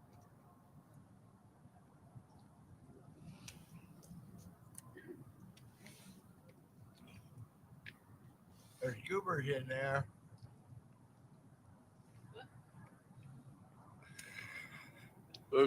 there's some candy over there if you want some? The We were bag. kind of okay. That picture of that penny. Hmm? Picture of that penny. I didn't take a picture of that. Well, I was thing, looking. I You thought probably you could would. see. You probably could see Starlink if it goes overhead. right? So took a penny and they picked it up. Starlink, because that's Oh, Yeah. you're using Starlink. Look at that bag right there. Oh, there you go. Put some on there. And put I don't know what I see there, to be honest. I brought people jackets in case they needed them. Because I needed a jacket tonight, and then I ran into somebody who Yeah, had it too looks many like for me. Okay. looks like a guy with his nose there, eyes there, and a mouth there. Yeah. Like a lion. Okay. I saw that. That's awesome. Thank you. these donuts are you? With a guy. Are these donuts are you? I don't know. Around the corner. No, those are his photographs. Yeah. Yeah.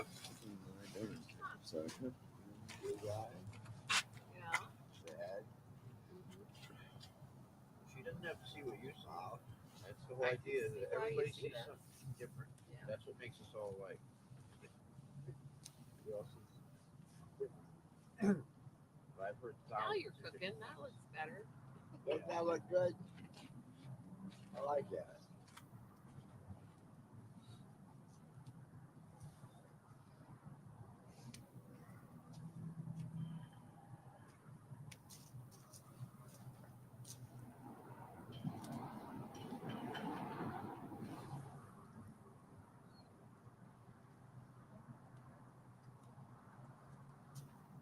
It's a good thing Yolanda doesn't have to cook enough hot dogs for everybody to go over fire. For real. That's a pretty nice hat. Just watch the cord thing. A lot of people. Happens when you build a fire, John. Yep. Just come around.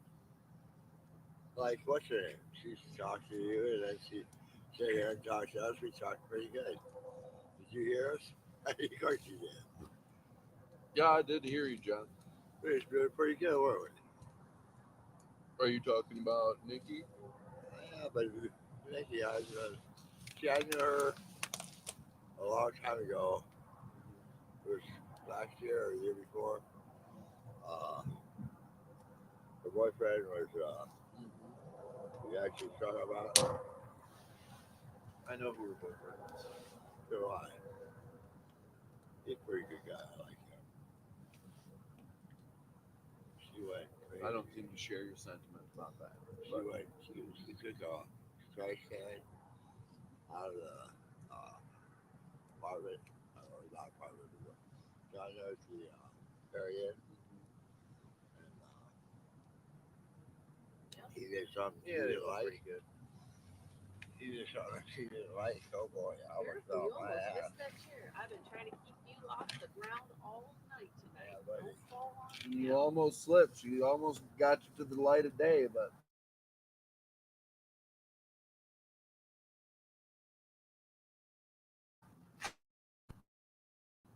I ain't pretty. Bye, see ya.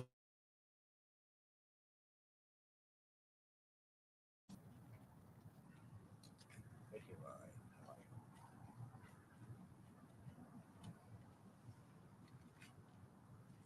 Oh, Right? yeah, be careful for those cords. Yep.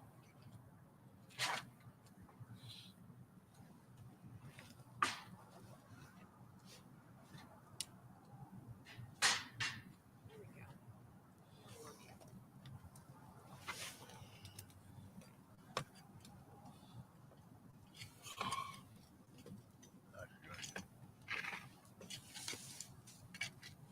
Can I get it out of there? Yeah, I almost lost it. No, we got it. We saved it. So. See, this is a boogeyman. Okay? Ball-headed boogeyman. You say that? 351. 351. So 9 till 4. Is that called a up bucky? on, That's what you call it? 13 hours of live streaming here.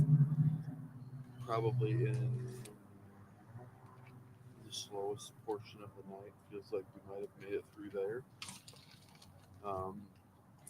So, yeah, we've had a fire going all night and had lots of people just swinging by who are wandering around, needing a place to get warm up their hands or get a cigarette light, or going through a lot of hot dogs. A lot of hot dogs getting filled up around the fire. So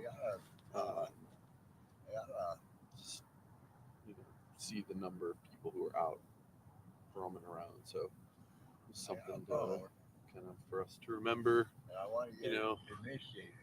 The low for tonight's about 35, so you can kind of feel the I chill like to have more minutes to for the just first smile. time of the year. But the reality is that this is the First year, trajectory. I You know, about over the first next I had 4 or 5 250 months, things going to get considerably hours. colder, and you know, we got to make 250 sure our minutes. friends in need have what the gear they need to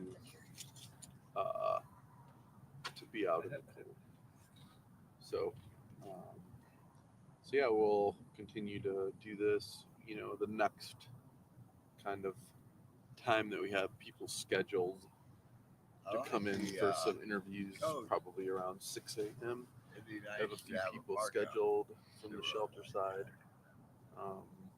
So at 4 a.m. we do have some residents that they like to get up that early, so they'll start getting up, sitting in the day room, drinking coffee, stuff like that. And then you'll see a larger group at 5 a.m. who that's just when their body wakes up. So they'll, you know, a couple of them may wander out here just to chat. And then at 6 a.m. everybody gets up, mandatory wake up. So they'll have a devotion at 6:15. And then, you know, activity starts to move, and then we'll be interviewing some of the staff from the men's shelter who are working to hear kind of what their experience is like as an employee and working with people who are struggling. And, yeah, get some of their feedback. So still got a couple hours left of probably where it's going to be pretty slow sitting around the fire here. But yeah, been good so far. And we got a lot of people lined up for the morning from 6 to 10. We got a lot of people lined up, so that should go fast. It'll be fun. A lot of it's organizations in town, kind of work they're doing to assist individuals in overcoming homelessness and supports as they journey through that space. So I want to make sure that highlight some of that. Most of our homeless friends that are sleeping outside probably won't get moved until a little bit later than that. Usually they start moving a little bit after the sun's up. So just something to keep in mind. What'd you say, John? I couldn't hear what you said. If you don't watch out. It'll be fine. Also, It's not that hot over here. We're conserving our wood, so we haven't. You know, we only got a little stack left over here, John. yeah, I can't remember what it was. I suppose that Lisa's coming in. I could tell her to bring a couple logs. Your wife?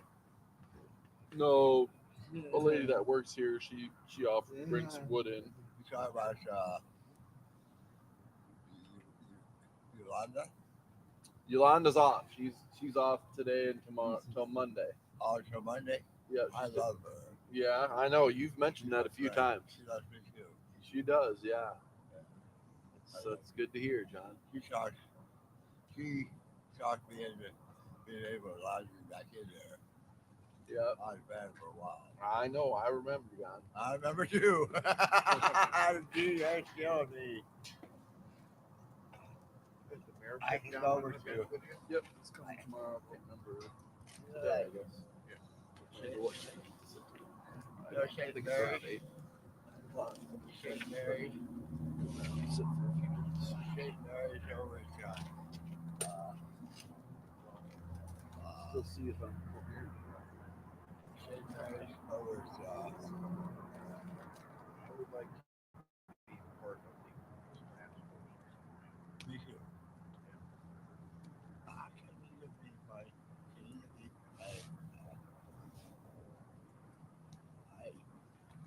what's his name? Do my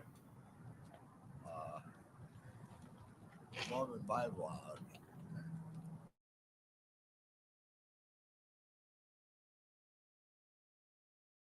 I keep a book about and I had my birth certificate and my Social Security card. Well, my Social Security card, I was up for that. And it hadn't come yet.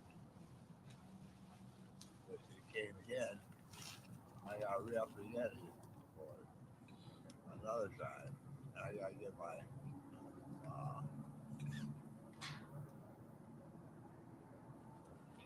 what do you call Medicare card back. So I go to do that. I gotta get that. I might do that today.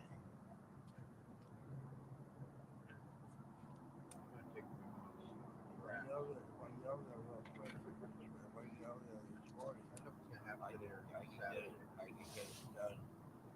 So I gotta have it mailed to them so I can use their address, get it sent back to them, and have them call.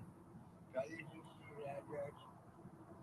Or should I wait until I get a place to stay and get it mailed there? Well, I don't know. I don't know how long that's going to be, John. That's one thing. It's like, do you wait till you have a place? Yeah, that might be a while. Do you have a caseworker with somebody, John? Yeah, I got a caseworker. She puts the meet me today over at Oh, that's right. She's meeting you over at the Perry Inn. yeah. So I'm gonna instead of Perry, I'm gonna take a check. Where does she work? Who does she work for? Conquest. She works for Comquest. How long have you been with Comquest? For a while. For a while. Yeah. Are they working at what other housing options are they exploring for you, John? I'm gonna tell her I want to go to Nashville. You want to go to Massillon? Yeah. So are they looking to try and find you houses there? Or? Yeah. I'm gonna have them. But Yeah, Massillon's hard to find. It's a hard place to find rentals. There's a place on the side. There's a group home over there. It's on the bus route. Yeah. Are you gonna behave if you get in there? Yeah. I like it better over there. Good. Oh, yeah, that'd be great.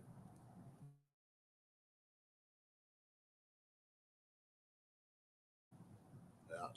So okay, well hopefully. The only thing is, I don't have a curfew, so I'll tell you my medicine. I can go out until I go tired and get back to the house. I gotta be honest, John. I don't know. It's 4 in the morning, and you hadn't blinked a. That's because I have my medicine in my bag there, and I don't want to dig it out right now. And I want to stay up anyhow because I have things to do today. Yeah. Yeah. So I'm a night owl anyhow. Yeah. That's what they didn't like about over there because I watched all the drug activity at that place. It is bitch about it. Oh, I was kind of doing it.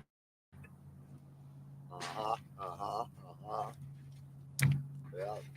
Watched all of it. Yeah. And all that meth heads over there.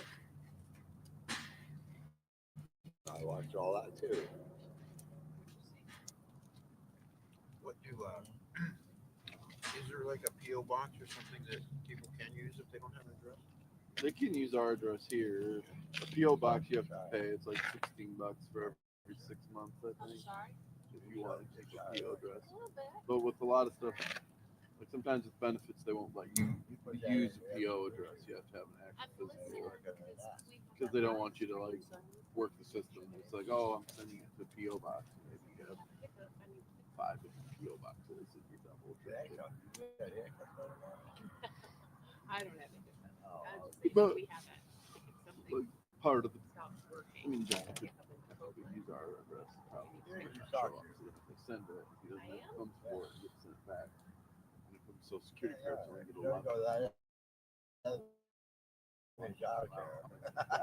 Well, because I don't know what his staple address is. Send it here, we hold on to it, and then it never gets because he doesn't. He doesn't come around. Somebody's Just want like, good things for people. applied for a job or something. They can use your address. Oh yeah. Stuff like that. Yeah. And anybody who's staying here can use it for benefits too. Well, I finally good card. It's not just they're all welcome to use it for the benefits. Yeah. Oh, I felt like. Get out over there. Oh, nice. It took a while to do that. Hi. Anybody got like a cigarette or tobacco or anything in my hand? I'm sorry, I don't smoke, man. Nobody. Hey, how you doing? What's going on, brother? It's John. Yeah. How you doing? I'm all right. No, I can't no shit you, brother. Yeah, I've been over here for last 7-8 days with my friend Darby. Who? Darby. Darby? Yeah, he was my dad's neighbor for about 5-6 years. Oh. Well, I know you from old Waco? Yeah. Yeah. I swear to God, it's been a long time. Crazy how I food actually service I moved out of town for about 2 people years. that I was just in walked up downtown. here and he's like, oh, I remember you. Oh, you're from Waco. Or oh, I remember you from over there. I think somebody, I mean, it's just, somebody just said that name yesterday. Harvey Blau. yeah, Remember Harvey? yeah. Well, he older? walks up. You're his wife. You know, hey, do you remember me? Yeah, I remember you. I got a godfather named Harvey. I can't Ecker though. Harvey Ecker. Oh. Well, hey. I thought this was government phone today. Yep, a lot of people did. What is it? I Outreach or did something too. they said? We're doing a live stream to raise awareness about I got my called Conversations on the Bench. But yeah, we had probably half a dozen people come up looking for phones. That's what I said in the dining room. I'm like, sorry, we're not giving phones away today. Yeah, I think they're. We'll still talk. Okay, You well, want I to think it's communicate? We can do that. Yep. Oh, yeah. Oh, the sun. There's a star there. Yeah, the moon is beautiful. That star there is Venus. And that star there is Pluto. And Pluto comes in line with Venus. Oh, sorry, yeah.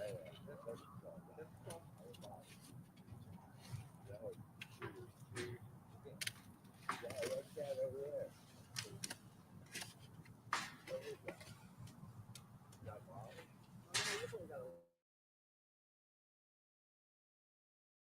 It's just a little bit. Right?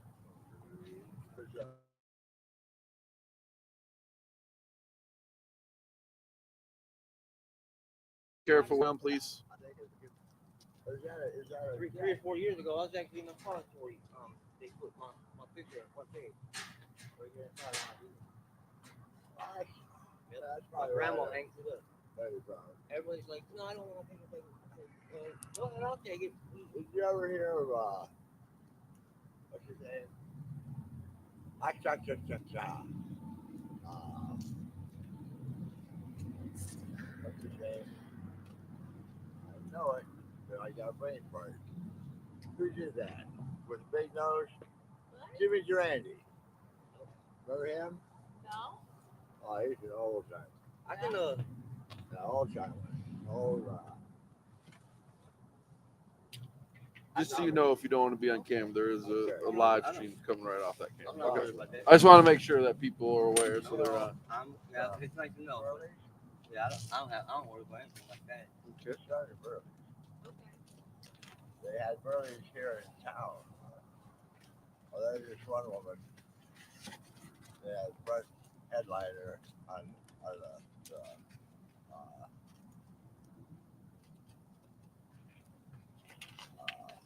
not Burley's, but how they call that? Burlesque. Say burlesque. Used to be Wait, right what are down. we talking about? I don't know that I. It used to be right across the street from the bus station. On Market? No. Right on where they got the federal building, right across the street from Social Security building? no, Federal building. right across the street from Morse Brothers. Oh yeah. That corner. Yep. That's State Burley, not State Burley. Start Metropolitan. Yeah, yeah, Start I Metropolitan. got about 6 months left. That's where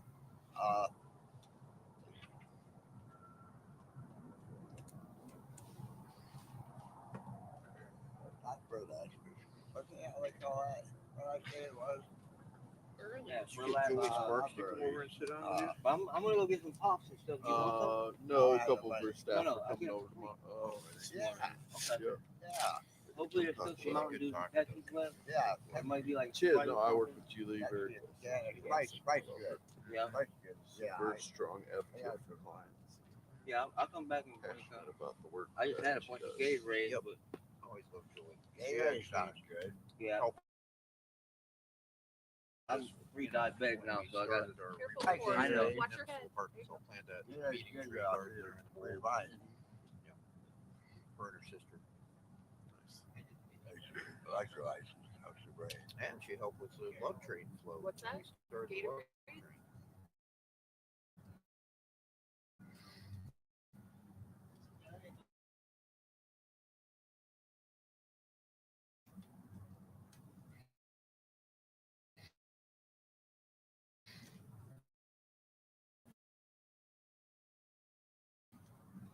That I There's a know place helps right people there on with addiction, you know, on top. just to refocus and just see The place life is hot, so. through Right next to there used to be a new social service awareness, department you know. Yeah, up front. yeah. For the programmatic stuff, if you try to work Right. play. Yeah, the honey. Or he's the shelter director.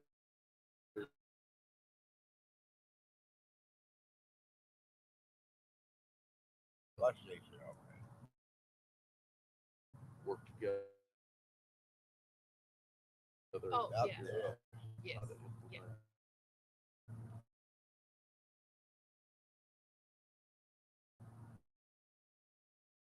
At least There's a oh, oh, years he, ago. oh, really? Yep. I don't think I've seen that, but I know somebody had a portrait of him at Joseph Saxon Gallery years back too. It was a photograph, black and white. But he used to come down to Mugswick, Oh yeah. you know, and beg, and kind of scared some people that didn't know him. And one day I said, you know, there's more to gain than $1 here. What's the conversation goes? So we did. And I just Ladies give are a picture of my just got these glasses. And I just had a beautiful picture of the peace sign stuff. And it was like a wall with it. I gave him a copy of the picture. So he come in there one day. Well, first of all, this is before that, he knocked on the window one day. He saw me in there because they chased him out. And he says, come here. So I go outside. He goes, take a picture of these guys. And there was some bikers over there in the parking lot. Yeah, there's some. Take a picture momentarily. And he just loved that picture so much. So one night I'm sitting in Mugswick. He comes walking in. And the barista, like, she's chasing him out. And she called the cops. And so they arrest him. Now, and she goes up and tells me, oh, he wants to talk to you. So I go out. The cops like, are you the one that's enabling him? I said, I'm not enabling him. I'm trying to help him in other ways. But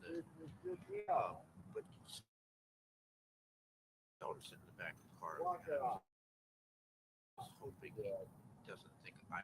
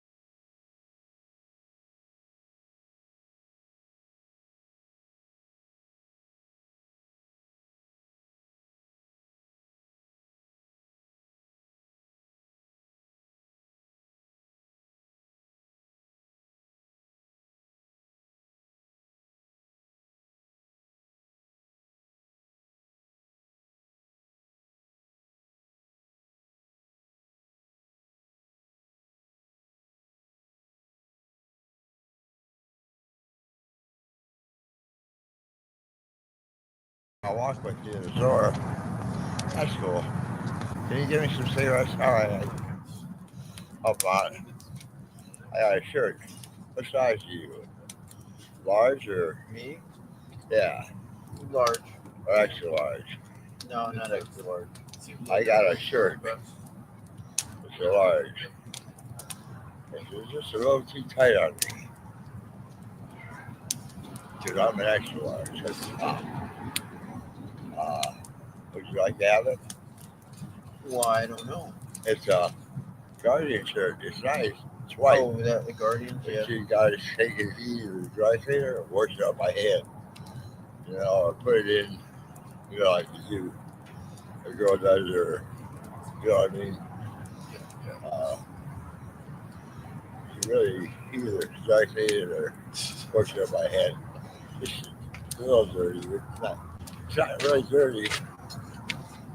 How would you say it? Needs wash. You took it off, you know. Not bad. Not bad at all. It's good to me, but which was what's it called now? Check this out.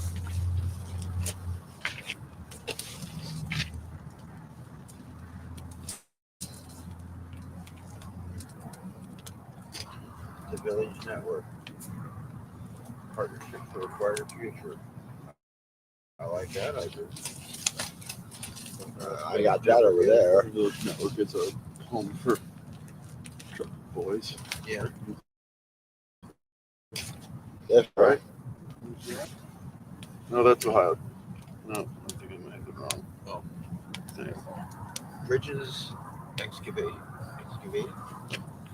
It's got your phone number in the back. I got that. Somebody got it. They watch it. I thought it was for anybody that wanted it. Yeah. Says thank you for all I you got do with the community. At the Nice. She's commenting live right now. Yes. 37 seconds. Hey, Lisa. Thanks for your kind words. there. We appreciate It was hospital. the fact that we live in a community who is so caring as well. So thanks for joining us. We're a little slow here. Waiting on the Right across the street. Where you going? Okay. You looking for something? You can actually see the stars. What'd you lose? Oh, no, I guess not. You got it. You want to take it back. What? I wish I had a seed and you put it in your pocket. What? The seeds? Oh no, yeah. Like I don't know if I don't know if I took it back or you. I don't know, but I think how much they handed to I got. Yeah, maybe. No. No. There's a pattern. There's a pattern. No, There's, yes, the pattern. Yes.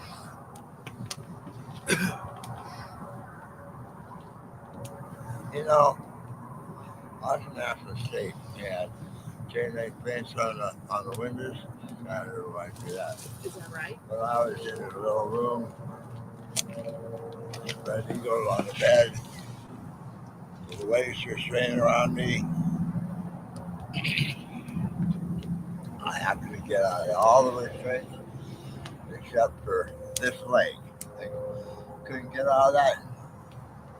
Got out of this, that, and that, and I couldn't bring out of right there. Huh. They said, "How the hell did you get out of all this?" And the waitress said, "I got out of this." Who the hell did? That's Bill. Oh. I'm pretty sure looked like his truck on Maybe he can take me. board meetings. Maybe he can take me over to. It's not time. We still got about. Yeah, before the first bus. Are you talking about going on the bus to the Perry Inn? Yeah, the first bus don't run out of there till 5:45. Oh, that's right. So you got another hour and a half before you're before you're ready to get on the bus, John. Maybe go take a little nap. He's bored with us. Yeah, John finally got bored with us after 8 hours. You're back already, huh? Yeah. Got some shut eye? Not much. Not. They're like, who's that? I'm like, that looks like Bill's truck. He's. Yeah, I just couldn't sleep, and I'm sitting there thinking to myself, you're asking. I just had a couple questions. Yeah. Can I ask you a couple Yeah. questions? Yeah. What do you see? What do you envision as the CEO of Refuge of Hope? What's the end game for people that are homeless? What's the transformation you want to see? Yeah. I'll repeat it. So Bill was just asking, like, what's the end game? Yeah, if you could paint a picture of what you hope. Yeah. For the folks that we're here to serve. Yeah. Yeah, that's a great question. So.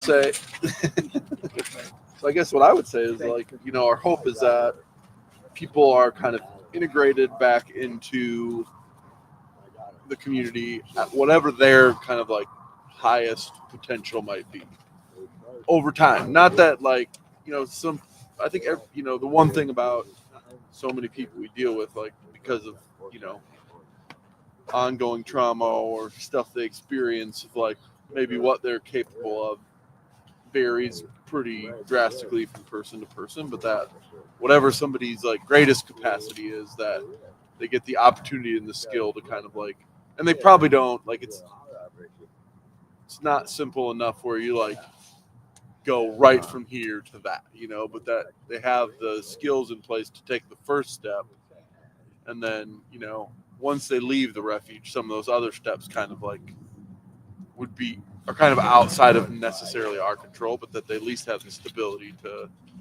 take that next step. I guess that would be my hope, that we are able to offer people that are in our, some people, the next best step for them is like some type of nursing care where, they can live in a dignified way based on their health problems. Some people, it's like, yeah, they need that first job so they can get the $13 an hour job, so they can get the $16 an hour job, so they can get the $20 an hour job. So there's no grand finale that fits everybody. Yeah, it would be pretty, just because the spectrum of people that we serve is so varied that, not in any derogatory way, but just like the capacity that some people have versus other people. People have different abilities. Yeah. And just like, I wanted to be a basketball player. The problem was it was too short. Yeah. And fast. They're too slow. Right. Yeah. Same. And so, yeah, I guess that would be my. So you see for them, if you come up with a word that would describe how they would feel about their life from the beginning of the journey with the Refuge of Hope to some beginning of a destination, although infinitely different than each other. Is there a word you could use to describe? I want people to reach a. That's a great question. Is there a word that encapsulates that? Let's see how they fit in Yeah, I mean, Well, you've only been here for 11 hours. 13 now, Bill. 13. We're past that. 13 and a half, Oh, I'm if we want to sorry. get technical. I'm not gonna keep We are on the downhill Let's slide. start at noon. Let's just set everything up. Yeah, really. We've been, longer for that. No, I mean, I guess I think part of it is like, I probably can't. Peace.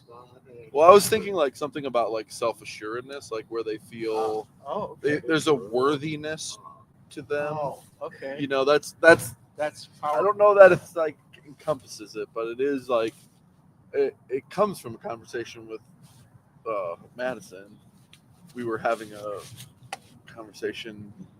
Something happened at school where somebody had made a choice that wasn't great, and so they were having like a classroom meeting about that, and she came home and we were like, oh, like what happened? How did that, she was kind of telling us about the incident. And then we're like, okay, well, so what was kind of the takeaway, or what did you learn? And she's like, well, so-and-so made a bad decision, but it didn't change their worthiness. They still, and I was like, where did you learn that at? Because we don't talk like that. It's not, that wouldn't be the ways in which we would process that. She's like, oh, I learned that at the lighthouse. We talk about that a lot, about like, a bad decision doesn't change. Whatever we do, our worthiness to God is the same. And so that somebody would like come to terms or be aware of like, yeah, I'm worthy enough to whatever, achieve, accomplish, enter into any space just because of being connected to myself and to Jesus' value. Well, that's a great word. Whether it's a legit word or not, it doesn't matter. It has a lot of meaning. Yeah. So the journey through the refuge, or with the refuge of hope, to have that moment of realization that you're worthy. Yeah. In the eyes of the Lord, you're worthy. And that whatever your journey's been, it's really short here on earth. Yeah. Because there is an eternity. Yeah. And you reach that sense of peace that God is with you the rest of the journey. And we probably use the word we probably use here more often, which is similar, is like we talk a lot about dignity. Of like, is it done in a dignified way?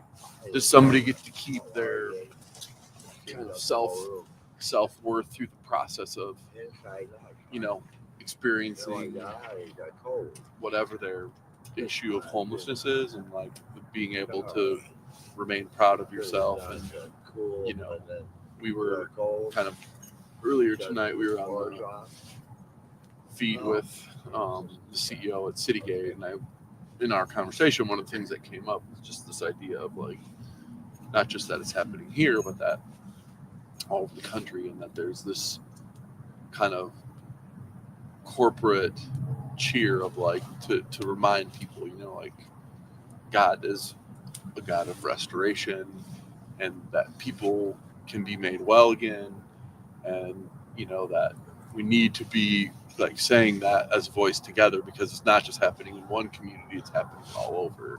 And how do we kind of elevate the volume of that? And obviously that's the point of 70 people doing this all together, and seeing so many similarities from other places. And it was cool, like it was,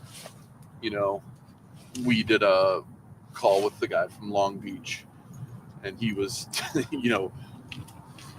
him and I have talked a little bit, but he was saying like, yeah, like it's crazy to see how God just kind of moves things. They had a space, he was there doing something in it, and just was like, man, there's just space for transitional age youth here. We know there's a population. He had just done some work on his own, and it was like, oh, rough estimate is like it's $650,000. So he called somebody who put him in touch with the county person, who was like, yeah, let me look around and see if I can't find 500,000. And a lady was at a graduation ceremony they were having, and she had said she was giving a legacy gift. So he's like, yeah, just like kind of made the pitch. And she's like, calls him the next day and's like, hey, I was thinking my dad had been putting money in these like bonds forever. It's not part of my retirement plan, but like, could you use it? And he's like, yeah, of course. And so she's like, well, there's like $300,000 there. And then the guy from the county called like a half hour later and was like, hey, I found $500,000. So he's like, in 48 hours, I went from having no plan to having a rough blueprint, and I had a board meeting 2 days later. So in 5 days, I went from like, hey, could this happen, to like, hey, board, here's our plan to add. And the money's raised. And he had obviously talked with us, but he's like, I was like, well, like we felt really good about our process, but it did take us a couple months. Like 4 days is kind of crazy, but just sharing that.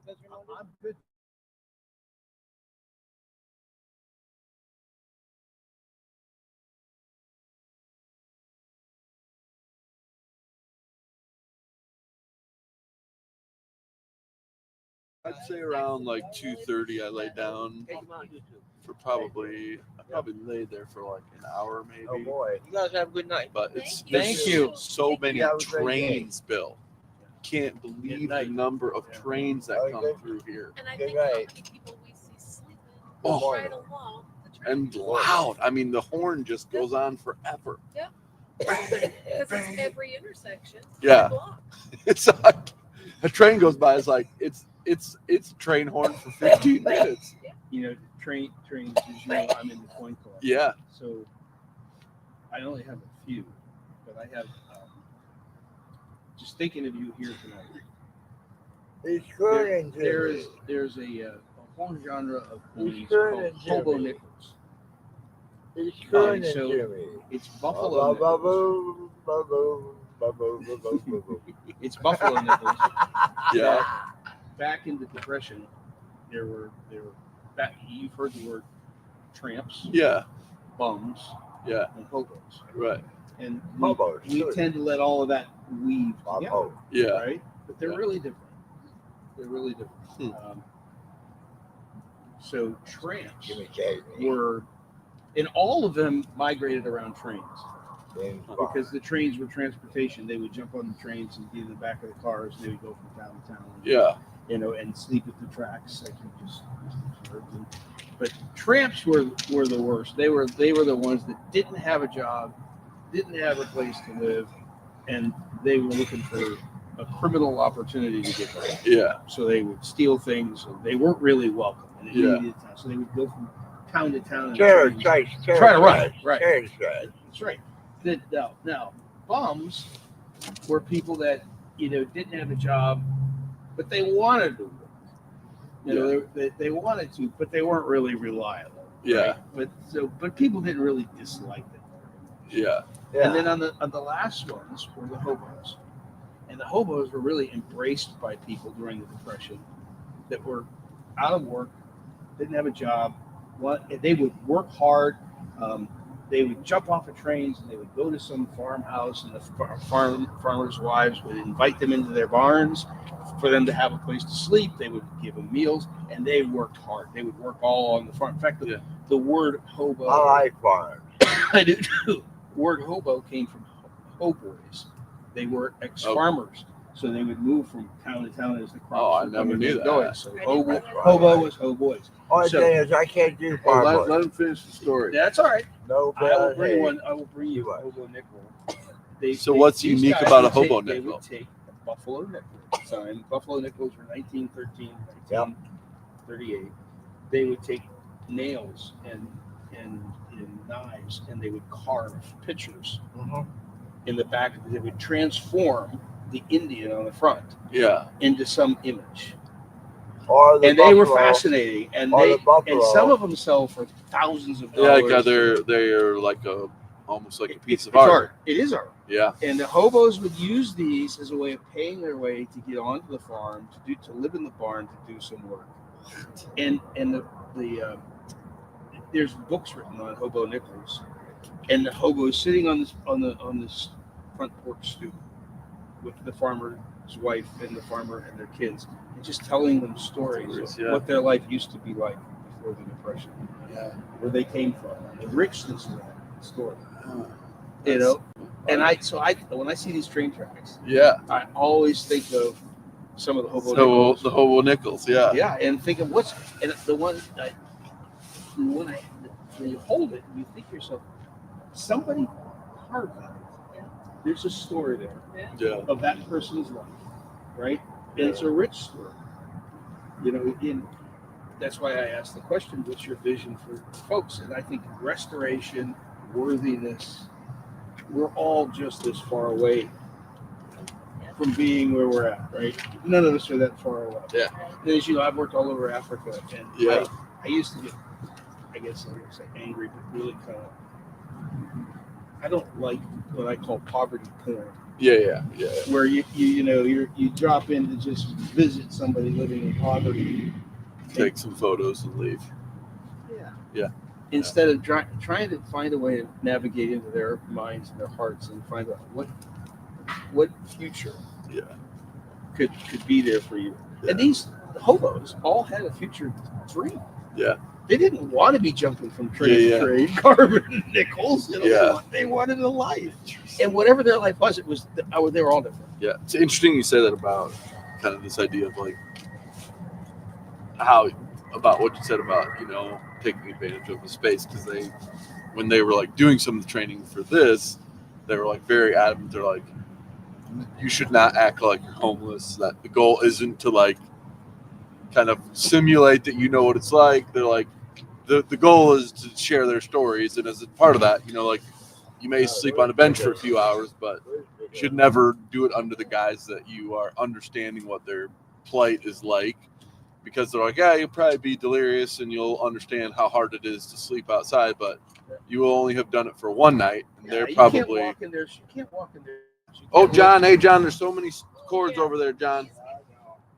Well, you make me nervous, because if it unplugs some of our cords, we're going to be without a feed. And we've been trying to keep you from tripping all night. You haven't fallen yet, John, and you haven't missed your seat, which feels like we've just narrowly diverted disaster here. Yeah, one time you did almost. About that far from it. Here is the typical hobo nickel. Yeah, it gives you an idea what they because nickel is such a soft, it's such a soft metal, right? So any tool can transform that Indian head into there are some absolutely beautiful hobo nickels. Pretty amazing. Yeah. And that sounds good.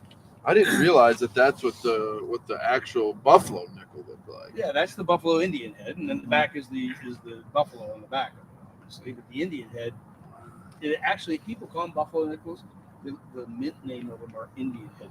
Are there like certain people, like, because it's such an art form, where they're like people that like were known, like, oh, this is a famous buffalo nickel artist. Oh yeah, like, and those are the ones that are like thousands of dollars. Yeah. Like a graffiti artist.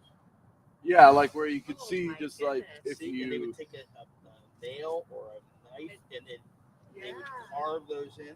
I'll bring one in to show you guys. Yeah. You'll get it. And but the thing is, the richness of it is not just that some artist did that on the corner, but that somebody on a train from one town to the next worked intently to make that look really cool, so that they could get themselves back into some stream of life. Because that was the ultimate goal of having one of those. They used them to buy their. So even at the time, they retained value. Oh yeah. Well, the value at the time is the same as the street artist today that draws a picture, right? Yeah. Now today they're worth a lot more, just because of the history and the Yeah. voice that was in there. But a farmer's wife would say, "You got any hobo nickels?" Really? Yeah. That's interesting. Yeah, it's cool. I feel like there's a documentary or podcast just right. waiting to be everyone had. I've ever seen, and I've held a bunch of them. I only have a few. Okay. I just sit there and say, somebody did this. Yeah, thanks. I was just trying to make sure everything That was had a okay broken on our life. Oh, I see. Yeah. Because of the depression, because just that was their lot in life, Yeah. Yeah. And they use that as their passage to move forward. And I almost feel It's a piece of the puzzle, Yeah. I mean, it's the link, right? Yeah. That's That's cool. fascinating. Learned something new today. Yes. Yeah, that's a great And it's campfire only story. 4:42 in the morning. I mean, Yeah. that's got to be the earliest I've learned Yeah, something. 4:42 in a while. That's the earliest I've learned something. Yeah. Usually I'm not learning anything. If I'm up at 4:42, I'm usually telling my kid, like, we can just go back to sleep. You got 2 hours. You can sleep it. We're not going to get up. I love getting up really good. I don't do it often enough. Yeah. Yeah. Oh, you gotta watch your mouth. I'm an early riser, but this is like a new. Oh, here we go. This is what time Republic comes to get our garbage here. Hey guys, thanks so much. It's just the tag on.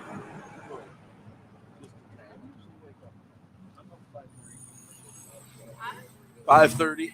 15, 6:20. No, I'm good. Sleeping in for me is like. There's like a is that still bothering you considerably, Bill? Like your hip? Right. Yeah. Well, I don't know if they're for Oh, cigarettes. They look pens. like pens, yeah. I wouldn't have much use for them as cigarettes. Maybe I've smoked cigarettes since I was 18. maybe a drawing pencil. You can put a pencil in there. Sort of like I imagine it's like somebody that scribe. works outside, Yeah. and like if they need a pen, this is like a heavy duty rain jacket, and they can have like a marker and a pen there. I like that. That's a little thin, John. I'm surprised you've made it all night. Except that British shawl somebody made it. Oh yeah? Who Get made you weird that, there. John? Yeah, I got it out of it. Oh, you got it out of Well, someone got sprayed over that as they crocheted that. I like it. They call them Slayer shawl, I like it. right? I put it over my stuff though. I people go. Yes. When I was sick in the hospital, someone looked like me at the hospital. Where you going? Where you going? Oh. At 5 a.m. we need to text Lisa. We need a few more. What? Oh, choose art. Yeah. What do you need? Well, she was gonna bring. We brought in a bunch of wood, but we're thinking we might need a few more pieces of wood. Not a ton. What you want me? No, she's on her way. She'll be here in like probably an hour. So it's like Because I have, 6 acres of wood. Yeah. I have logs piled everywhere. I should have thrown some. If I'd have known that. Well, I brought a bunch, but we've just been working through it because people, I don't know how many hot dogs we go through all night. People just would show up out of nowhere and like, "You want a hot dog? Yeah, I will take a hot dog." And Hey, you're pretty good at that. people would grill. Oh, you're not as good as her. Not as good as her. That's what I heard all night, John.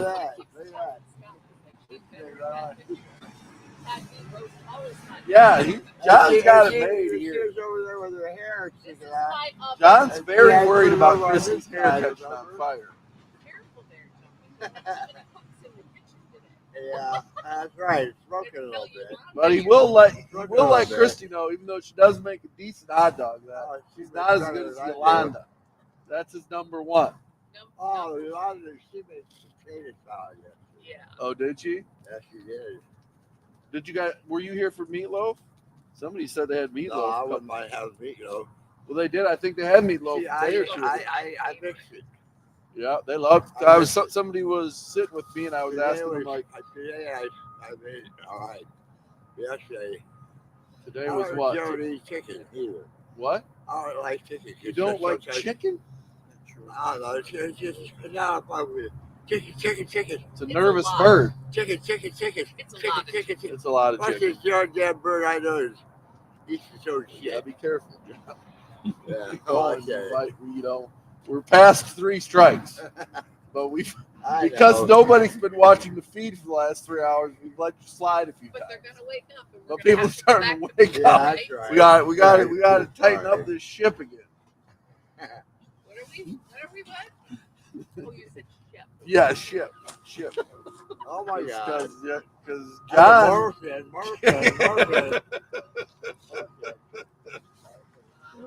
John was a little loose, which the microphone was so good when we were doing it originally. It was picking up. You told me that earlier. He said Yeah, we couldn't believe all that. Someone from a church came. 1, 2, 3. Across the. Yeah. I was gonna tell you, Randy stopped by. What was that, like 9:30? He must have been had a late dinner somewhere. He came by and drops off some chocolates. He's like, "You guys doing okay?" Yeah, we're good. At that point, we felt like $1 million still. Now it's like. Now it's starting to drag a little. Well, if we get to 6, then like from 6 to almost 10:30, we have just a bunch of people planned for interviews. Hey, you can see all kinds of stars They're up laid there. down just to Notice? relax. Yeah. Not even sleep. Look upstairs. And Up in the stars. remember that slap happy time that happened? Oh, I heard him. With, Yeah, I he could hear started him. laughing. Not me laughing. And I think the two of us just sat here and laughed like They did, fools. yeah. Yeah. Yeah. And we were waking him up, We remember? woke him up laughing. Yeah, you did, John. I feel like I'm gonna go home to lay down and sleep tonight. All I'm gonna be here is you just gibbering on. Talking in his Talking like, did John get into my house somehow? You can hear his voice just going. Yeah. That and the train. Oh man, I should change that. The train is the one that's just It wakes it startling. I love hearing the trains when we work in the greenhouse because smell that? we started the love train, and unfortunately the vision hasn't been fully realized because we have an abandoned train station here. Yeah. But when we're working in the greenhouse, we feel like we're on the train. You know, we're doing the work that we intended to do, and we hear that train go by, and it's just, we're on track. Yeah, the one that we always hear by our house, up on it crosses 55th up there. It's usually around like 3:30 every morning. Yeah, because in the I summer, hear it every morning. in the summers when we have our windows open, I'm always like, should we close them because at 3:30 it's gonna wake me up. Yeah, I get woken up by the train every night. Yeah. because I'm right there on Fraser. Yeah, yep, you're not too far. Yeah, you can I- hear right down that. And I don't. The days that it blows in the morning, I wonder why. Yeah, why do you I know. have to blow the horn when everybody else? Yep, I always what's the benefit? So yeah, it was kind of interesting just to see the number of people tonight that just like a couple people came up here and they're just like, yeah, I'm a night owl. I don't like to sleep at night. I like to wander, and I'll walk around all night, and then I'll sleep. I'll find somewhere to sleep during the day. It feels like a little safer because for whatever reason they're just night owls. So I thought that was kind of interesting. There was at least two or three people that were like, what are you doing up at this hour? And that was their I prefer to be awake at night. So, Interesting. yeah, so it was fun. Yeah, but really like one if we can make it till 6, then we'll have people. Well, you're getting close now. Yep. Feels like we're. It's 5 o'clock. Feels like we can taste it now. Yeah, you're getting. But then the other, so Fresno, California, they did the pilot last year, and Lancaster, Pennsylvania, and they all said like, you're gonna do the last 3 hours are really the like. It's hard. Endurance. Well, because they're like, yeah, you're just you're almost to the end, and so like it's hard to focus anymore and ask good questions when you're sitting with people, and you're just kind of a little bit like A zombie. yeah. And that's what the West Coast guys were like. Yeah, I don't know how you guys do it. They're like, we sleep until 8 in the morning, so like we're only doing like 28 hours, but you guys, you don't start your 24 till 3. So they're like, even if you sleep in till 8, 9, if you have anyway, they're like, you guys are looking like 30 plus hours almost no matter You're what. not going to go to bed at 3 o'clock. Yeah. Because you'll be in your whole. Well, that's the funny part, Bill. Is Christine was like, "Hey, we got the board dinner at 6 o'clock at Malone." I'm like, "Yeah, I don't think I'm gonna be fit for public consumption." It's like, oh. Well, I got news for her. I want you to plead my case with her because I'm going to go to the board meeting today, but I may not make it. Yeah. A lot of. I shouldn't say a lot. Some people don't go to the dinner, just because it's such a long day. Well, it's 2 days back to back. Yeah, because there's a day and. Yeah, because you had they had board orientation. Yeah, all day today. Learning how to be a good board member. Yeah. Did you tell him you're pretty skilled? You've had No, I just listened. Gone around the block a time or two. I've been on a dozen boards, Yeah. Yep. It's true. So then, well, the other thing that's going to go on too is that First Friends has their. So they had asked us to do like for their mission month. We're doing a Sunday, and they're collecting the offering for the building project. So it was supposed to be next Sunday that we were doing it. This coming Sunday? Well, no, it was supposed to be next Sunday. Okay. And last week they were like, "Hey, we got to move you up." We had somebody scheduled, so Sunday, Joanne and I are there. I was like, luckily though, they gave us enough advance that I worked on that at the beginning of the week, so I was like, I just got to get up and do it, and I'll have had Saturday to recover, and Sunday to sleep and go from there. But yeah, that'll be. So I'm gonna take Monday, Tuesday, Wednesday off. You should Just chill. yeah. Get back in the right zone. Christy's in the same boat. She was here Saturday. As you know, I was in Paris for a week. Yeah. Had COVID. I turned around and went to Ireland. You know, and Shelley and I looked at each other. Even actually, not last night, the night before. I still don't know what day it is, what time it is, because you're up. We were up 2 of the days just traveling. 23 hours, 24 Because hours. you guys, Just because the time changed and you're traveling. Right? did you guys go to like the moors? We didn't get a chance. We were scheduled to go there. We were actually the day after the game. We took a train, Dublin to Galway. Yeah. And we stayed at Ashford Castle, which was absolutely fantastic. Yeah. So we did the Hawk experience where Yeah. Oh, it was amazing. I bet Shelley loved that. She did. She was like, She did. And the next morning we were going to go do the Cliffs of Moher. Yeah. But it was so foggy and rainy. The driver said, "Look, it's an hour and a half drive from here, and then we have 3-hour drive back to Dublin. It's I'm happy to take you, but you're not going to see any of the fog." Right. They were just, That was us in Pennsylvania last weekend. Yeah. We drove from Clarion to Lock Haven and along the rivers and in the low areas. Couldn't see anything. On the way back, I was like, wow, it's beautiful. Didn't see any of this on the way here. Yeah, that was the way it was in Ireland. It was a rainy, cloudy day on the day we wanted to see. Yeah. And you're just kind of like stuck if it's in your schedule, like other week. But you know what? He was good. The driver we had, because we took a train over, took the driver back. He was skilled. He knew where he was going. He took us to a monastery that was built in 400 AD thing, you know. So you're wow, this is pretty spectacular. That's crazy, yeah. Have you been to Coleraine, Northern Ireland? No, we didn't get to Northern Ireland. We weren't there that long. We primarily were in Dublin, and then, like I said, we took a train over to Galway and did the West Coast. It was a great trip. We went over. Actually, went over. It was our 45th wedding anniversary, and so we've always wanted to go to Ireland. That's what we did it for. But also the Steelers were playing. So Really? We had to go to the Yeah. game. You know, we were there. How about the Steelers? What was it?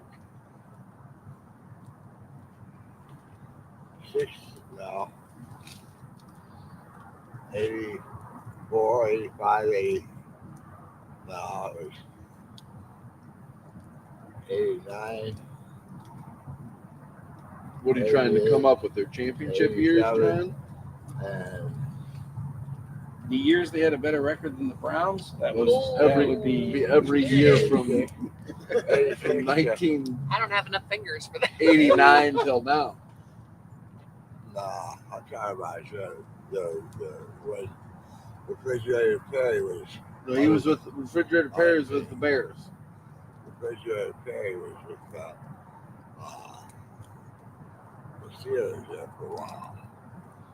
Boy, Back you're in- testing my NFL knowledge. Yeah, John. I would. That. I'm going to dispute you there. You want me to Google you to find out if you ever played? If you played for the Steelers, John, I'm going to tell you. Given your information tonight about anybody who walked up and how lucid your memory was about where you knew them from, it was quite stunning. So I'm not here to write this off as impossible, but so we'll say, did Refrigerator Perry ever play for the Steelers?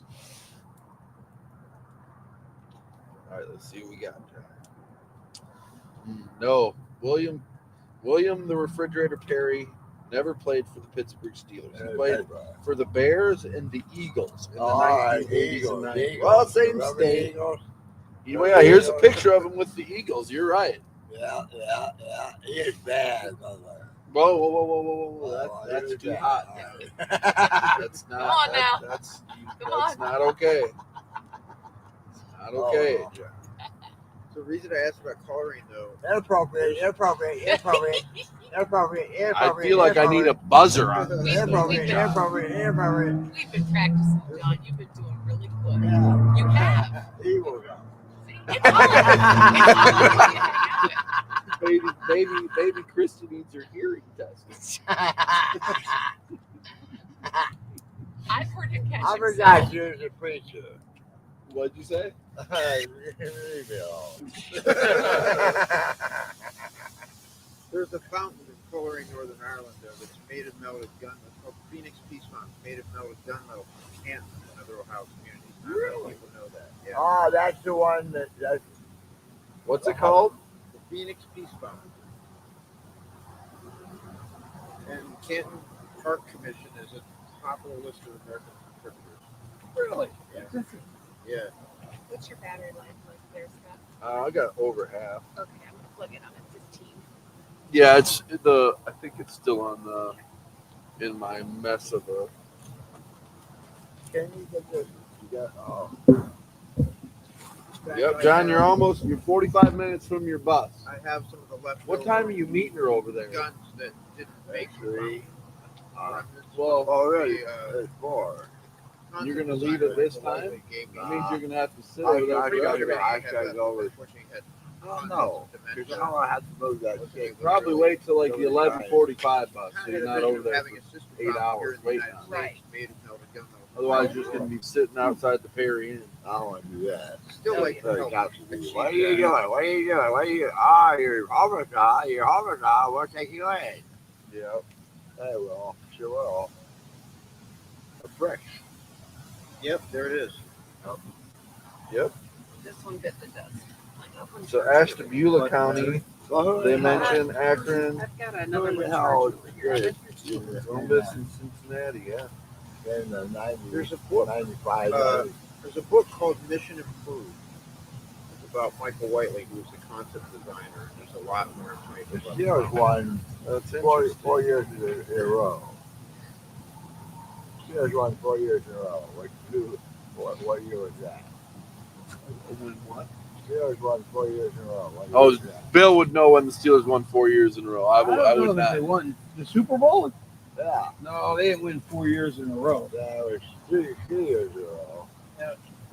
They had to put some couple of good streaks because they won 6 Super Bowls, but it was spread out over multiple years. And They win so many they can't even remember how they many can't they keep won. track of them. Yeah. It's just, The Browns are just like one. Just The give us Browns, one. the only time they won it was, Before it was the Super Bowl. and then after they sold the franchise to, yeah, Yeah, then they won a couple. Yeah, see, they won. always the bridesmaid, never the bride. Yeah, they had to year. Yeah. Because of money. Yeah. Did the competition exist before it was Art called the Super Modell was Bowl? too damn cheap yeah, to pay it him. was just So Art I can't Modell remember the made championship. billions The and Browns billions of won that. dollars on their win. Say that again. Art Modell was got billions and billions of dollars on his deal. Art Modell did. He moved it. He moved the franchise so that he could make more money. That's very true. I got another little tidbit of interesting history. The train at Cedar Point. At first, Cedar Point didn't want it, so actually it was Art Modell who paid for the train for the first, I think, 2 years. People And that were they running the moved it train over. were They working moved for it over Cedar to Point. They would get Timkins checks for a from while. Oh, for real. Yeah. They moved it over to Timkins for a while. Remember? You just went. Is your fast pass still on there? When did you go? You know why I'm still wearing this? Because I was wearing a Millennium Force media preview shirt from 25 years ago when they, and this guy came along and said, "Oh man, nice shirt. Were you here?" I was like, "Yeah." He goes, "Hey, I got an extra fast pass, man." He gave it to me, and so yeah, Those I babies keep can be forgetting pretty it's not valuable. until somebody points it out, but then it gives me that it's the link to tell the story about the connection, because I think serendipity is my guide and those kinds of things that, the links between us, the things that inspire us to make a connection, like the shirt, and then, you know what I mean? Yeah. What's your favorite roller coaster there? Well, it's become recently Magnum again. And I love being a solo rider because it gives me the opportunity to meet people and I'm spreading these seeds around. And I said, this is nuts. I have never ridden in the middle of that train. I usually always ride in the front or the back. The back's the best seat in that train. But I thought one night I'm going to ride it 3 times because it wasn't really a line. So I rode it in the back. I'll ride it again. I think I'm going to ride it 3 times. So I think I'll ride in the middle and then I'll ride in the front. So I ride in the middle now. You're saying Magnum? Yeah. Not Maverick. No, Not Maverick. Magnum. Yeah. The old How does your neck survive? 3 times in a row. It's like, oh no, whoa. I've ridden it more times than that, man. Yeah. It's like, but anyway, I ride in the middle of the train. First time I've ever ridden in the middle of the train. And halfway through the ride, somebody's cell phone pops up. And I'm telling you, it was like that time stood still thing where you should not have enough time to contemplate everything I contemplated because they have a zippered pouch in the back of the seat in front of you, and I had put my cell phone in there and zipped it closed. So, but I see the cell phone in the air. I think, is that my cell phone? No, I put my cell phone in the pouch. I look at the pouch. I can't see the pouch. So I think, I better not let that get away. And I caught this cell phone. No way. Yeah, and it was the guy like 2 seats ahead of me. Oh, that's wild. That is wild. Right? Yeah. So now I ride in the front, and the front seems slow to me, especially after that ride. Like everybody behind saw it happen too. It was, it was quite an eventful ride. So I think I'm going to ride one more time in the back. So now I ride in the back, and I'm riding behind these 2 guys who were speaking Arabic, it sounded like. And this guy's got his cell phone out as we're starting to go. And I'm trying to tell him on the platform, look, there's a cell phone out here, but they just let us go. So we're going up the hill, and I just kind of yell at the guy, look, what's your cell phone? Because I saw he had it on video, and he was going to try to record this ride. Yeah. There's no way he was going to be able to hold on to that phone. Yeah. So I said, put your cell phone in the pouch. And he did. And we get off the ride, and I said, I'm sorry, I didn't mean to yell at you, but I didn't want you to lose your phone. He goes, I didn't know it'd be like that, Yeah. And they were from Jordan. It was probably the first coaster they'd ever ridden. Yep. And then I give them the seeds, and they were telling me, we'll never forget this day that we met John, who gave us these seeds of infinite peace. He didn't save their cell phone. Yep. There you go. Another day at Cedar Point. Yeah. He talks with his dad. He does that. Yes, he does talk with the Sands. Thanks, John. Never miss a beat, John. What do you got there? Some raisins? Is that over in the box of candy? But You didn't steal them. They're there for I've anybody. grown up with Cedar Point. I've literally been there every year of my life. So it's a part of me. Yeah, I love roller coasters, but I would choose Maverick or Maverick Steel is Vengeance. nice. It's a lot of fun. Steel Vengeance is definitely a favorite, but I've just got really. You don't have to wait in line for Magnum, and Yeah, that's true. It's a I've just quick got ride. really excited by. Though if you go during the Halloween weekend, you have to wait in line forever.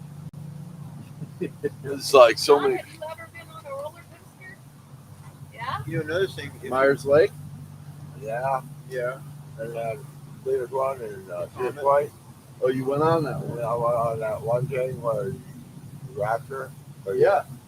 All the around. Upside down. Yeah, that's right.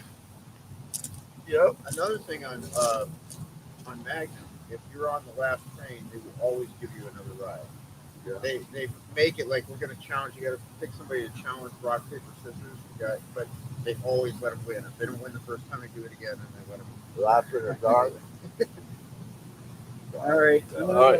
All right, Bill. Thanks for swinging back down. Yeah, no problem. Make sure you tell your wife that she has to be my ambassador for getting me out of Yeah. Hey, thanks for sharing that story. Yeah, that was cool. I love that hobo story. That was Get I'm in gonna remember that. pack if you old you want to get rid of. Go my way. Okay, you got it. All right. You need a hat, John? And here's a gift for you. Oh. Let's plant next spring. Oh, yeah. Oh, yeah. Spread them around the world. Thank you. You're welcome. Bill's got plenty of space there. 6 acres. I have a lot of places to put these. I will. Yep. It'll be a good memory. Thank you very much. You're very welcome. Awesome. Share photos as they grow. Did you save the text seeds from your blooms? Did you text Lisa? All right. See you guys. All right. See you, Bill. Yeah, Thanks for I'm coming Hang down. in there. Yeah, we're hanging in there. Thinking about you. Sinking into I the pray ground for here. you. They are. Oops, you're sinking. Yep. Those. All right, I'm gonna They'll go do a that. couple more last time here. You sure you have somebody bringing any more wood? I can. Yes. I'm not that far. from Lisa's already confirmed. Should we She- hear within the next? She's a 5:45 interview. Yep. So she's like she's the early bird here. The earliest of birds at the refuge. I'm gonna throw this in our All right. rapid All right. shot. See ya, Bill. Stay away. Yep. Only Have a good morning. 10 more hours. I gotta plug in. You should Okay. lay down for a little bit until you got interviews. You got things going on like Well- at the end, like the 3 o'clock hour. But at 2:30, we'll join the national feed, and there's Oh, yeah. kind of like a little script for a prayer and some. They have some kind of closing thoughts, and we'll join that live feed at 2:30. So we'll kind of be done. Sure, why not? Thank you. But we have a lot of like, the stuff that we have. Really, from 11 to 2 will be the longest stretch, because that's when we kind of have it's open just for people coming walking up with meals. Yeah. Try and grab a few volunteers as well. Nope, yeah, nothing in there to keep us. Well, I mean, there's still Maybe you could have some of your musicians do jamming. yeah, they're gonna jam. One of them was out already. We played the banjo for a couple of Ethan, right? Yeah. Casey. What's his name? Casey. Casey. Goes by banjo. They were out. He played for probably, I'd say he played for 30 minutes. Yeah. But the guy that plays guitar wasn't able to join him. He wanted to go to sleep. He was tired. So probably around 10:30.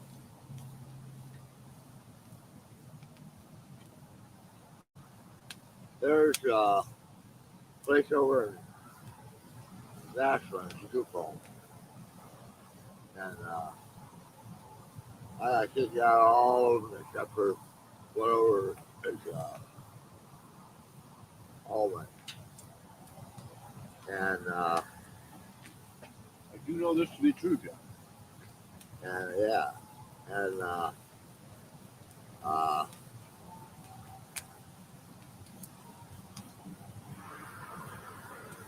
You know, I went one of my friends is on Tremont and right across the street from on the other side of Tremont, behind the one thing that's owned by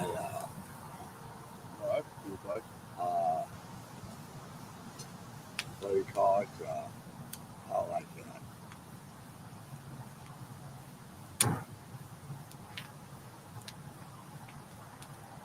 Electric light. And you got it back there. Look at all that condensation from the cold.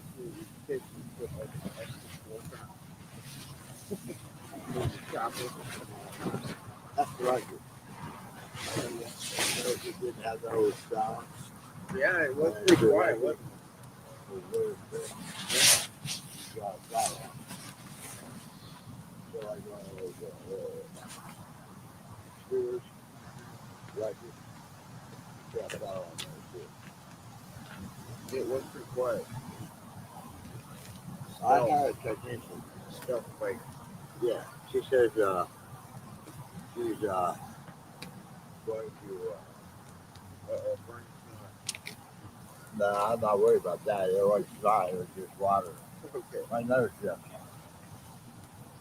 Right. It's weather, doesn't Now it? you get the bird. That's why I had that. It's almost the last of our wood. We got some more wood coming.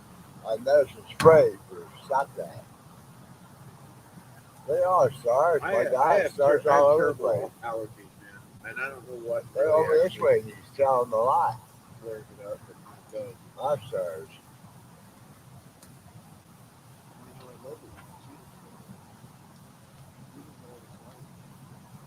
I think it's because there's no light over there. Oh yeah, we got quite a bit of light pollution here, but You know, one of the things I really love about Cedar Point is staying after the park closes and just hanging out on the beach and having it completely to yourself. The only thing is, I did try that without no clothes.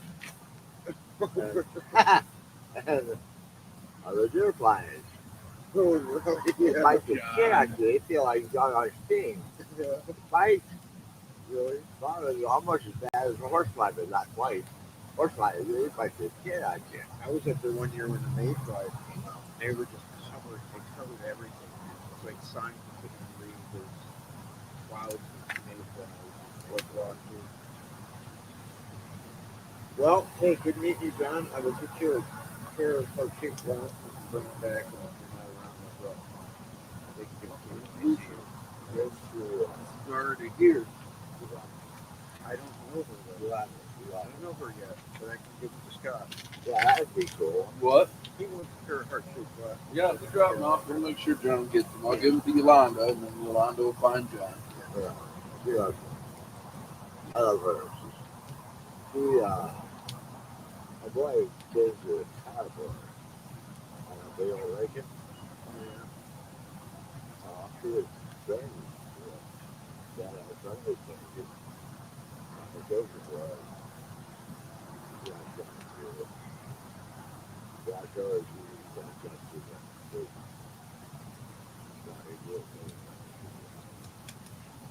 okay, you want purple though, right? Yeah. Because I can get other colors, but it's different. Well, blue. Blue, I can get you blue pair. Blue is your favorite. You want blue? That's right. Yeah, right over here is our wood pile. We have one piece of wood left. So we only need to make it a couple more hours. Well, that's all right. I got another one out in my car too. Okay. Hey, Lisa. Oh no, I got you.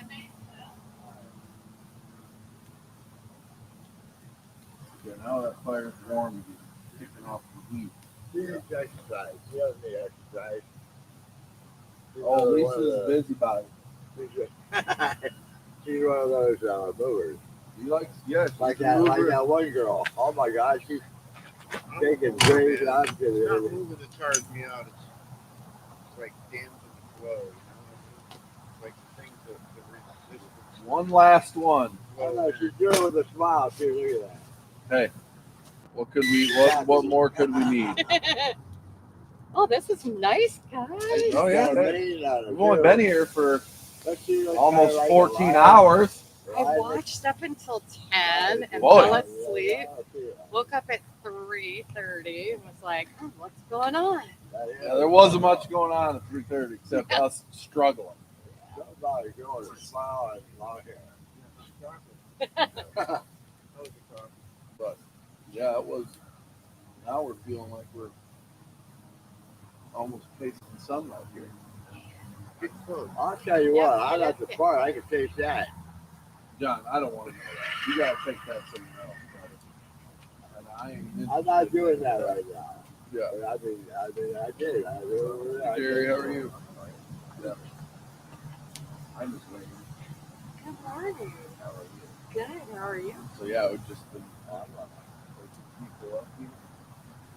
What's up, man? Where are you going?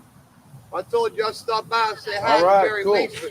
I got to lay down. I ain't feeling real good. Is that okay? That's fine. Very proud of you, man. I don't know how you're doing it. What would you ain't even got hardly any jackets on, dude? I'm feeling like I had the most covering on for the night, I would say. I just grabbed my Good blanket deal, about man. an hour Hey, ago. thanks, Jeff. Appreciate you. No problem. All right, Yeah, guys. take care of yourself. Okay, buddy. Thank you very much. No, we should have been counting your hot dog count. Oh, I can count. I know how Hot many to dogs. start with. So, Oh, yeah. I ate two. I didn't eat any. Did you eat marshmallow? I No. get so good. She's bad. Yeah, she had a Cliff Bar. That's about all she's had. I had a She has been really good. And I have been like temptation, like with donuts and cheese. Oh yeah, she's nothing to her. No, she's been really good. I love making. Yeah, we had so many people stop by. Probably Thanksgiving time. Oh yeah. Where's John go? John finally decided to leave? John's been the one constant. John is also 24 hours on the bench. Oh no, yeah, he didn't go. Oh, he went to get coffee. He also. Okay. But he has not left here for not 1 minute has he left yet. Did Marcus go lay down? Oh, Marcus left at like 11. He left after we went to the live feed with Long Beach. Oh, And how then was that? it was at 11 o'clock. We did a talk with their CEO. Yeah, that was right at 11. And then he went home. He like shortly after that, he showed you.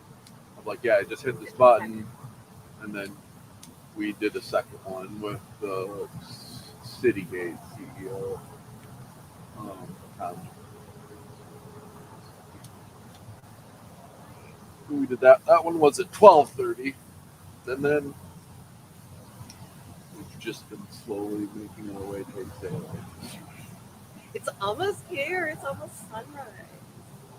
It does, yeah. What we were saying is like how many trains come through here. It is unreal. I heard them last night. And normally I do not hear the trains in Perry.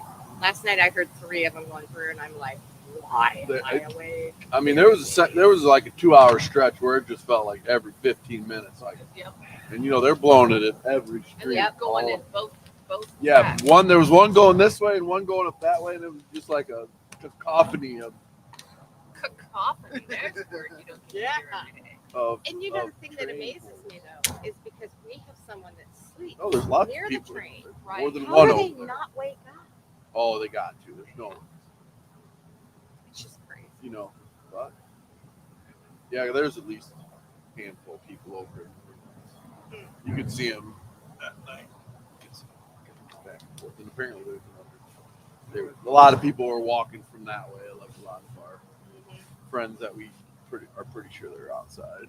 Yeah. We had the road factory. 3 o'clock. I would be up and I just look up and see the light as windows go by. But yeah, it shook our house. My son lives in a Hatwater, and right behind his house is the main tracks. And he gets them 2 at a time going through all the time. I'm like, I could not live like this. That would drive me nuts. Yeah, like some people get so they don't even hear it anymore. Like their brain just shoots it out. Like That's what John says. Eventually, you just don't hear it. crazy to me. Yeah, we had friends that in Chicago. They lived above the L. The first night we stayed there, it was like until the train shut down at 1. Like it was like every 20 minutes. Da, da, da, da, da, da, da, da, da, da. And I'm like, how in the earth do you sleep? And like, I don't even hear it anymore. It's been on there. Like, I was good. John, we didn't have enough.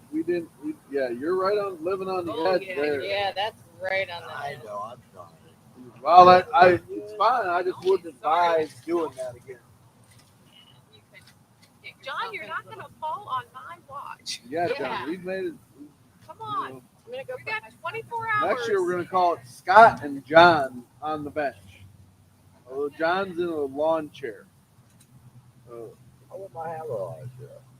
You've been sitting one all night. No, I'm talking about one of those kind that folds out like a chair and like a recliner. Oh, put your feet up. And, You yeah, should have that leg up. It's all swollen.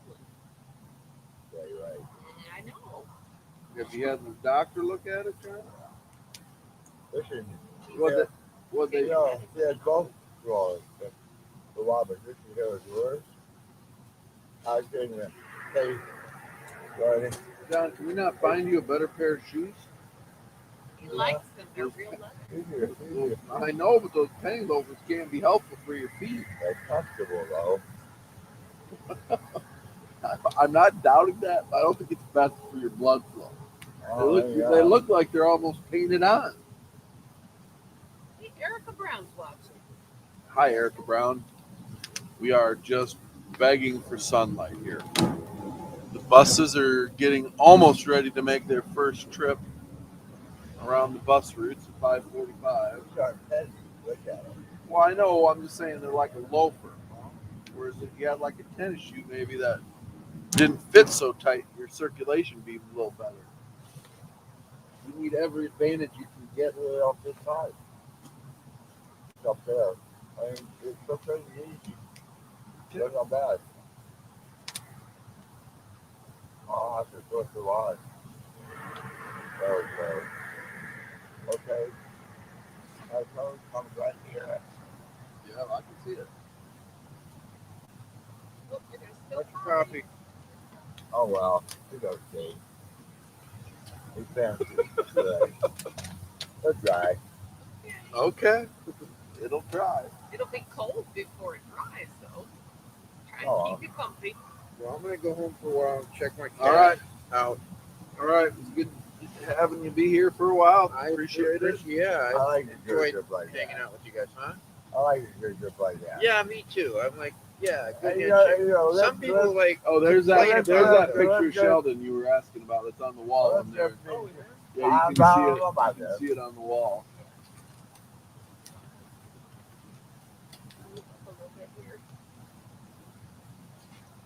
Yep. Lisa brought us wood. I know, that was so nice of her. That'll get us to the morning.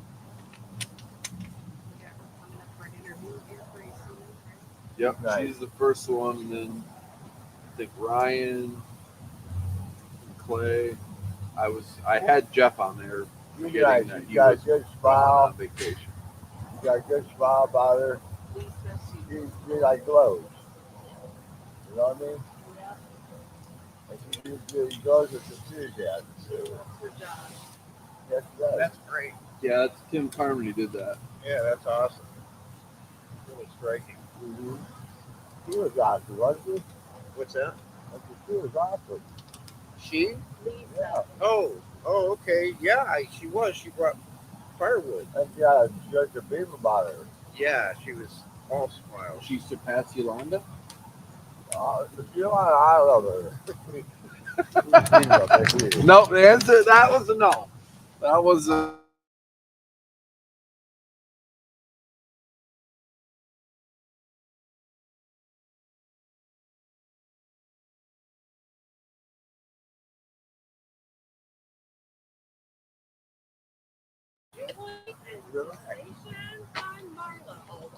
Okay, awesome. We got a bunch of people watching, so we are feeling like getting a little bit of a second wind here. Is that safe to say, Christine? You go to work, lady? I work right here. You work right here? She works here, John. Oh. We're gonna. Oh, these are those extra coats. Yeah, sure. Oh, you know what we need? You gotta be over 35. Yeah, they're wet, and you had sat. But you don't want that. My camp mat is wet Ooh. because the condensation here. Yeah. It's all right. I happen to know a trick or two. Yeah, just turn it over. John. That's because you lay No, it down. we're good. That's because you lay it down there.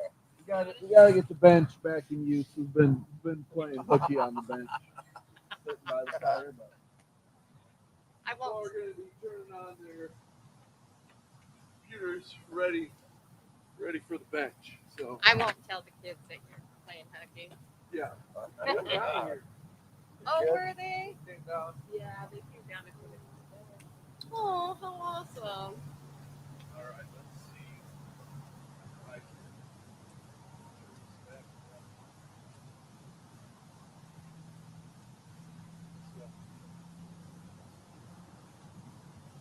I think you guys. Well, it's 6, but What time are we at? 5:30. My brain thought you was about to like, oh, 6 o'clock. No, we got up at 4. Yeah, 'cause, well, Mike got transferred to another town, so he has to drive clear up to the other side of Cleveland Are you now. German or Swede? Yeah, so it takes him an hour and 20 minutes to get to work. You German or Swede? What is it? The same type of Well, no. still through Beaver? Yeah, he's at the steel mill now. They're doing a shutdown for a few weeks to clean out all the boilers and Yeah. furnaces and that. So he's up there as the safety supervisor to do that. Looks like a real hair. And then he'll be stationed up there probably for We'll have to make that drive. all winter long. Oh. So we'll be getting up at 4 in the morning now. So if you need anything, I'll be awake now. Well, I even said like that. Was like, oh, she's waking up 5. Text Lisa. It's like, oh, she's already up. I know. I can see that she's moving about. Yeah. Okay. I'll be That's there what he said. 30 Whoa, whoa, whoa, John, that was close. It just went into the Yeah, ground. it just went into the rock. You better go back to your old chair, John. Yeah. Yeah, I think you'd be safer That there. was too close to call there. Wow. Yeah, so now this is gonna throw the dogs off schedule. Oh yeah, that's true. That's out of the Good blue. morning, Joy. Good morning, Joy. I had a service dog. Welcome to the bench. We've been at it all night. Ready to have some sunshine here. Yeah. When's the sunrise? Like 6:30.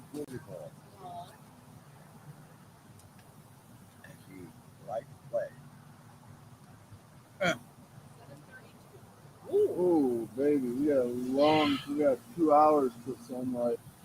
That moon sure is pretty though. Yeah, we were saying you can see some nice stars up here. See a lot of stars. Oh, let's see. What's up here? Yeah, what's that? I don't know. Orion's over here. You can see that yeah, pretty there's clearly. Orion, straight up ahead, above us. Taurus is right around the moon right now.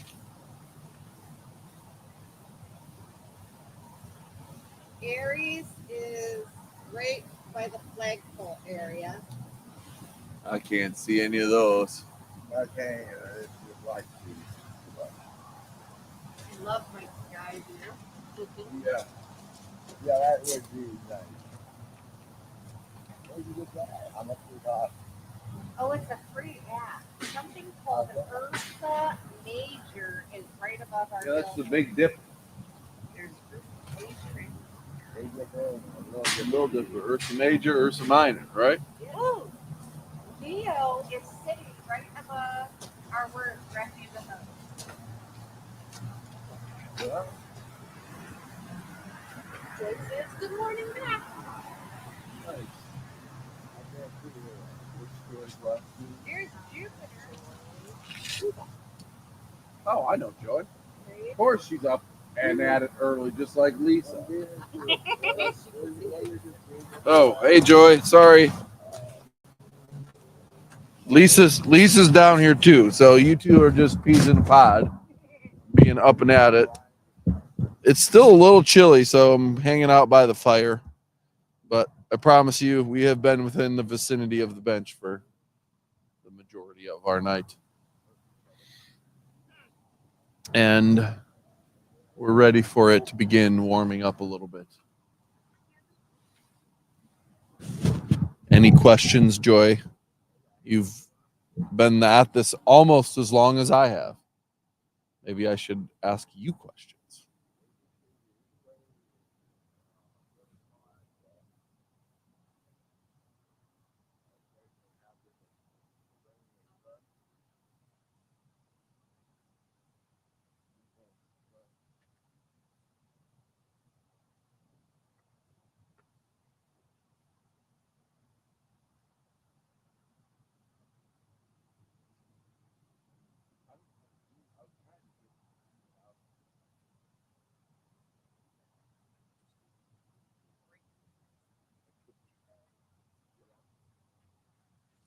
It's still a little bit too cold over there.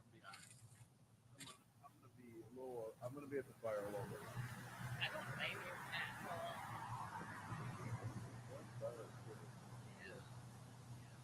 I just can't. I feel like she gets a little bit of sunlight. Yeah, I was really shocked yesterday that you were sitting here without a coat on, and it was so Oh, it was hot out here in the sun.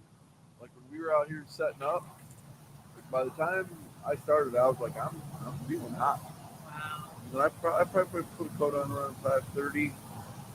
As people getting done with dinner, then I was like, oh, it is officially hot enough.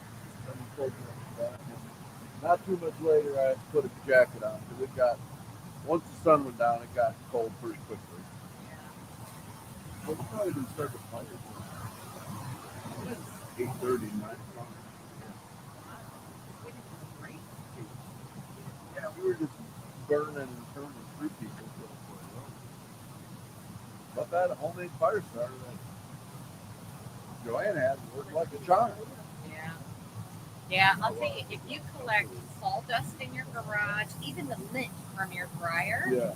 and then you take old candles and stuff like that, and then melt all that down and put it in an egg crate, that's all you need to do. That way you have a natural starter. That's exactly what it looked like. Yeah, that's what I always tell Mike. You gotta save that stuff. Instead of using the kind that makes it sound like you have a bubble. So, kind of at the point in the morning, so a fair amount of people in the shelter getting up around 5. They get their first coffee and a cigarette or whatever, kind of getting their day going. And the first bus leaves the main zone here at 5:45, so we'll probably start to see some people in the background walking towards the bus to get on that first loop that'll go around to all the stops at 5:45. And then at 6 o'clock, everybody here will be on, that'll be lights on, wake up time. And then at 6:10, Manny, who we met last night, he'll do a short devotional.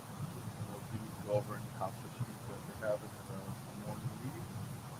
We'll have roughly 40 minutes, 35 minutes to get themselves ready for the day.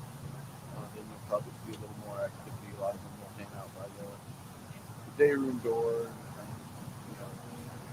drink coffee, have breakfast. Hey, good morning, good morning. You did an all-nighter, huh, man? I'm here still. That's what he just told me. I just talked to man. He said he's still out there. Still out here, man. They having this thing for Erica today. I think I'm going to go do it. Oh, good morning. How are you, man? All right. Scott, you remember Erica, though? Yeah. They having a thing for anything.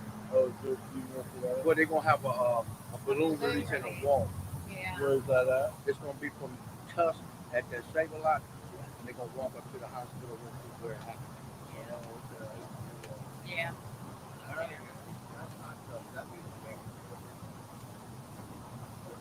He's very happy they got the number. If you've seen her, you would have been good, no. Oh, Erica? Yeah, I know. Oh, I know Erica. Yeah, I know. Yeah. Let me get over here. I got to be there in a half an hour. All right. Take care, man. Have a good day. You headed to work? What y'all do for us, man? Yep. So he said to work for today, getting ready to. Got about going to see a lot. Yeah. You can see all the people in the background working, moving stuff along.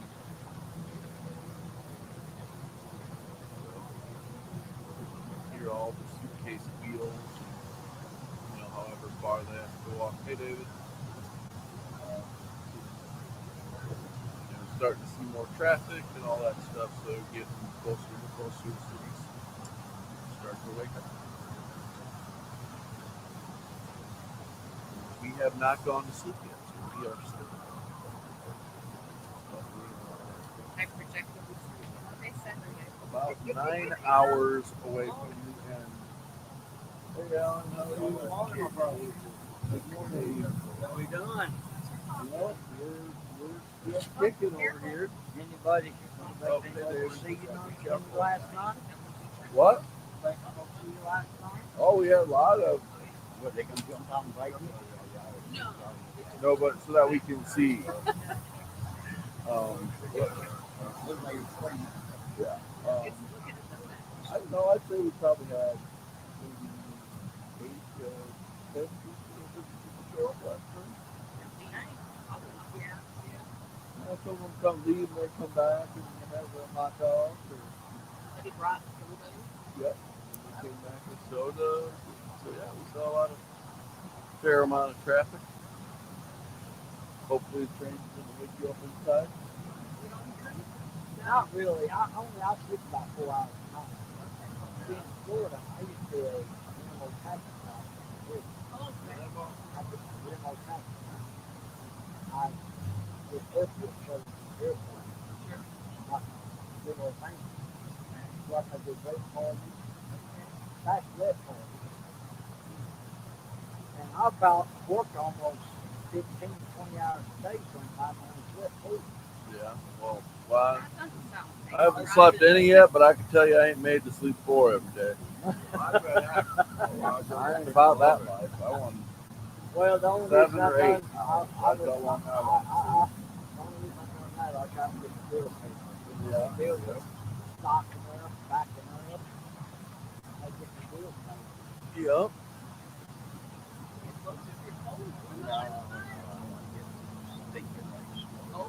Yeah, I'm already. We're way past that point here. It's too late for us. Yeah, we're You've been out all night. been. I gotta go. All right. I got church. Not church. Well, I gotta go preaching. Okay. Well, have a good meeting. Go bank slide a little bit. You have a good day. You too. Here.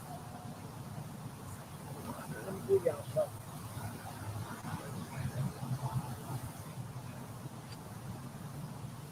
Now, once you pass the word along, I'll give you a few of these. I ain't gonna be able to pass on these down now.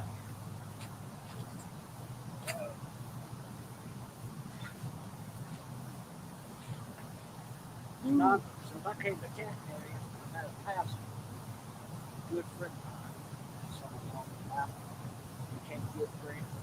A couple blocks over, unfortunately. We haven't seen them in okay. 2 o'clock, they're gonna have food after the service. Oh, right. Yeah, they're gonna have food after. So regarding the women, or those of you women that are homeless, that want to go to church somewhere, have to come on over. And they be fed. They be fed after 2 o'clock service. I'll probably leave here about 1:30 and walk that way. I got to get with all the other ministers. It's going to be all day there. I'll be there probably early tomorrow. I'll see y'all later. Take care, sir. I'm going to try. I'm going to try to go meet with this preacher friend of mine. And I've got to go meet somebody, get somebody some clothes to church tomorrow. But they can't even go with me because they don't even have no clothes. Have a good day. So I found them some clothes. Y'all have a blessed day. You too.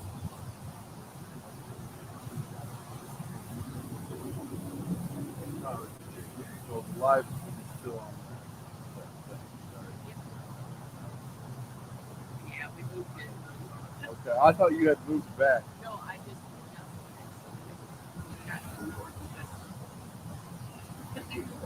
Yeah. Fair. Fair. like I had this. There you go. What was your day? Good. Got some good sleep? Yep, kinda. Yeah. No, Tanisha and McDonald from the people for the camera. The place was a freaking wreck there. Sorry to hear that. Yeah, it is what it is. Miriam's doing the best she can to get it right. Yeah. Already evicted 2 people, 1 home. Walk in and sign a contract, you should know where you're signing, right? I've got about 100 people living in 1 room, and it's a single room.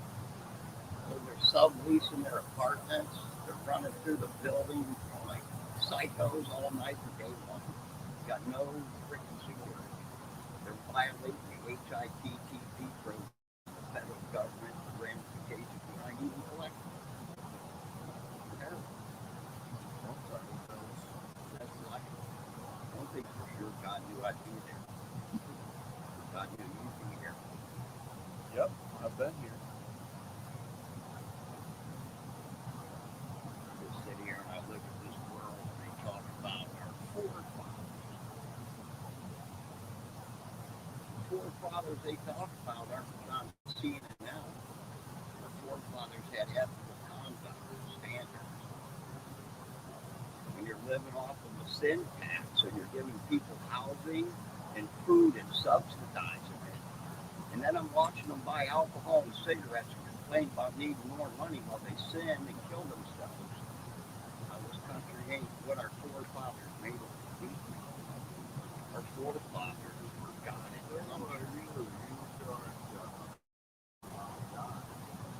Did I say I was God? Then don't put words in my mouth. Well, yeah, we're not gonna. John, he So was just anyway- giving his thoughts. You've been giving us your thoughts all night, so it's So fine for him anyway, to share they, some of his thoughts. I sure thought you were gonna say you knew him from somewhere. I do, yeah. Right. I was joking because you knew everybody that walked up from somewhere else. John, I knew you from out in Waco. My I son grew changed up your Scott. car color. And the Sherman antitrust laws were no longer applied, and I worked for the camp repository as a child. And if an adult robbed me, I had to take that money out of my paycheck and pay the repository the money. So they robbed children under the Sherman antitrust laws. And then you look at the SID tax. I already spoke to that. How does gasoline get taxed and you're sinning on your way to work? Where are you going, John? John? Just kind of destroyed. Just moving.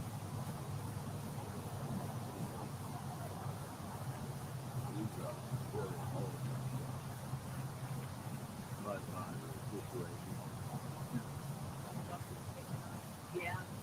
Yep, there go the first buses of the day. Oh, hey, John. I know that he is. Well, you can strike 10 for John.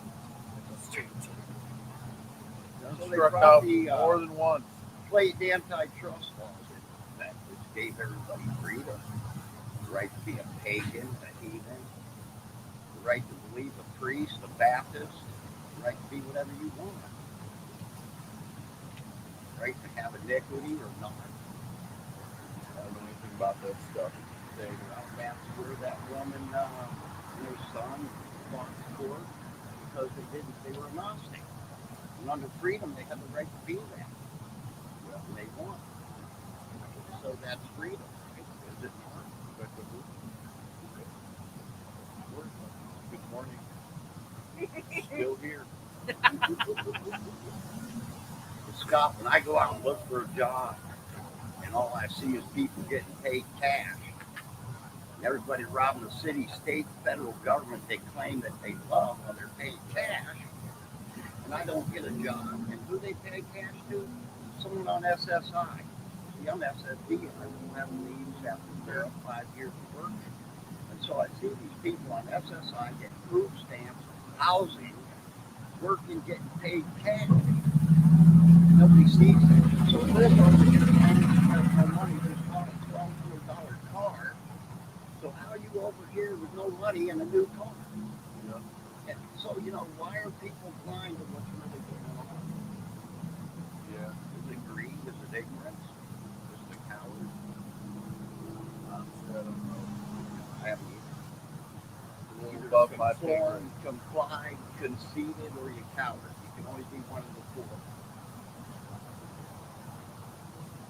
When it goes from God and country to other things. About as long as the break and John.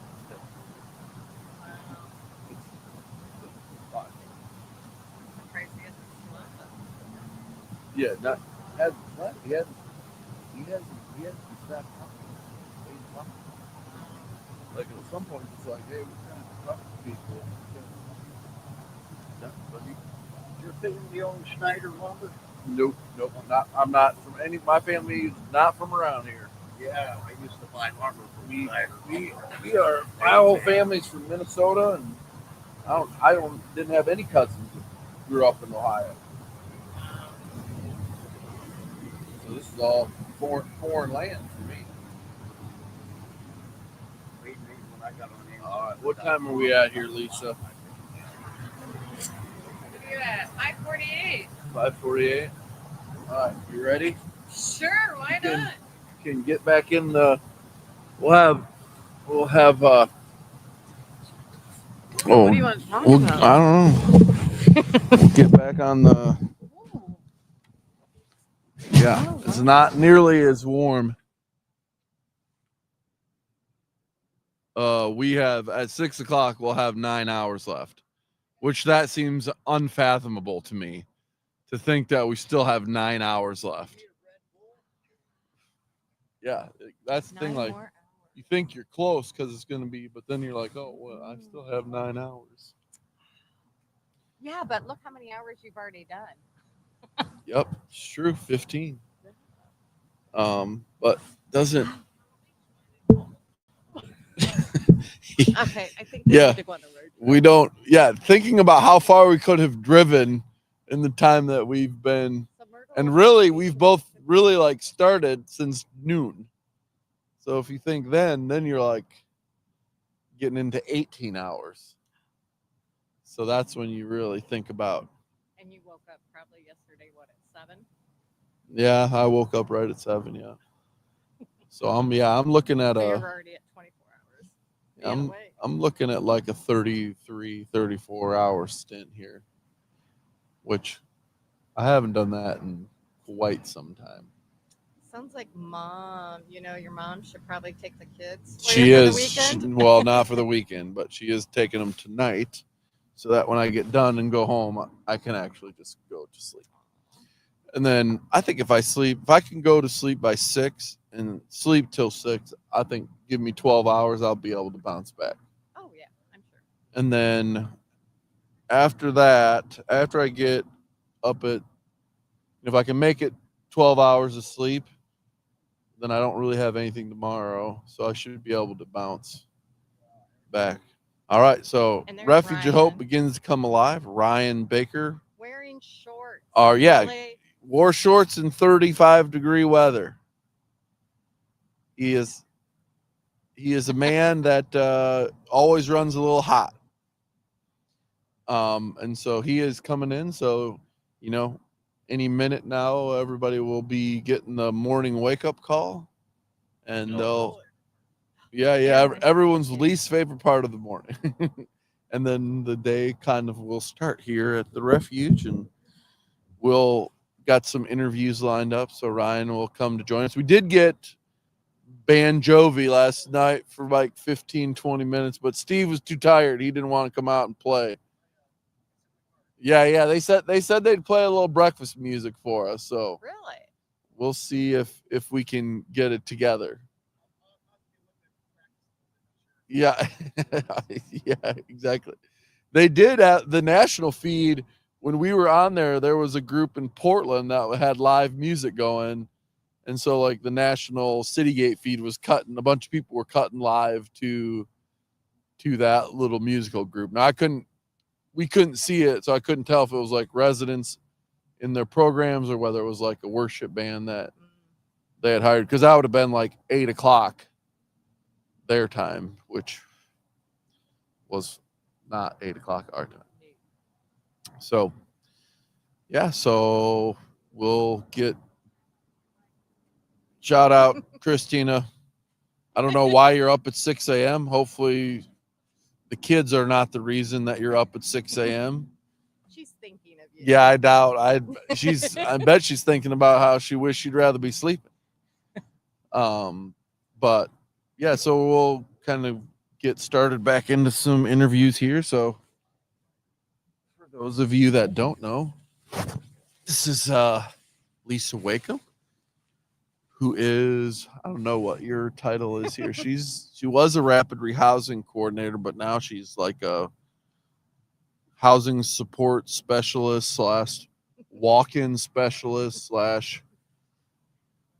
unsheltered specialist. Just asking. Yeah. I'll show up. So she's basically like, somebody calls in, we're not sure what the answer is to the question, then we call Lisa and she comes alongside them. So talk a little bit, Lisa, about like your work history and how long have you been working with this population? Wow, so it all started back in 2013. I've been working here so long. I worked here 6 years before Lisa even started. Yep, you sure have. Yeah. And I I remember when you were the shelter supervisor. That is correct. Yes. And I would pull some of your gentlemen for housing, and I would go to the old building on 3rd Street. Yep. And I would come down there, meet with them, and get them vouchers and help get them housed and keep them housed. And Yep. then after leaving there, I went over to the housing authority for a while. Then I continued. You would be my first phone call every morning. It's true. Lisa was my work wife for a couple years. That she was always at work at 6. So she was always the first call I made. If I knew I needed to get a hold of her, if I called before 7 o'clock, I knew I'd get right in. And usually she would be waiting for my call. I sure was. And when you didn't call, I Yeah. would text you and go, I'm sorry, is something Is wrong? everything okay? You sure you don't? What's going You on? sure you don't need What's anything? happening? Exactly. Hey, Joy. Awesome. I love Joy. Joy's the best. She is now in the role that I had when I worked at ICANN. Yep. So Joy is know what her exact title is, but she works as a director of their supportive housing programs at ICANN. She's been around almost as long as the two of us. So She was actually the executive secretary when I started working at ICANN. okay, yeah. So she's awesome. She has helped hundreds and hundreds of people transition into permanent supportive housing and live independently who were formerly homeless. So shout out. We're going to have some people coming by from ICANN later this morning. They have some outreach programs that specifically work with the unsheltered population. So just as like a point of note is that the unsheltered population is fastest growing of kind of all the sectors of our homeless population. So 2 years ago, there were in Stark County, there were 33 what we'd call unsheltered individuals, and last year there were 101. So you can see just the rapid increase. And just being out here tonight, we're in one little part of the city of that people are walking through, and we probably saw between 10 and 15. And that's just people that stopped. That doesn't count people walking down the tracks that we saw that didn't stop. So, definitely a thing. So they do some work, and then Lisa works with other people that, if we know where they're at or trying to help them to get pulled for housing, she'll do that. So talk a little bit about kind of the rapid rehousing program with at the refuge. What kind of might be helpful to describe that to people, what that program does, and then kind of do your best. I don't even know if this is possible to describe what you do currently in your role. Hard investigation. Yeah. It's crazy. So rapid rehousing is temporary rental assistance, and it is just like that, what it says, rapid. It's like rapid fire. You find an apartment, you move in, and then we start, if you don't have employment, then we work with Keith up at ICANN, and he helps them get the skills that they need and help them apply for all kinds of jobs. He helps them build their resumes, and then once they get that job, then 30 days later, then they start paying a portion of their own rent. That way, then they build up to self-sufficiency. And it can go up to a year for assistance unless they start paying full contract rent. And then I maintenance for about 90 days afterwards. Yeah. And full contract rent would be like if somebody's working and they make enough money that 30% of their income is beyond what they would pay in rent, then they're they go to a maintenance, which means Lisa is in contact with them, but they aren't receiving the financial assistance. And then the goal is that after 12 months, somebody would be financially stable enough to take on, first yawn of the whole thing. That's not a good sign with the 9 hours left. And then that can go on unless we exceed our funding, like we exceeded our funding early. And we use some of the funding to do rental assistance, which we went through that in about 90 to 120 days. But now I assist anybody that comes through the door. And then a little bit of the investigating side is if they need documents and they're not sure where they're at, do a little bit of research online and find where it happened at, and then go and get those documents that they need so they can get income started. And So one thing that fun. that Lisa is mentioning there, which is something that sometimes people aren't always aware of if you don't deal with it day to day, but you know, holding on to individuals' documentation can be very difficult for clients that we serve, because one, they're living in unstable situations all the time. If they're living unsheltered, they're usually hiding their belongings, and if somebody finds them and steals them, usually their IDs are in whatever they had, or they get soaked because they carry them on them and they get caught in the rain. It's just always a problem to keep their IDs. So even when somebody comes in, it's one of the first things we try to do is make sure that they get a birth certificate, ID, social security card, because they can't really get any of their other benefits unless they have those first. So, but that would be like a real easy example. So yeah, without using any names, but just talk a little bit about the story this week of just as an example of like, hey, this is, it's not as simple as like, hey, I need an ID, here's an ID. Like, talk a little bit about the case that you kind of dealt with this week and how complex it was and how you ended up getting to the answer. So, a really wonderful lady, so kind. She knew that she had gotten married a long time ago, back in the 70s. So caveat, sorry to interrupt the story, but just like, so this mother and her son are both sleeping outdoors, unsheltered. We see them around town regularly, but also they use our services for meals and clothing. So they're people that we're familiar with, but they have some barriers for housing. So we were trying to strategize, and that's kind of how these conversations started. So she knew that she had gotten married, and she couldn't remember the town where she got her marriage license, because unfortunately, when you get married, it's where your license was actually purchased is where it was actually registered at. So we were looking everywhere where she had thought, and I couldn't find it. I checked 16 different boroughs, and it was like, oh, this is getting frustrating. Why can't I find this? And then talking a little bit more, looking into it a little bit more, and asking more questions, I decided to look in another state in a county, and lo and behold, I found a divorce being issued in Florida. And I was like, oh, what's the chances of finding out who the attorney was for this? So then I reached out. So this is the reason this is important is because we believed from conversation with this individual that they would qualify for the death benefit of their spouse that they were married to. But in order to receive something like that, you have to have all these documentation pieces in place before you can really start with Social Security. And so we knew that it would be significant enough to like really change your life. Oh yeah. And actually her future, because it would determine the amount that she gets every month and how much disposable income she has. And so that's kind of where we start the process of like, okay, there's enough on the line that we got to figure this out. Oh yeah. So I was thankful enough that I found the attorney in Florida, and I called, and the lady was so kind to go through all of her records. I provided her a release of information so she could release that to us. And lo and behold, she found them and emailed them directly to me. And I could not believe that all the information was in there that we needed. Yeah.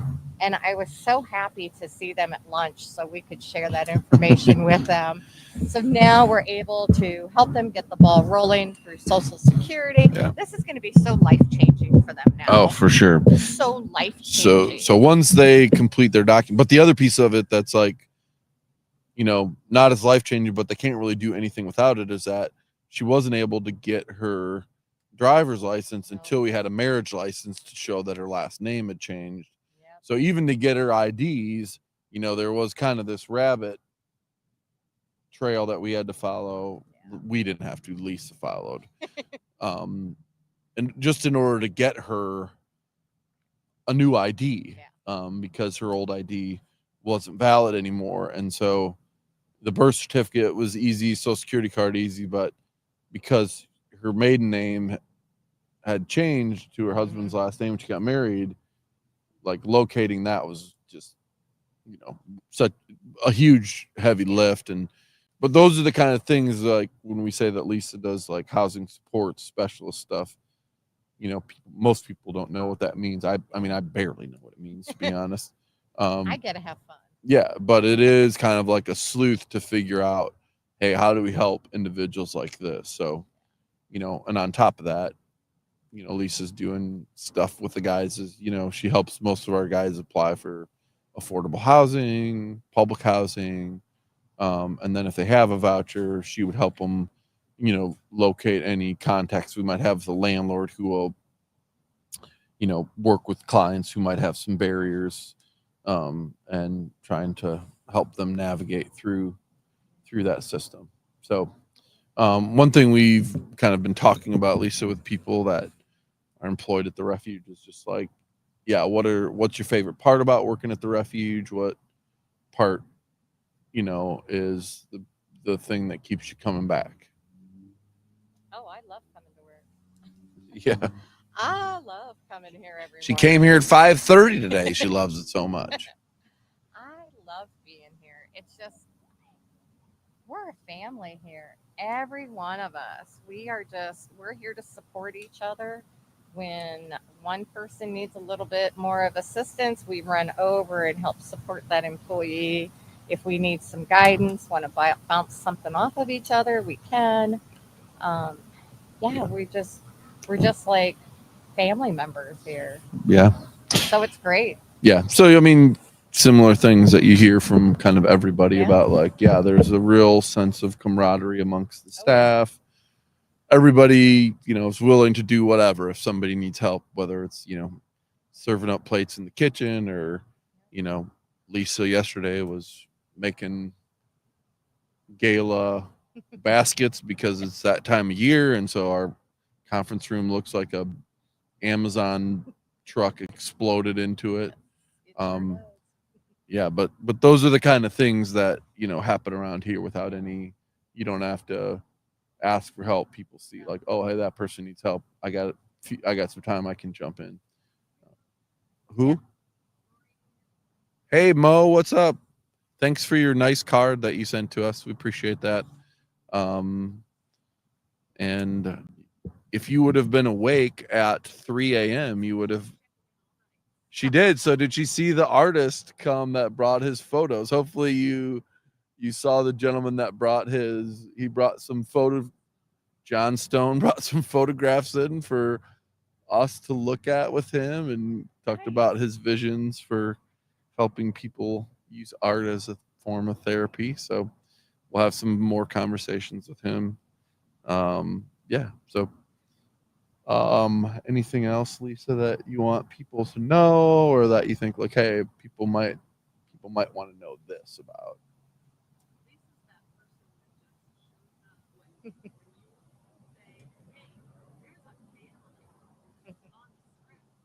Yeah.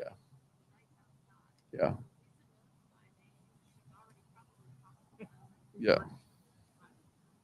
Yeah. She's the ultimate utility player, to use the baseball analogy. Plays all the positions.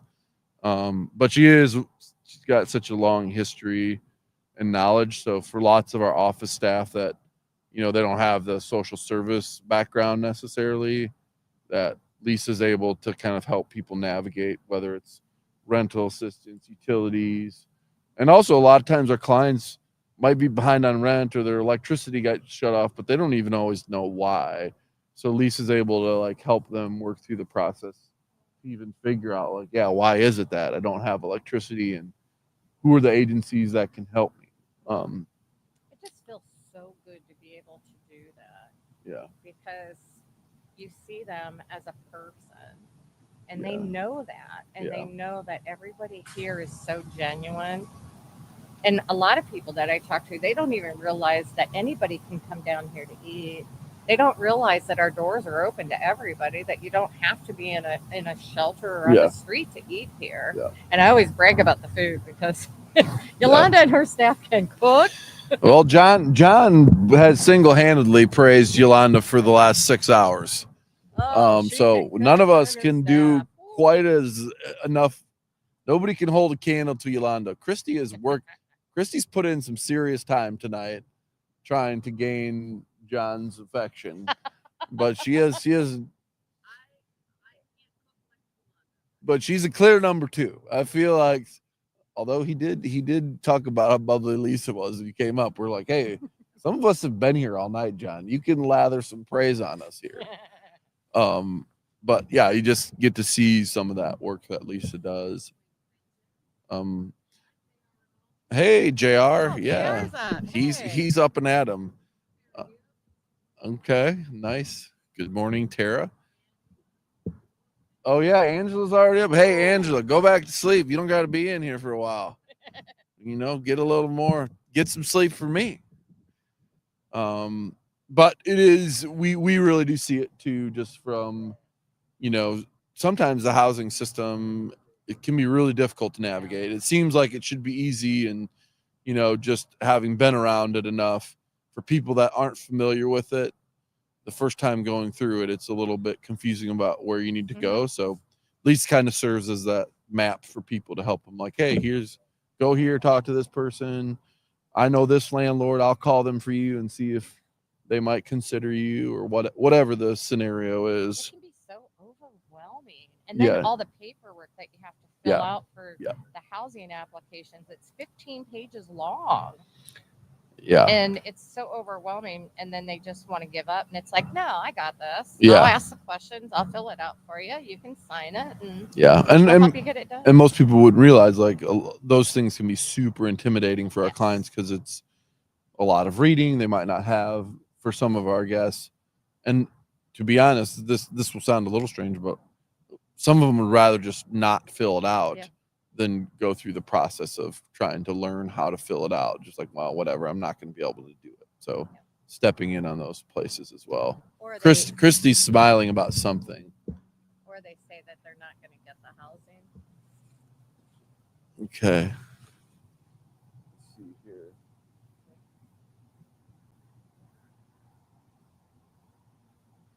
And Tim Priest says he's still up. Good morning. Hey, what's up, Tim Priest? Hey, Dwayne. I thought I recognized that name when it came through earlier tonight.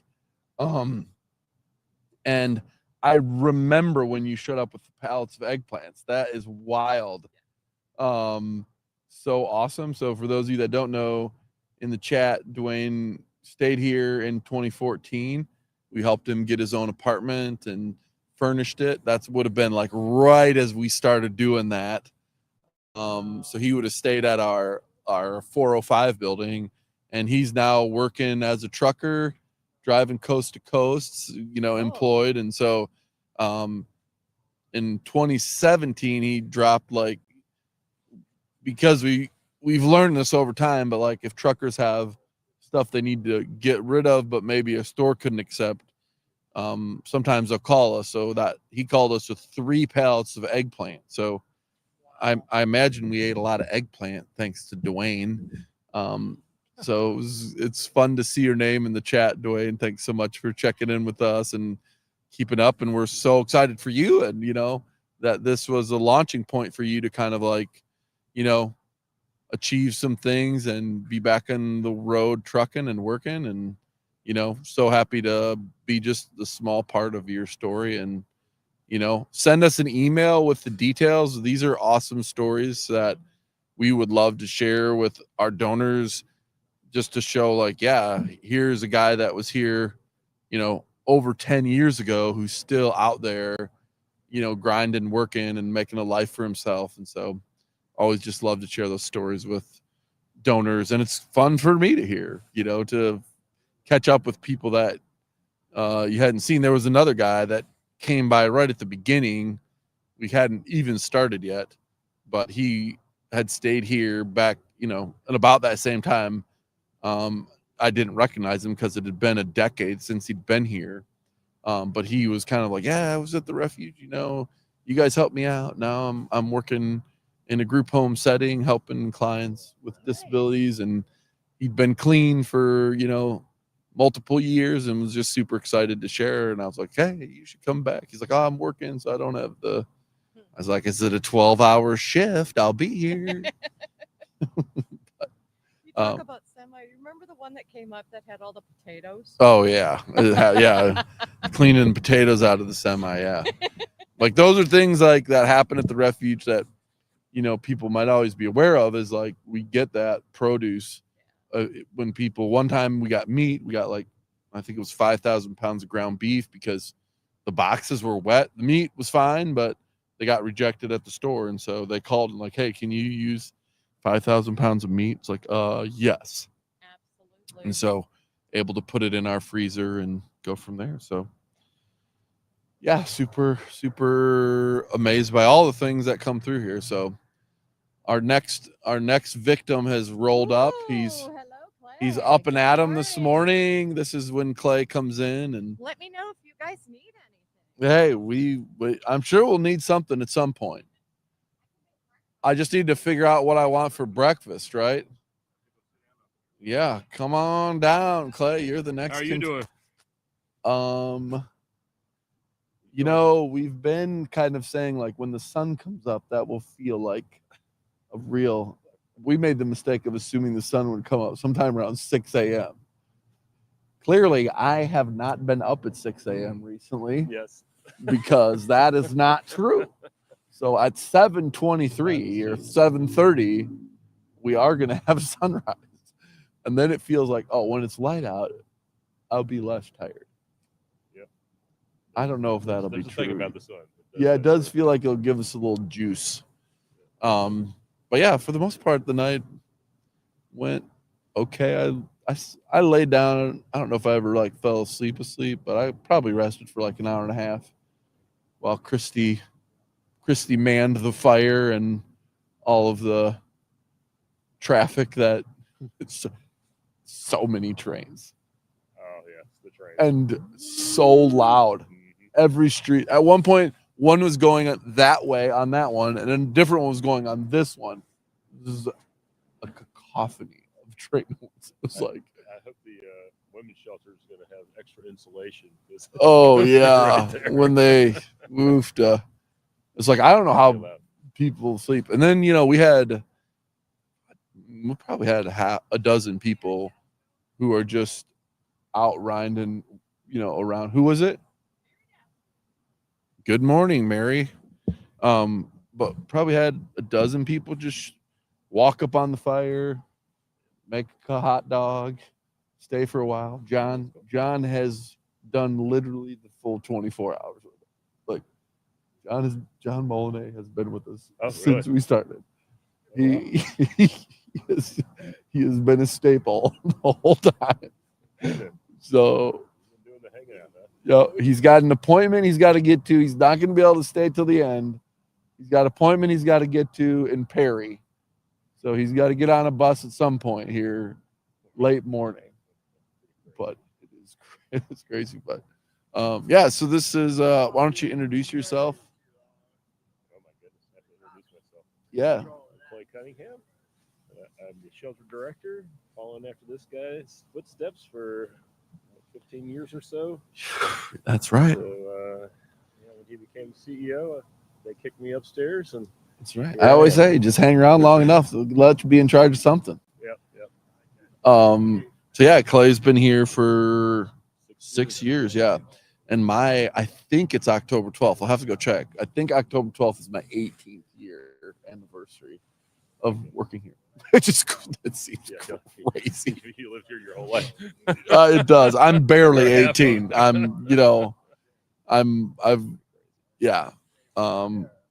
yeah, so Clay's been here for a long time, has a lot of history with clients. So talk a little bit about, what your role is as the shelter director, kind of how you kind of, you wear a whole bunch of different hats, but kind of like give people a feel of what your role entails. Oh, wow. Yeah, I mean, I guess of course, primary thing is just keeping the shelter running and having people coming in and out, intakes and exits. And of course, one of our big focus is trying to, however you say that, and maybe it's mathematical terms, is to get people into housing so they're not homeless anymore. So Right. Sometimes that's a big challenge, and sometimes it runs very smoothly. Well, I will say we cooked the books totally because Steve was the first person I interviewed just because he was sitting there. He's like, "Yeah, I got selected for housing." Yeah. And I'm like, "Yeah, this is not the case for everyone, but Yeah. Well, on the other hand, and this is a good example of a guy that he's been in and out of our shelter dozens of times, and he's been probably homeless for several years. Yep. He just, and we're thinking, every time I saw him, it's like, I don't think we're going to get this guy into housing because he stays here for a day or two or three, and then he disappears. Yeah. So everything fell into place just a couple of days ago, and it was miraculous enough just getting the documents together.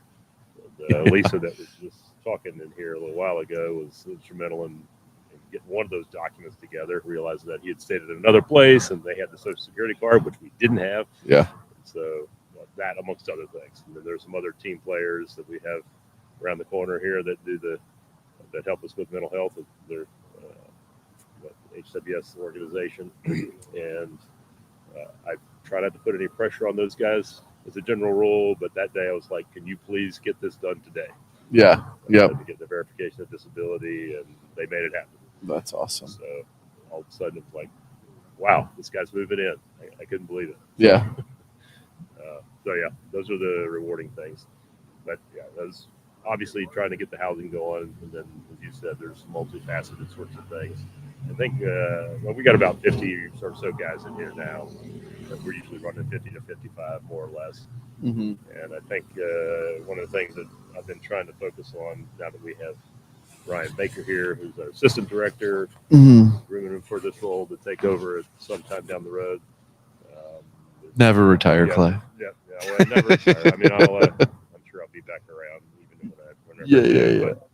But it's just working on trying to make more connections in the community. Yeah. So the mental health aspect that has been one of them, but there's been others. God has brought people into our lap out here several times with things we had. Well, you won't believe who rolled in tonight, and probably said, how long do you think Christine sat here tonight? Christine, oh really? We're here, and all of a sudden Christine just rolls up. I haven't seen her in ages. Oh, she looks great. She was totally clear-minded. Oh my goodness. Had like such good conversations about like knowing what she needs to do to. I mean, I bet she was here for an hour and a half. That's really cool. You know, so that's what I'm saying. You never know. You never know. But we had some people come in here that were saying, hey, we have some classes and things to help guys kind of move along in different areas, but they also were offering to pay for like driver's licenses, fees and fines and things like that to get people back, that were struggling with that issue. Yeah. And so they kind of joined us in some of that here recently. And then another or a guy came from an organization, he's working with fatherhood. That's kind of his focus from the Early Childhood Center. And so he's come down here just recently, the last couple of times. And there was some of the guys were very receptive to that because they were like, hey, how can we get reconnected with our kids, and how can we, be a father? And so Steve talked a lot about that. Yeah, so that was pretty exciting. Just to, I've said, literally, God brings these people to our doorstep. I mean, I was hoping for things, but I mean, God is doing it.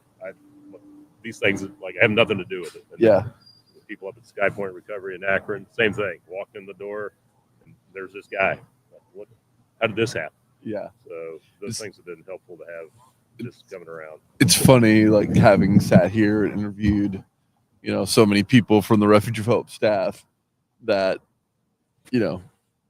when it's like, I know that it's happening, but it's like when you kind of have longer conversations with everybody and you hear them recounting, that's come up so many times of like, hey, yeah, like this happened, but like, don't like misconstrue that I had anything to do with it. Right. It's like God took favor upon this person or this, whatever you're trying to do, and like made something happen that, without some type of like intervention probably doesn't happen, Yeah. Well, I mean, I prayed about some of these things, like, where do you want us to go? You know, what's the Yeah. next connection? What is the next partnership? Exactly. Hopefully, and that sort of thing. And then, without even making a phone call, it's like, that's the crazy part. They literally walk in the door and they're like, Yeah. "Hey," or give you a call. It's like, okay. I mean, that's I have a next door neighbor actually that he's involved with the reentry or system or whatever, and so, or a group that is working with that. Yeah. And he touched base with me, and he's talked to me about it before, but then he says, "Hey, they're having a meeting coming up, blah blah blah, October 23rd." Like, okay, I'll be there. So I don't know what's going to come out of it yet, but it's always something happening. That's awesome. And that's the super powerful piece that, we always say that, like, when you're down here, you just see God do things that in your normal life, maybe you're too busy, you overlook them, or you don't, aren't able, the clarity somehow isn't there. But like when you're here, you just see so many, like, oh yeah, like God totally showed up and like intervened in that situation to make something happen that without that it wouldn't, we just know that it wouldn't happen. And so you're able to kind of recognize that. And we do this kind of exercise, I guess. It's part of our staff meetings either once or twice a month. We just talk about like, what's something that happened where you're like, oh man, God showed up in such a clear way here. And, and why do I work at the refuges? Because things like this. And, we'll go around that room. I walked in late to the meeting when people were doing it this week, but at that point, people had to have been sharing, 3-4 of them of like, yeah, we saw God do this in the last week. It's just like, it happens all the time. Yeah. That's the thing. It's just cool. And it's great sharing the stories. Yeah. It's just like a little vignette about something, but then you're like, wow, I mean, it's happening all over the place. Yeah. That's exciting to see those things go on and hear about them, as opposed to just being isolated and going, okay, I'm just doing my thing. And then all of a sudden you realize, oh, what this is, it's happening not just in our little world, but it's across the street, here, over there. Exactly. And it's funny. Like you think about somebody like John, who, if you've been watching the feed, has been around here literally the entire night with us. And just to be frank, like he can be a difficult character to deal with. John's been banned from the Refuge Folk several times because, he's not always great at adhering to whatever the expectations are. But you would talk to him, you would never know that because he's so fond about like, oh, we miss Yolanda. She takes care of me. She's going to make sure that I'm fed and she's going to go the extra mile.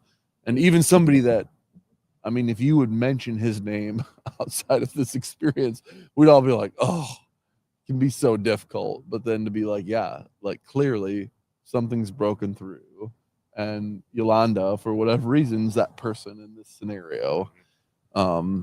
And so you just see, those are just such easy examples of something like that. You just mentioned Christine a little while ago. I haven't seen her in ages, but it's fascinating to see the people that moved out just from the shelter side of things. Yeah. And you've seen this obviously way more than I have over the years, but seeing somebody that there's a little thing I say to myself or even say out loud is that like sometimes, I always have hope. I always have hope for people in these situations, but sometimes it doesn't feel very hopeful. Yeah. But then God will do something, and then it might be a year down the road, or 2 years down the road, or 5 years down the road. Yeah. And then you see somebody come back around here, and you're like, wow, they're doing really well. This is amazing. We were actually and for them to actually come back down here and just go, hey, I want to tell you that things are going well for me. So they're right before you came out, like couldn't have been 5 minutes before you came out here. There was a guy by the name of Dwayne Sanchez who was in the comments section saying like, hey, I was there in 2014. You helped me get a place and furnish my apartment. And, I'm now over the road. I'm a trucker. And in 2017, I dropped off a bunch of eggplant because, when truckers have that. And so those are the things where you're just like, in 18 years, I mean, there's just people there's so many that you can't remember. And so you just get the, things like that. You're like, man, that guy's been out for 11 years. Yeah. And, doing well for himself. So One other, I would love to hear you talk a little bit to, with every staff person. I kind of talk about like, yeah, when you kind of start, feels natural. Not that it's a critique. I consider myself guilty party number one. But that you kind of assume like, oh, I'm going to take on this role and then I'm going to like serve them and I'm really going to change their life or their perspective. And just kind of like, how has your work at the Refuge of Hope changed you in ways that maybe you weren't expecting it to when you first took the job as a, hey, I'm going to help out on the weekends. Yeah. So that people don't burn this place down. Yeah, of course. One is just the learning the culture and everything that's about it that you have no clue about before you start doing any of this. That's one of them. It's interesting. One of our workers here, John Queen, had asked me a long time ago. I mean, he's only been around for what, a year and a half or two, 2 years, yeah. But a while back, he had asked me, like, he says, you know, being in this position and stuff, has it made your heart harder or softer towards these people? I think, oh, softer for sure. Yeah. Right. I think that's one of the things is it's easy for all of us, any of us, to just make assumptions about, oh, you know, homeless people are this or that, you know, oh, they're all drug addicts or something like that. Yeah. And of course, that's absolutely not the case. But even for people that are in that situation where we might tend to be judgmental about it, you start to see, oh, this is a real person, you know, and struggling with stuff. And a lot of times, you know, people who do have an addiction are desperately wanting to get out of it. Yeah. But it's such a powerful grip that it's difficult to overcome. Yeah.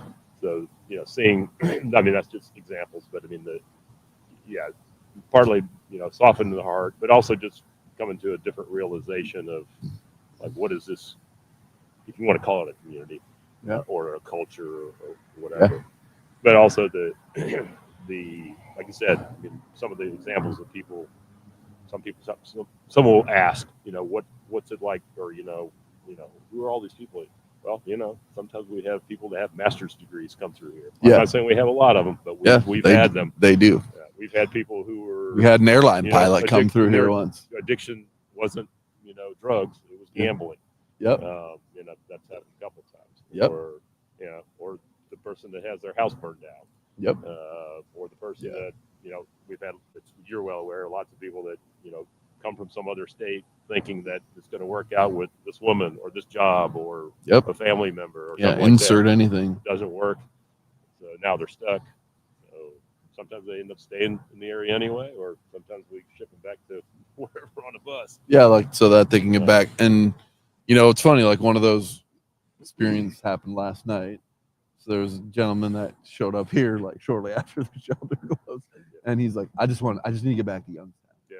It's like, I was there for that one too. It's like, okay, yeah, let's do that. If that's where you have the support system, like you don't want to be here, let's get you where you can get some support. So, the one thing you're going to say about like the addiction piece and individuals that are difficult or like, you know, they are in the grip of it.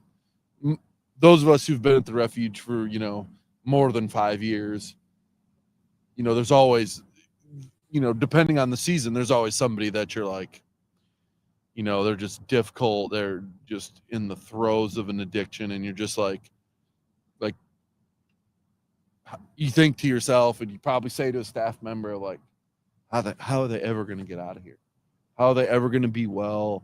You know, like they're not going to be able to get help. And then, you know, it'll be 3-4 years later, that person will wander into the refuge and they'll like, hey, what's up? And you're like, I don't know. Who are you? I don't even know.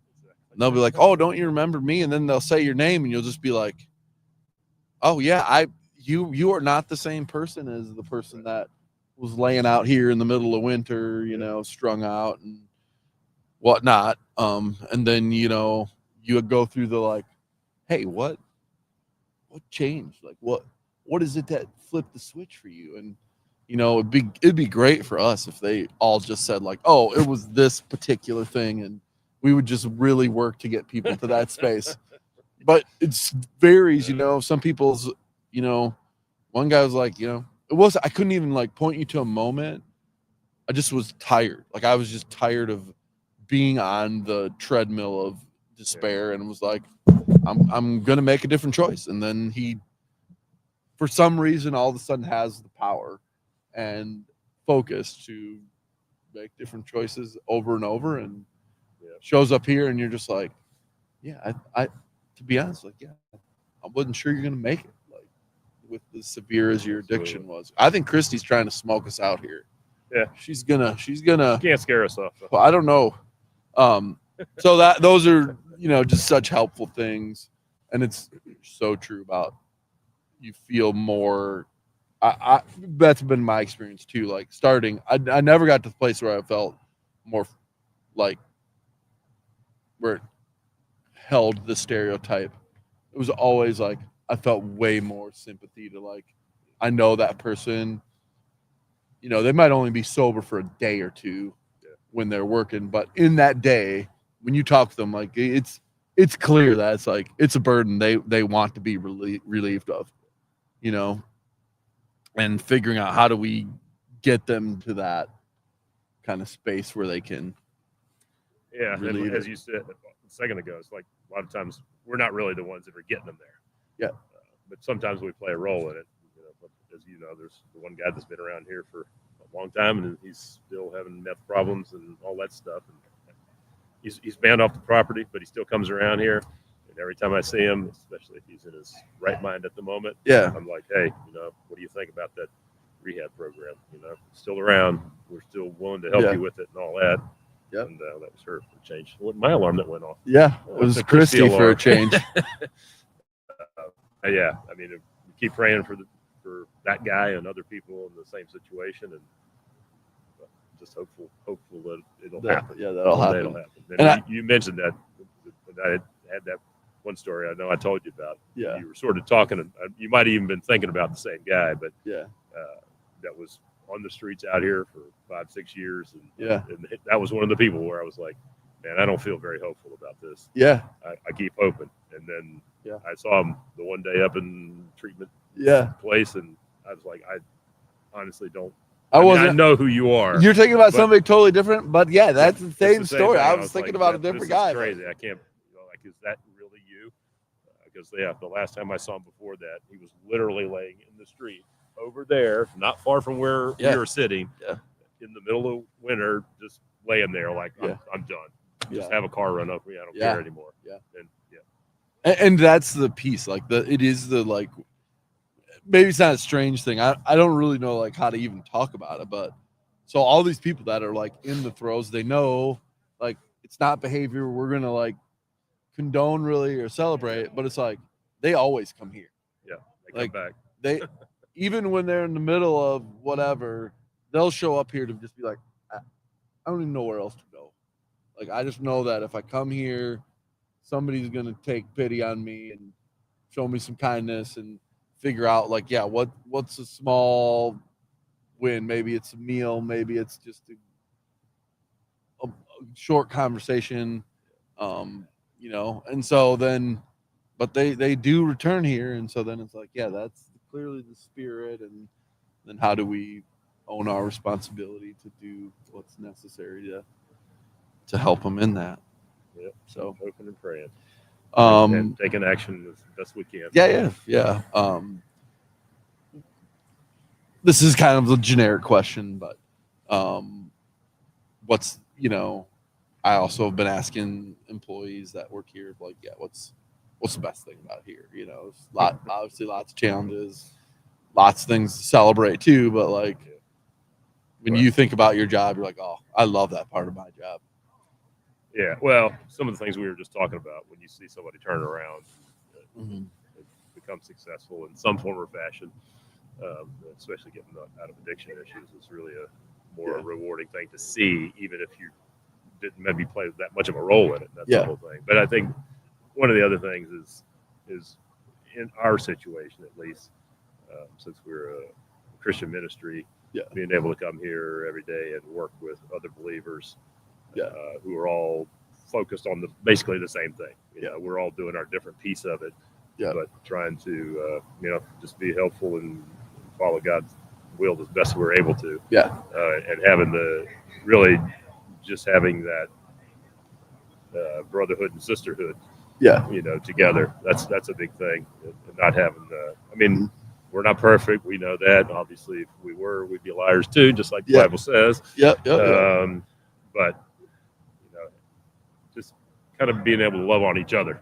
Yeah. As Take care of each other. Yeah, as for sure. employees and stuff, which is can be extremely different from a lot of the things in this world and other places that you would be employed, where sometimes maybe they're okay, maybe they're pretty good. Sometimes the backstabbing sort of scenario, and I never feel like we have that sort of a bad situation going on. Yeah. Which doesn't say that we haven't had our problems with employees and things like that either. Yeah. But still, as a whole, There's a general culture of support. Yeah. Lisa said the same thing. Almost everyone that I've asked that question to, like they all come back to that. Yeah. It's Same always like, theme. okay, I need some help. And speaking of Lisa's, like, oh, man, I don't know what I'm doing with this housing thing. Can you please intervene, figure this out? Yep. She's like, yep, no problem. Yeah. But it's the same with all the other employees.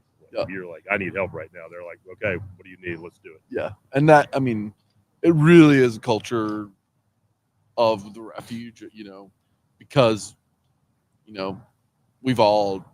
most of us that have been here didn't start, we didn't start in the role that we're in now. So it's like, if I'm in an interview, Clay heard me say it, it's like, yeah, there's not a toilet in this place I haven't scrubbed. And if they needed scrubbed tomorrow, I'd sign up to do it. It's just like, hey, this is what we do here. No job that I'm too good for, and no job that is above me either. It's just like, yeah, we're here to be servants, and that's the core. And I would say even when we hire people, we'll hire people probably that don't have all the qualifications if we know, like, hey, your heart's in the right place. And when somebody comes in front of you, even if it's inconvenient and they're pain, like, you're gonna do everything you can to help that person and to be Jesus to them. And you may walk away and be super frustrated, but in that moment, I know you're gonna be the best advocate and reflection of Christ to that person that we could have. So Yeah, if you tried to handpick everybody in the sense of like, oh, you're qualified for this job because you have done A, B, C, D, E, F, G. It's like, that's not really. Yeah. God has a bigger plan in terms of all those things, that He's going to bring the people that He wants here to do the things that He wants them to do. Yeah, and all the multi-various sorts of personalities and backgrounds and things that have different strengths and weaknesses, but that's how it all kind of pulls together to make a team that works well. Yeah, this Manny story was so cool. When Manny, he sat down and was telling the story about how, I don't know, I'm sure he's told you this. It was the first time I heard it, so I was like, ooh, it gave me chills. He was saying about, like when he come back to the Refuge of Hope after struggling, he walked in the front doors and he's like, I don't even know why I said this. I was in a good place with my walk, and I was just like, yeah, I'm Manny Sanchez. I'm on a mission from God. And he's like, yeah, the person looked at me like, okay, great. Congrats. And, he's just like, I don't even know why I said it. I just like walked in the door, and then he's like, at the time, I don't know why I said it, but now I'm Manny Sanchez. I'm on a mission from God here at the Refuge of Hope. And you're just like, yeah. And so you just see like that impact, and you're just like, man, you cannot make it. You just can't make that story up. He speaks the word into people around here a lot. Yeah. And he's a listening ear and a wise counselor, and he's here for a very specific reason. Yep, for sure. And so it was fun for people to see his heart, and for me to be able to speak with him through that. So yeah, thanks for your time. I'm sure because I was in Clay's job, I know that it is probably getting near 7:00.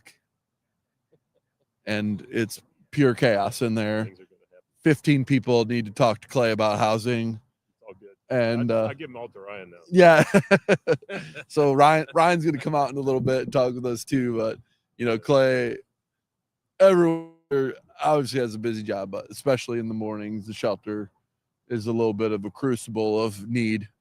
So you'll see, people are up. Everybody has to be out of the bunk room, so people are doing chores and moving about. That's That's kind what of Scott's trying to say is he's trying to kick me off his bench. yeah. Get off my I still love bench. him though. Yeah, I need to go off the bench for a minute too.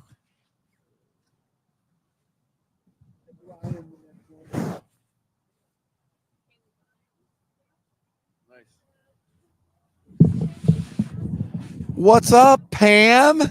How are you? Good morning.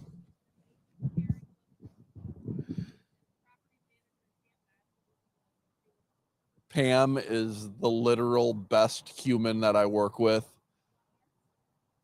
Who? Oh, nice. Awesome.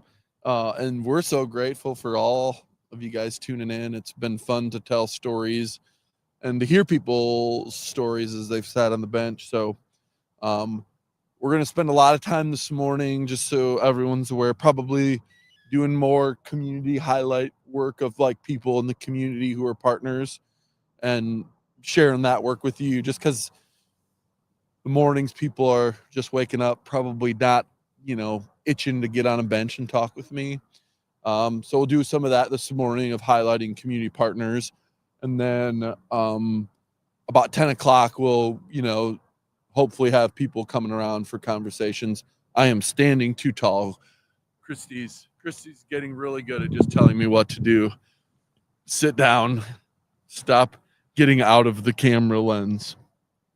So we're gonna keep working on that. I'm gonna just take a little break here. We can see the sun just barely coming up in the distance. We have been waiting. We feel like that's the juice that's going to energize us carry us for a few hours here.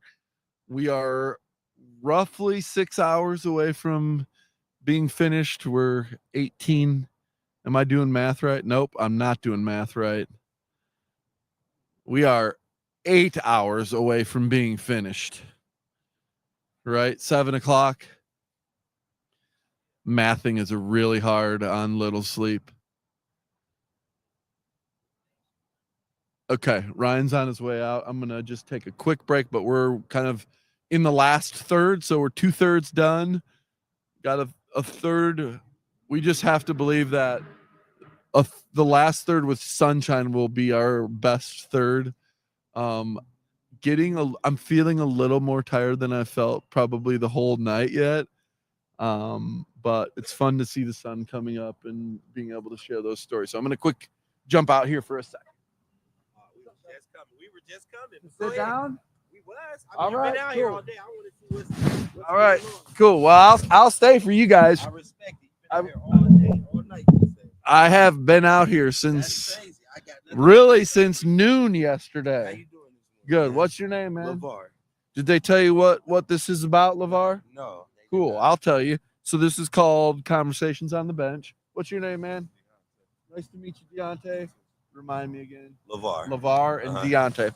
So, we're part of like a larger organization called Citygate, which is basically other Christian organizations like us that do similar type of work.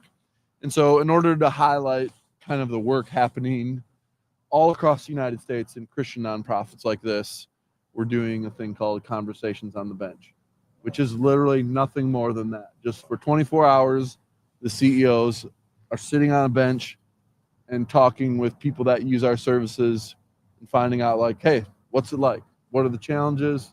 What are the barriers? What are the good things? What are the bad things? And so if you guys are comfortable, I'll just kind of shoot some questions at you. And so that's live streaming to Facebook and YouTube. Right now? Right now. Oh, I'm glad I look nice. I need to make sure. I would get Yeah, you're out of there. Don't worry. You're pretty well covered. So, yeah, I guess just don't use your last name either. Just say, okay. Not that I care. It's just easy Okay. to not put it out there than to put it out there. So since it's live, it's no editing or nothing. It's There's just nothing. going- We're going to the Oh, rip. Okay. So that's been for 24. We're on hour. Do my math here. I see the clock going, but it's not. Yeah, that it's not. We're on hour 16. Okay.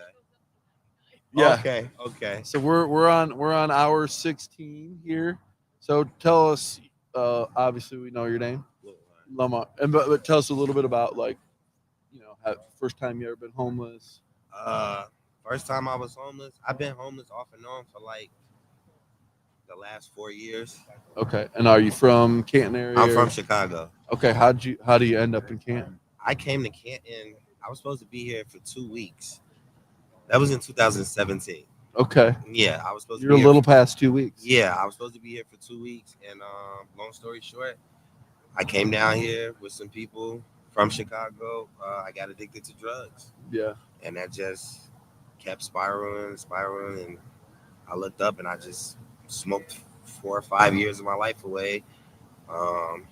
So I'm gonna ask a question. You don't have to answer if you want, but one thing I think like it's helpful for people to know. Like I've been, I was the shelter director for 16 years, so worked in Clay's position.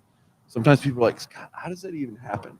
And I'm like, oh, if you talk to somebody that's had been using, they have a much better. So can you like help somebody that maybe like, I don't understand, like, how does that happen where you're like, you wake up 5 years later? First mistake I did, I got comfortable. Yeah. That was the first thing I did. I knew being from Chicago, it was a certain way I had to live and survive, Yeah. And you got to be able to be aware and pay attention, and you're not using when you're on drugs. So I came down here and I got relaxed. Second part, I was with the wrong people.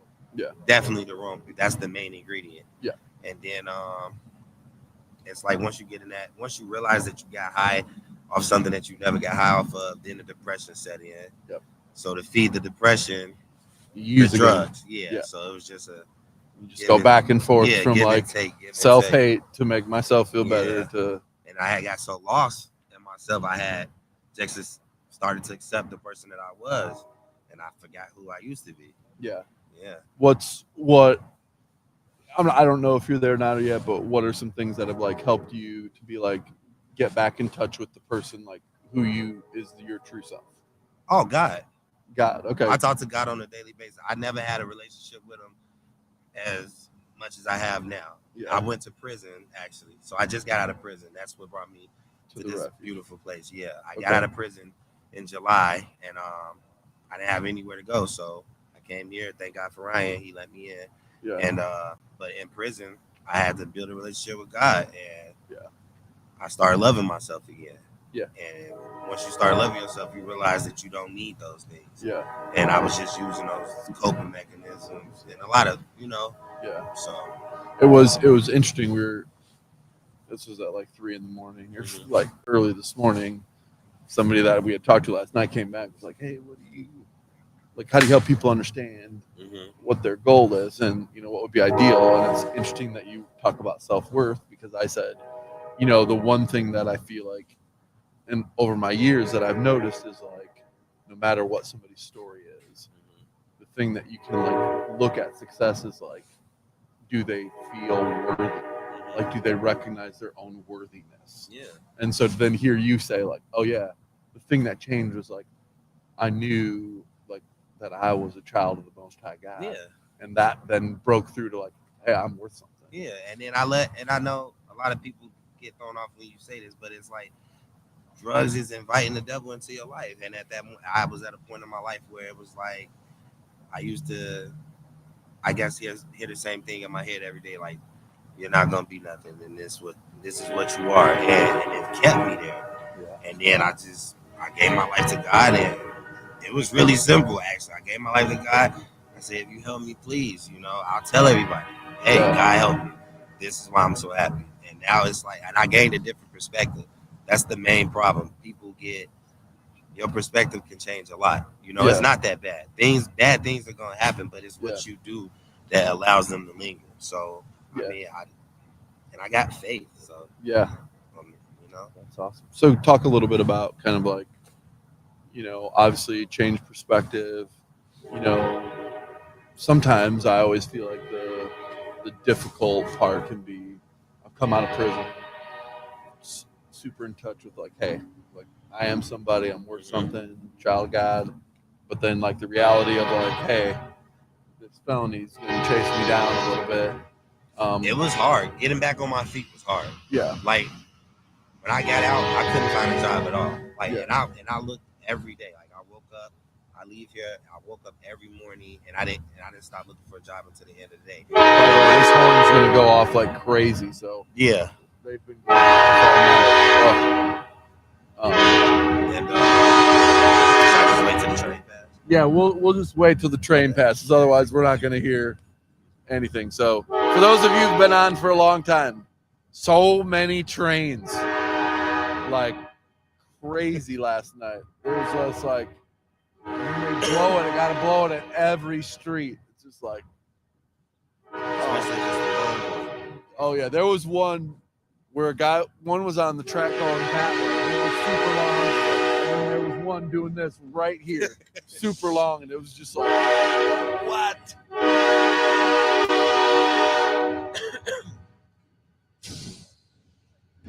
Short one. Oh, for real? Oh, just the engines. Engine number 9.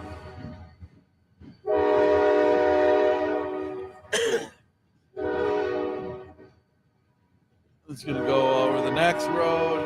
I like that though. I will say that I like that you did this because a person to be where you at, like you still humble yourself and come out here. I like that. Man, we've been saying it's been interesting, like as a part of the conversations I was just saying to Clay that, because I've been here for 18 years. I worked on the shelter side for 16 of them, 16 and a half. Just have a sense. For me, that was always the part that I loved about the job, is like hearing the stories of people. And Clay even said, like, people seem like, hey, you just get fed up, you lose hope. And he's like, oh no, it's the exact opposite, because when you see people who want out of their situation so badly, even if they like meet the stereotypical, like, oh, well, that guy's an addict and like that's just who he's going to be, you're like, no, even in the few moments you see them sober, you can see right through almost to everyone. They're like, if somebody could just take me out of this right now, I'd go. I was there a couple of times. I had my moments of clarity. I was like, all I needed was somebody to help. And once you get deep in your addiction, you run people away. You burn bridges. For sure. That's it. And I don't know how to swim, so I was drowning. Yeah. For a long time. And that's the question. And before the train interrupted, I was getting to is like part of that kind of like process is like it never takes somebody 1 year to burn their life down, and it never takes 1 year to get back to where they were before they started. So kind of like would love for you to talk about like what's the process been like, kind of coming back out, trying to find a job, and what is it that's keeping you positive and motivated? Because I have goals now. I used to wing it. Yeah. And I learned in prison, if you don't make a plan, then you plan to fail. Yeah. So I don't set like outrageous goals. I just set goals for that day. Mm-hmm. Prioritize. So what's one goal you're working on right now? Right now, I'm working on housing. Getting my own apartment. Okay. Are you working? Mm-hmm. Where do you work at? I work at Acme. Awesome. I work at Acme, not for Acme. I work for a cleaning company. The cleaning companies. Mm-hmm. Okay. Yep. So I clean up overnight. Okay. And I've been doing that for like. So you work like on a true third shift. Mm-hmm. Okay. 10 to 6. 10 p.m. to 6 a.m. Mm-hmm. So this is. I actually just got off work right now. Do we have to switch a feed? Okay. You can only go live for 8 hours at a time on Facebook. Okay. So, if we drop out, they'll come back on. But, so that people know, obviously it works 10 to 6. So I'm assuming you're in the like third shift bunk room. No, I'm in the bunk. You're just in the regular bunk. I didn't want to. I mean, I just too got out small. of prison. I get it. So we have. I'm gonna come back because I want people to hear that. Some people don't always know that, but so we have a separate bunk area where people can, sleep if they're working third shift. And why don't we drop off now, and then I want you to talk about why some of the difficulties that prison presents. Some people don't always understand that. Okay. So they're gonna drop out. It's helpful people to hear that because people just assume like, oh well, you got a place to stay.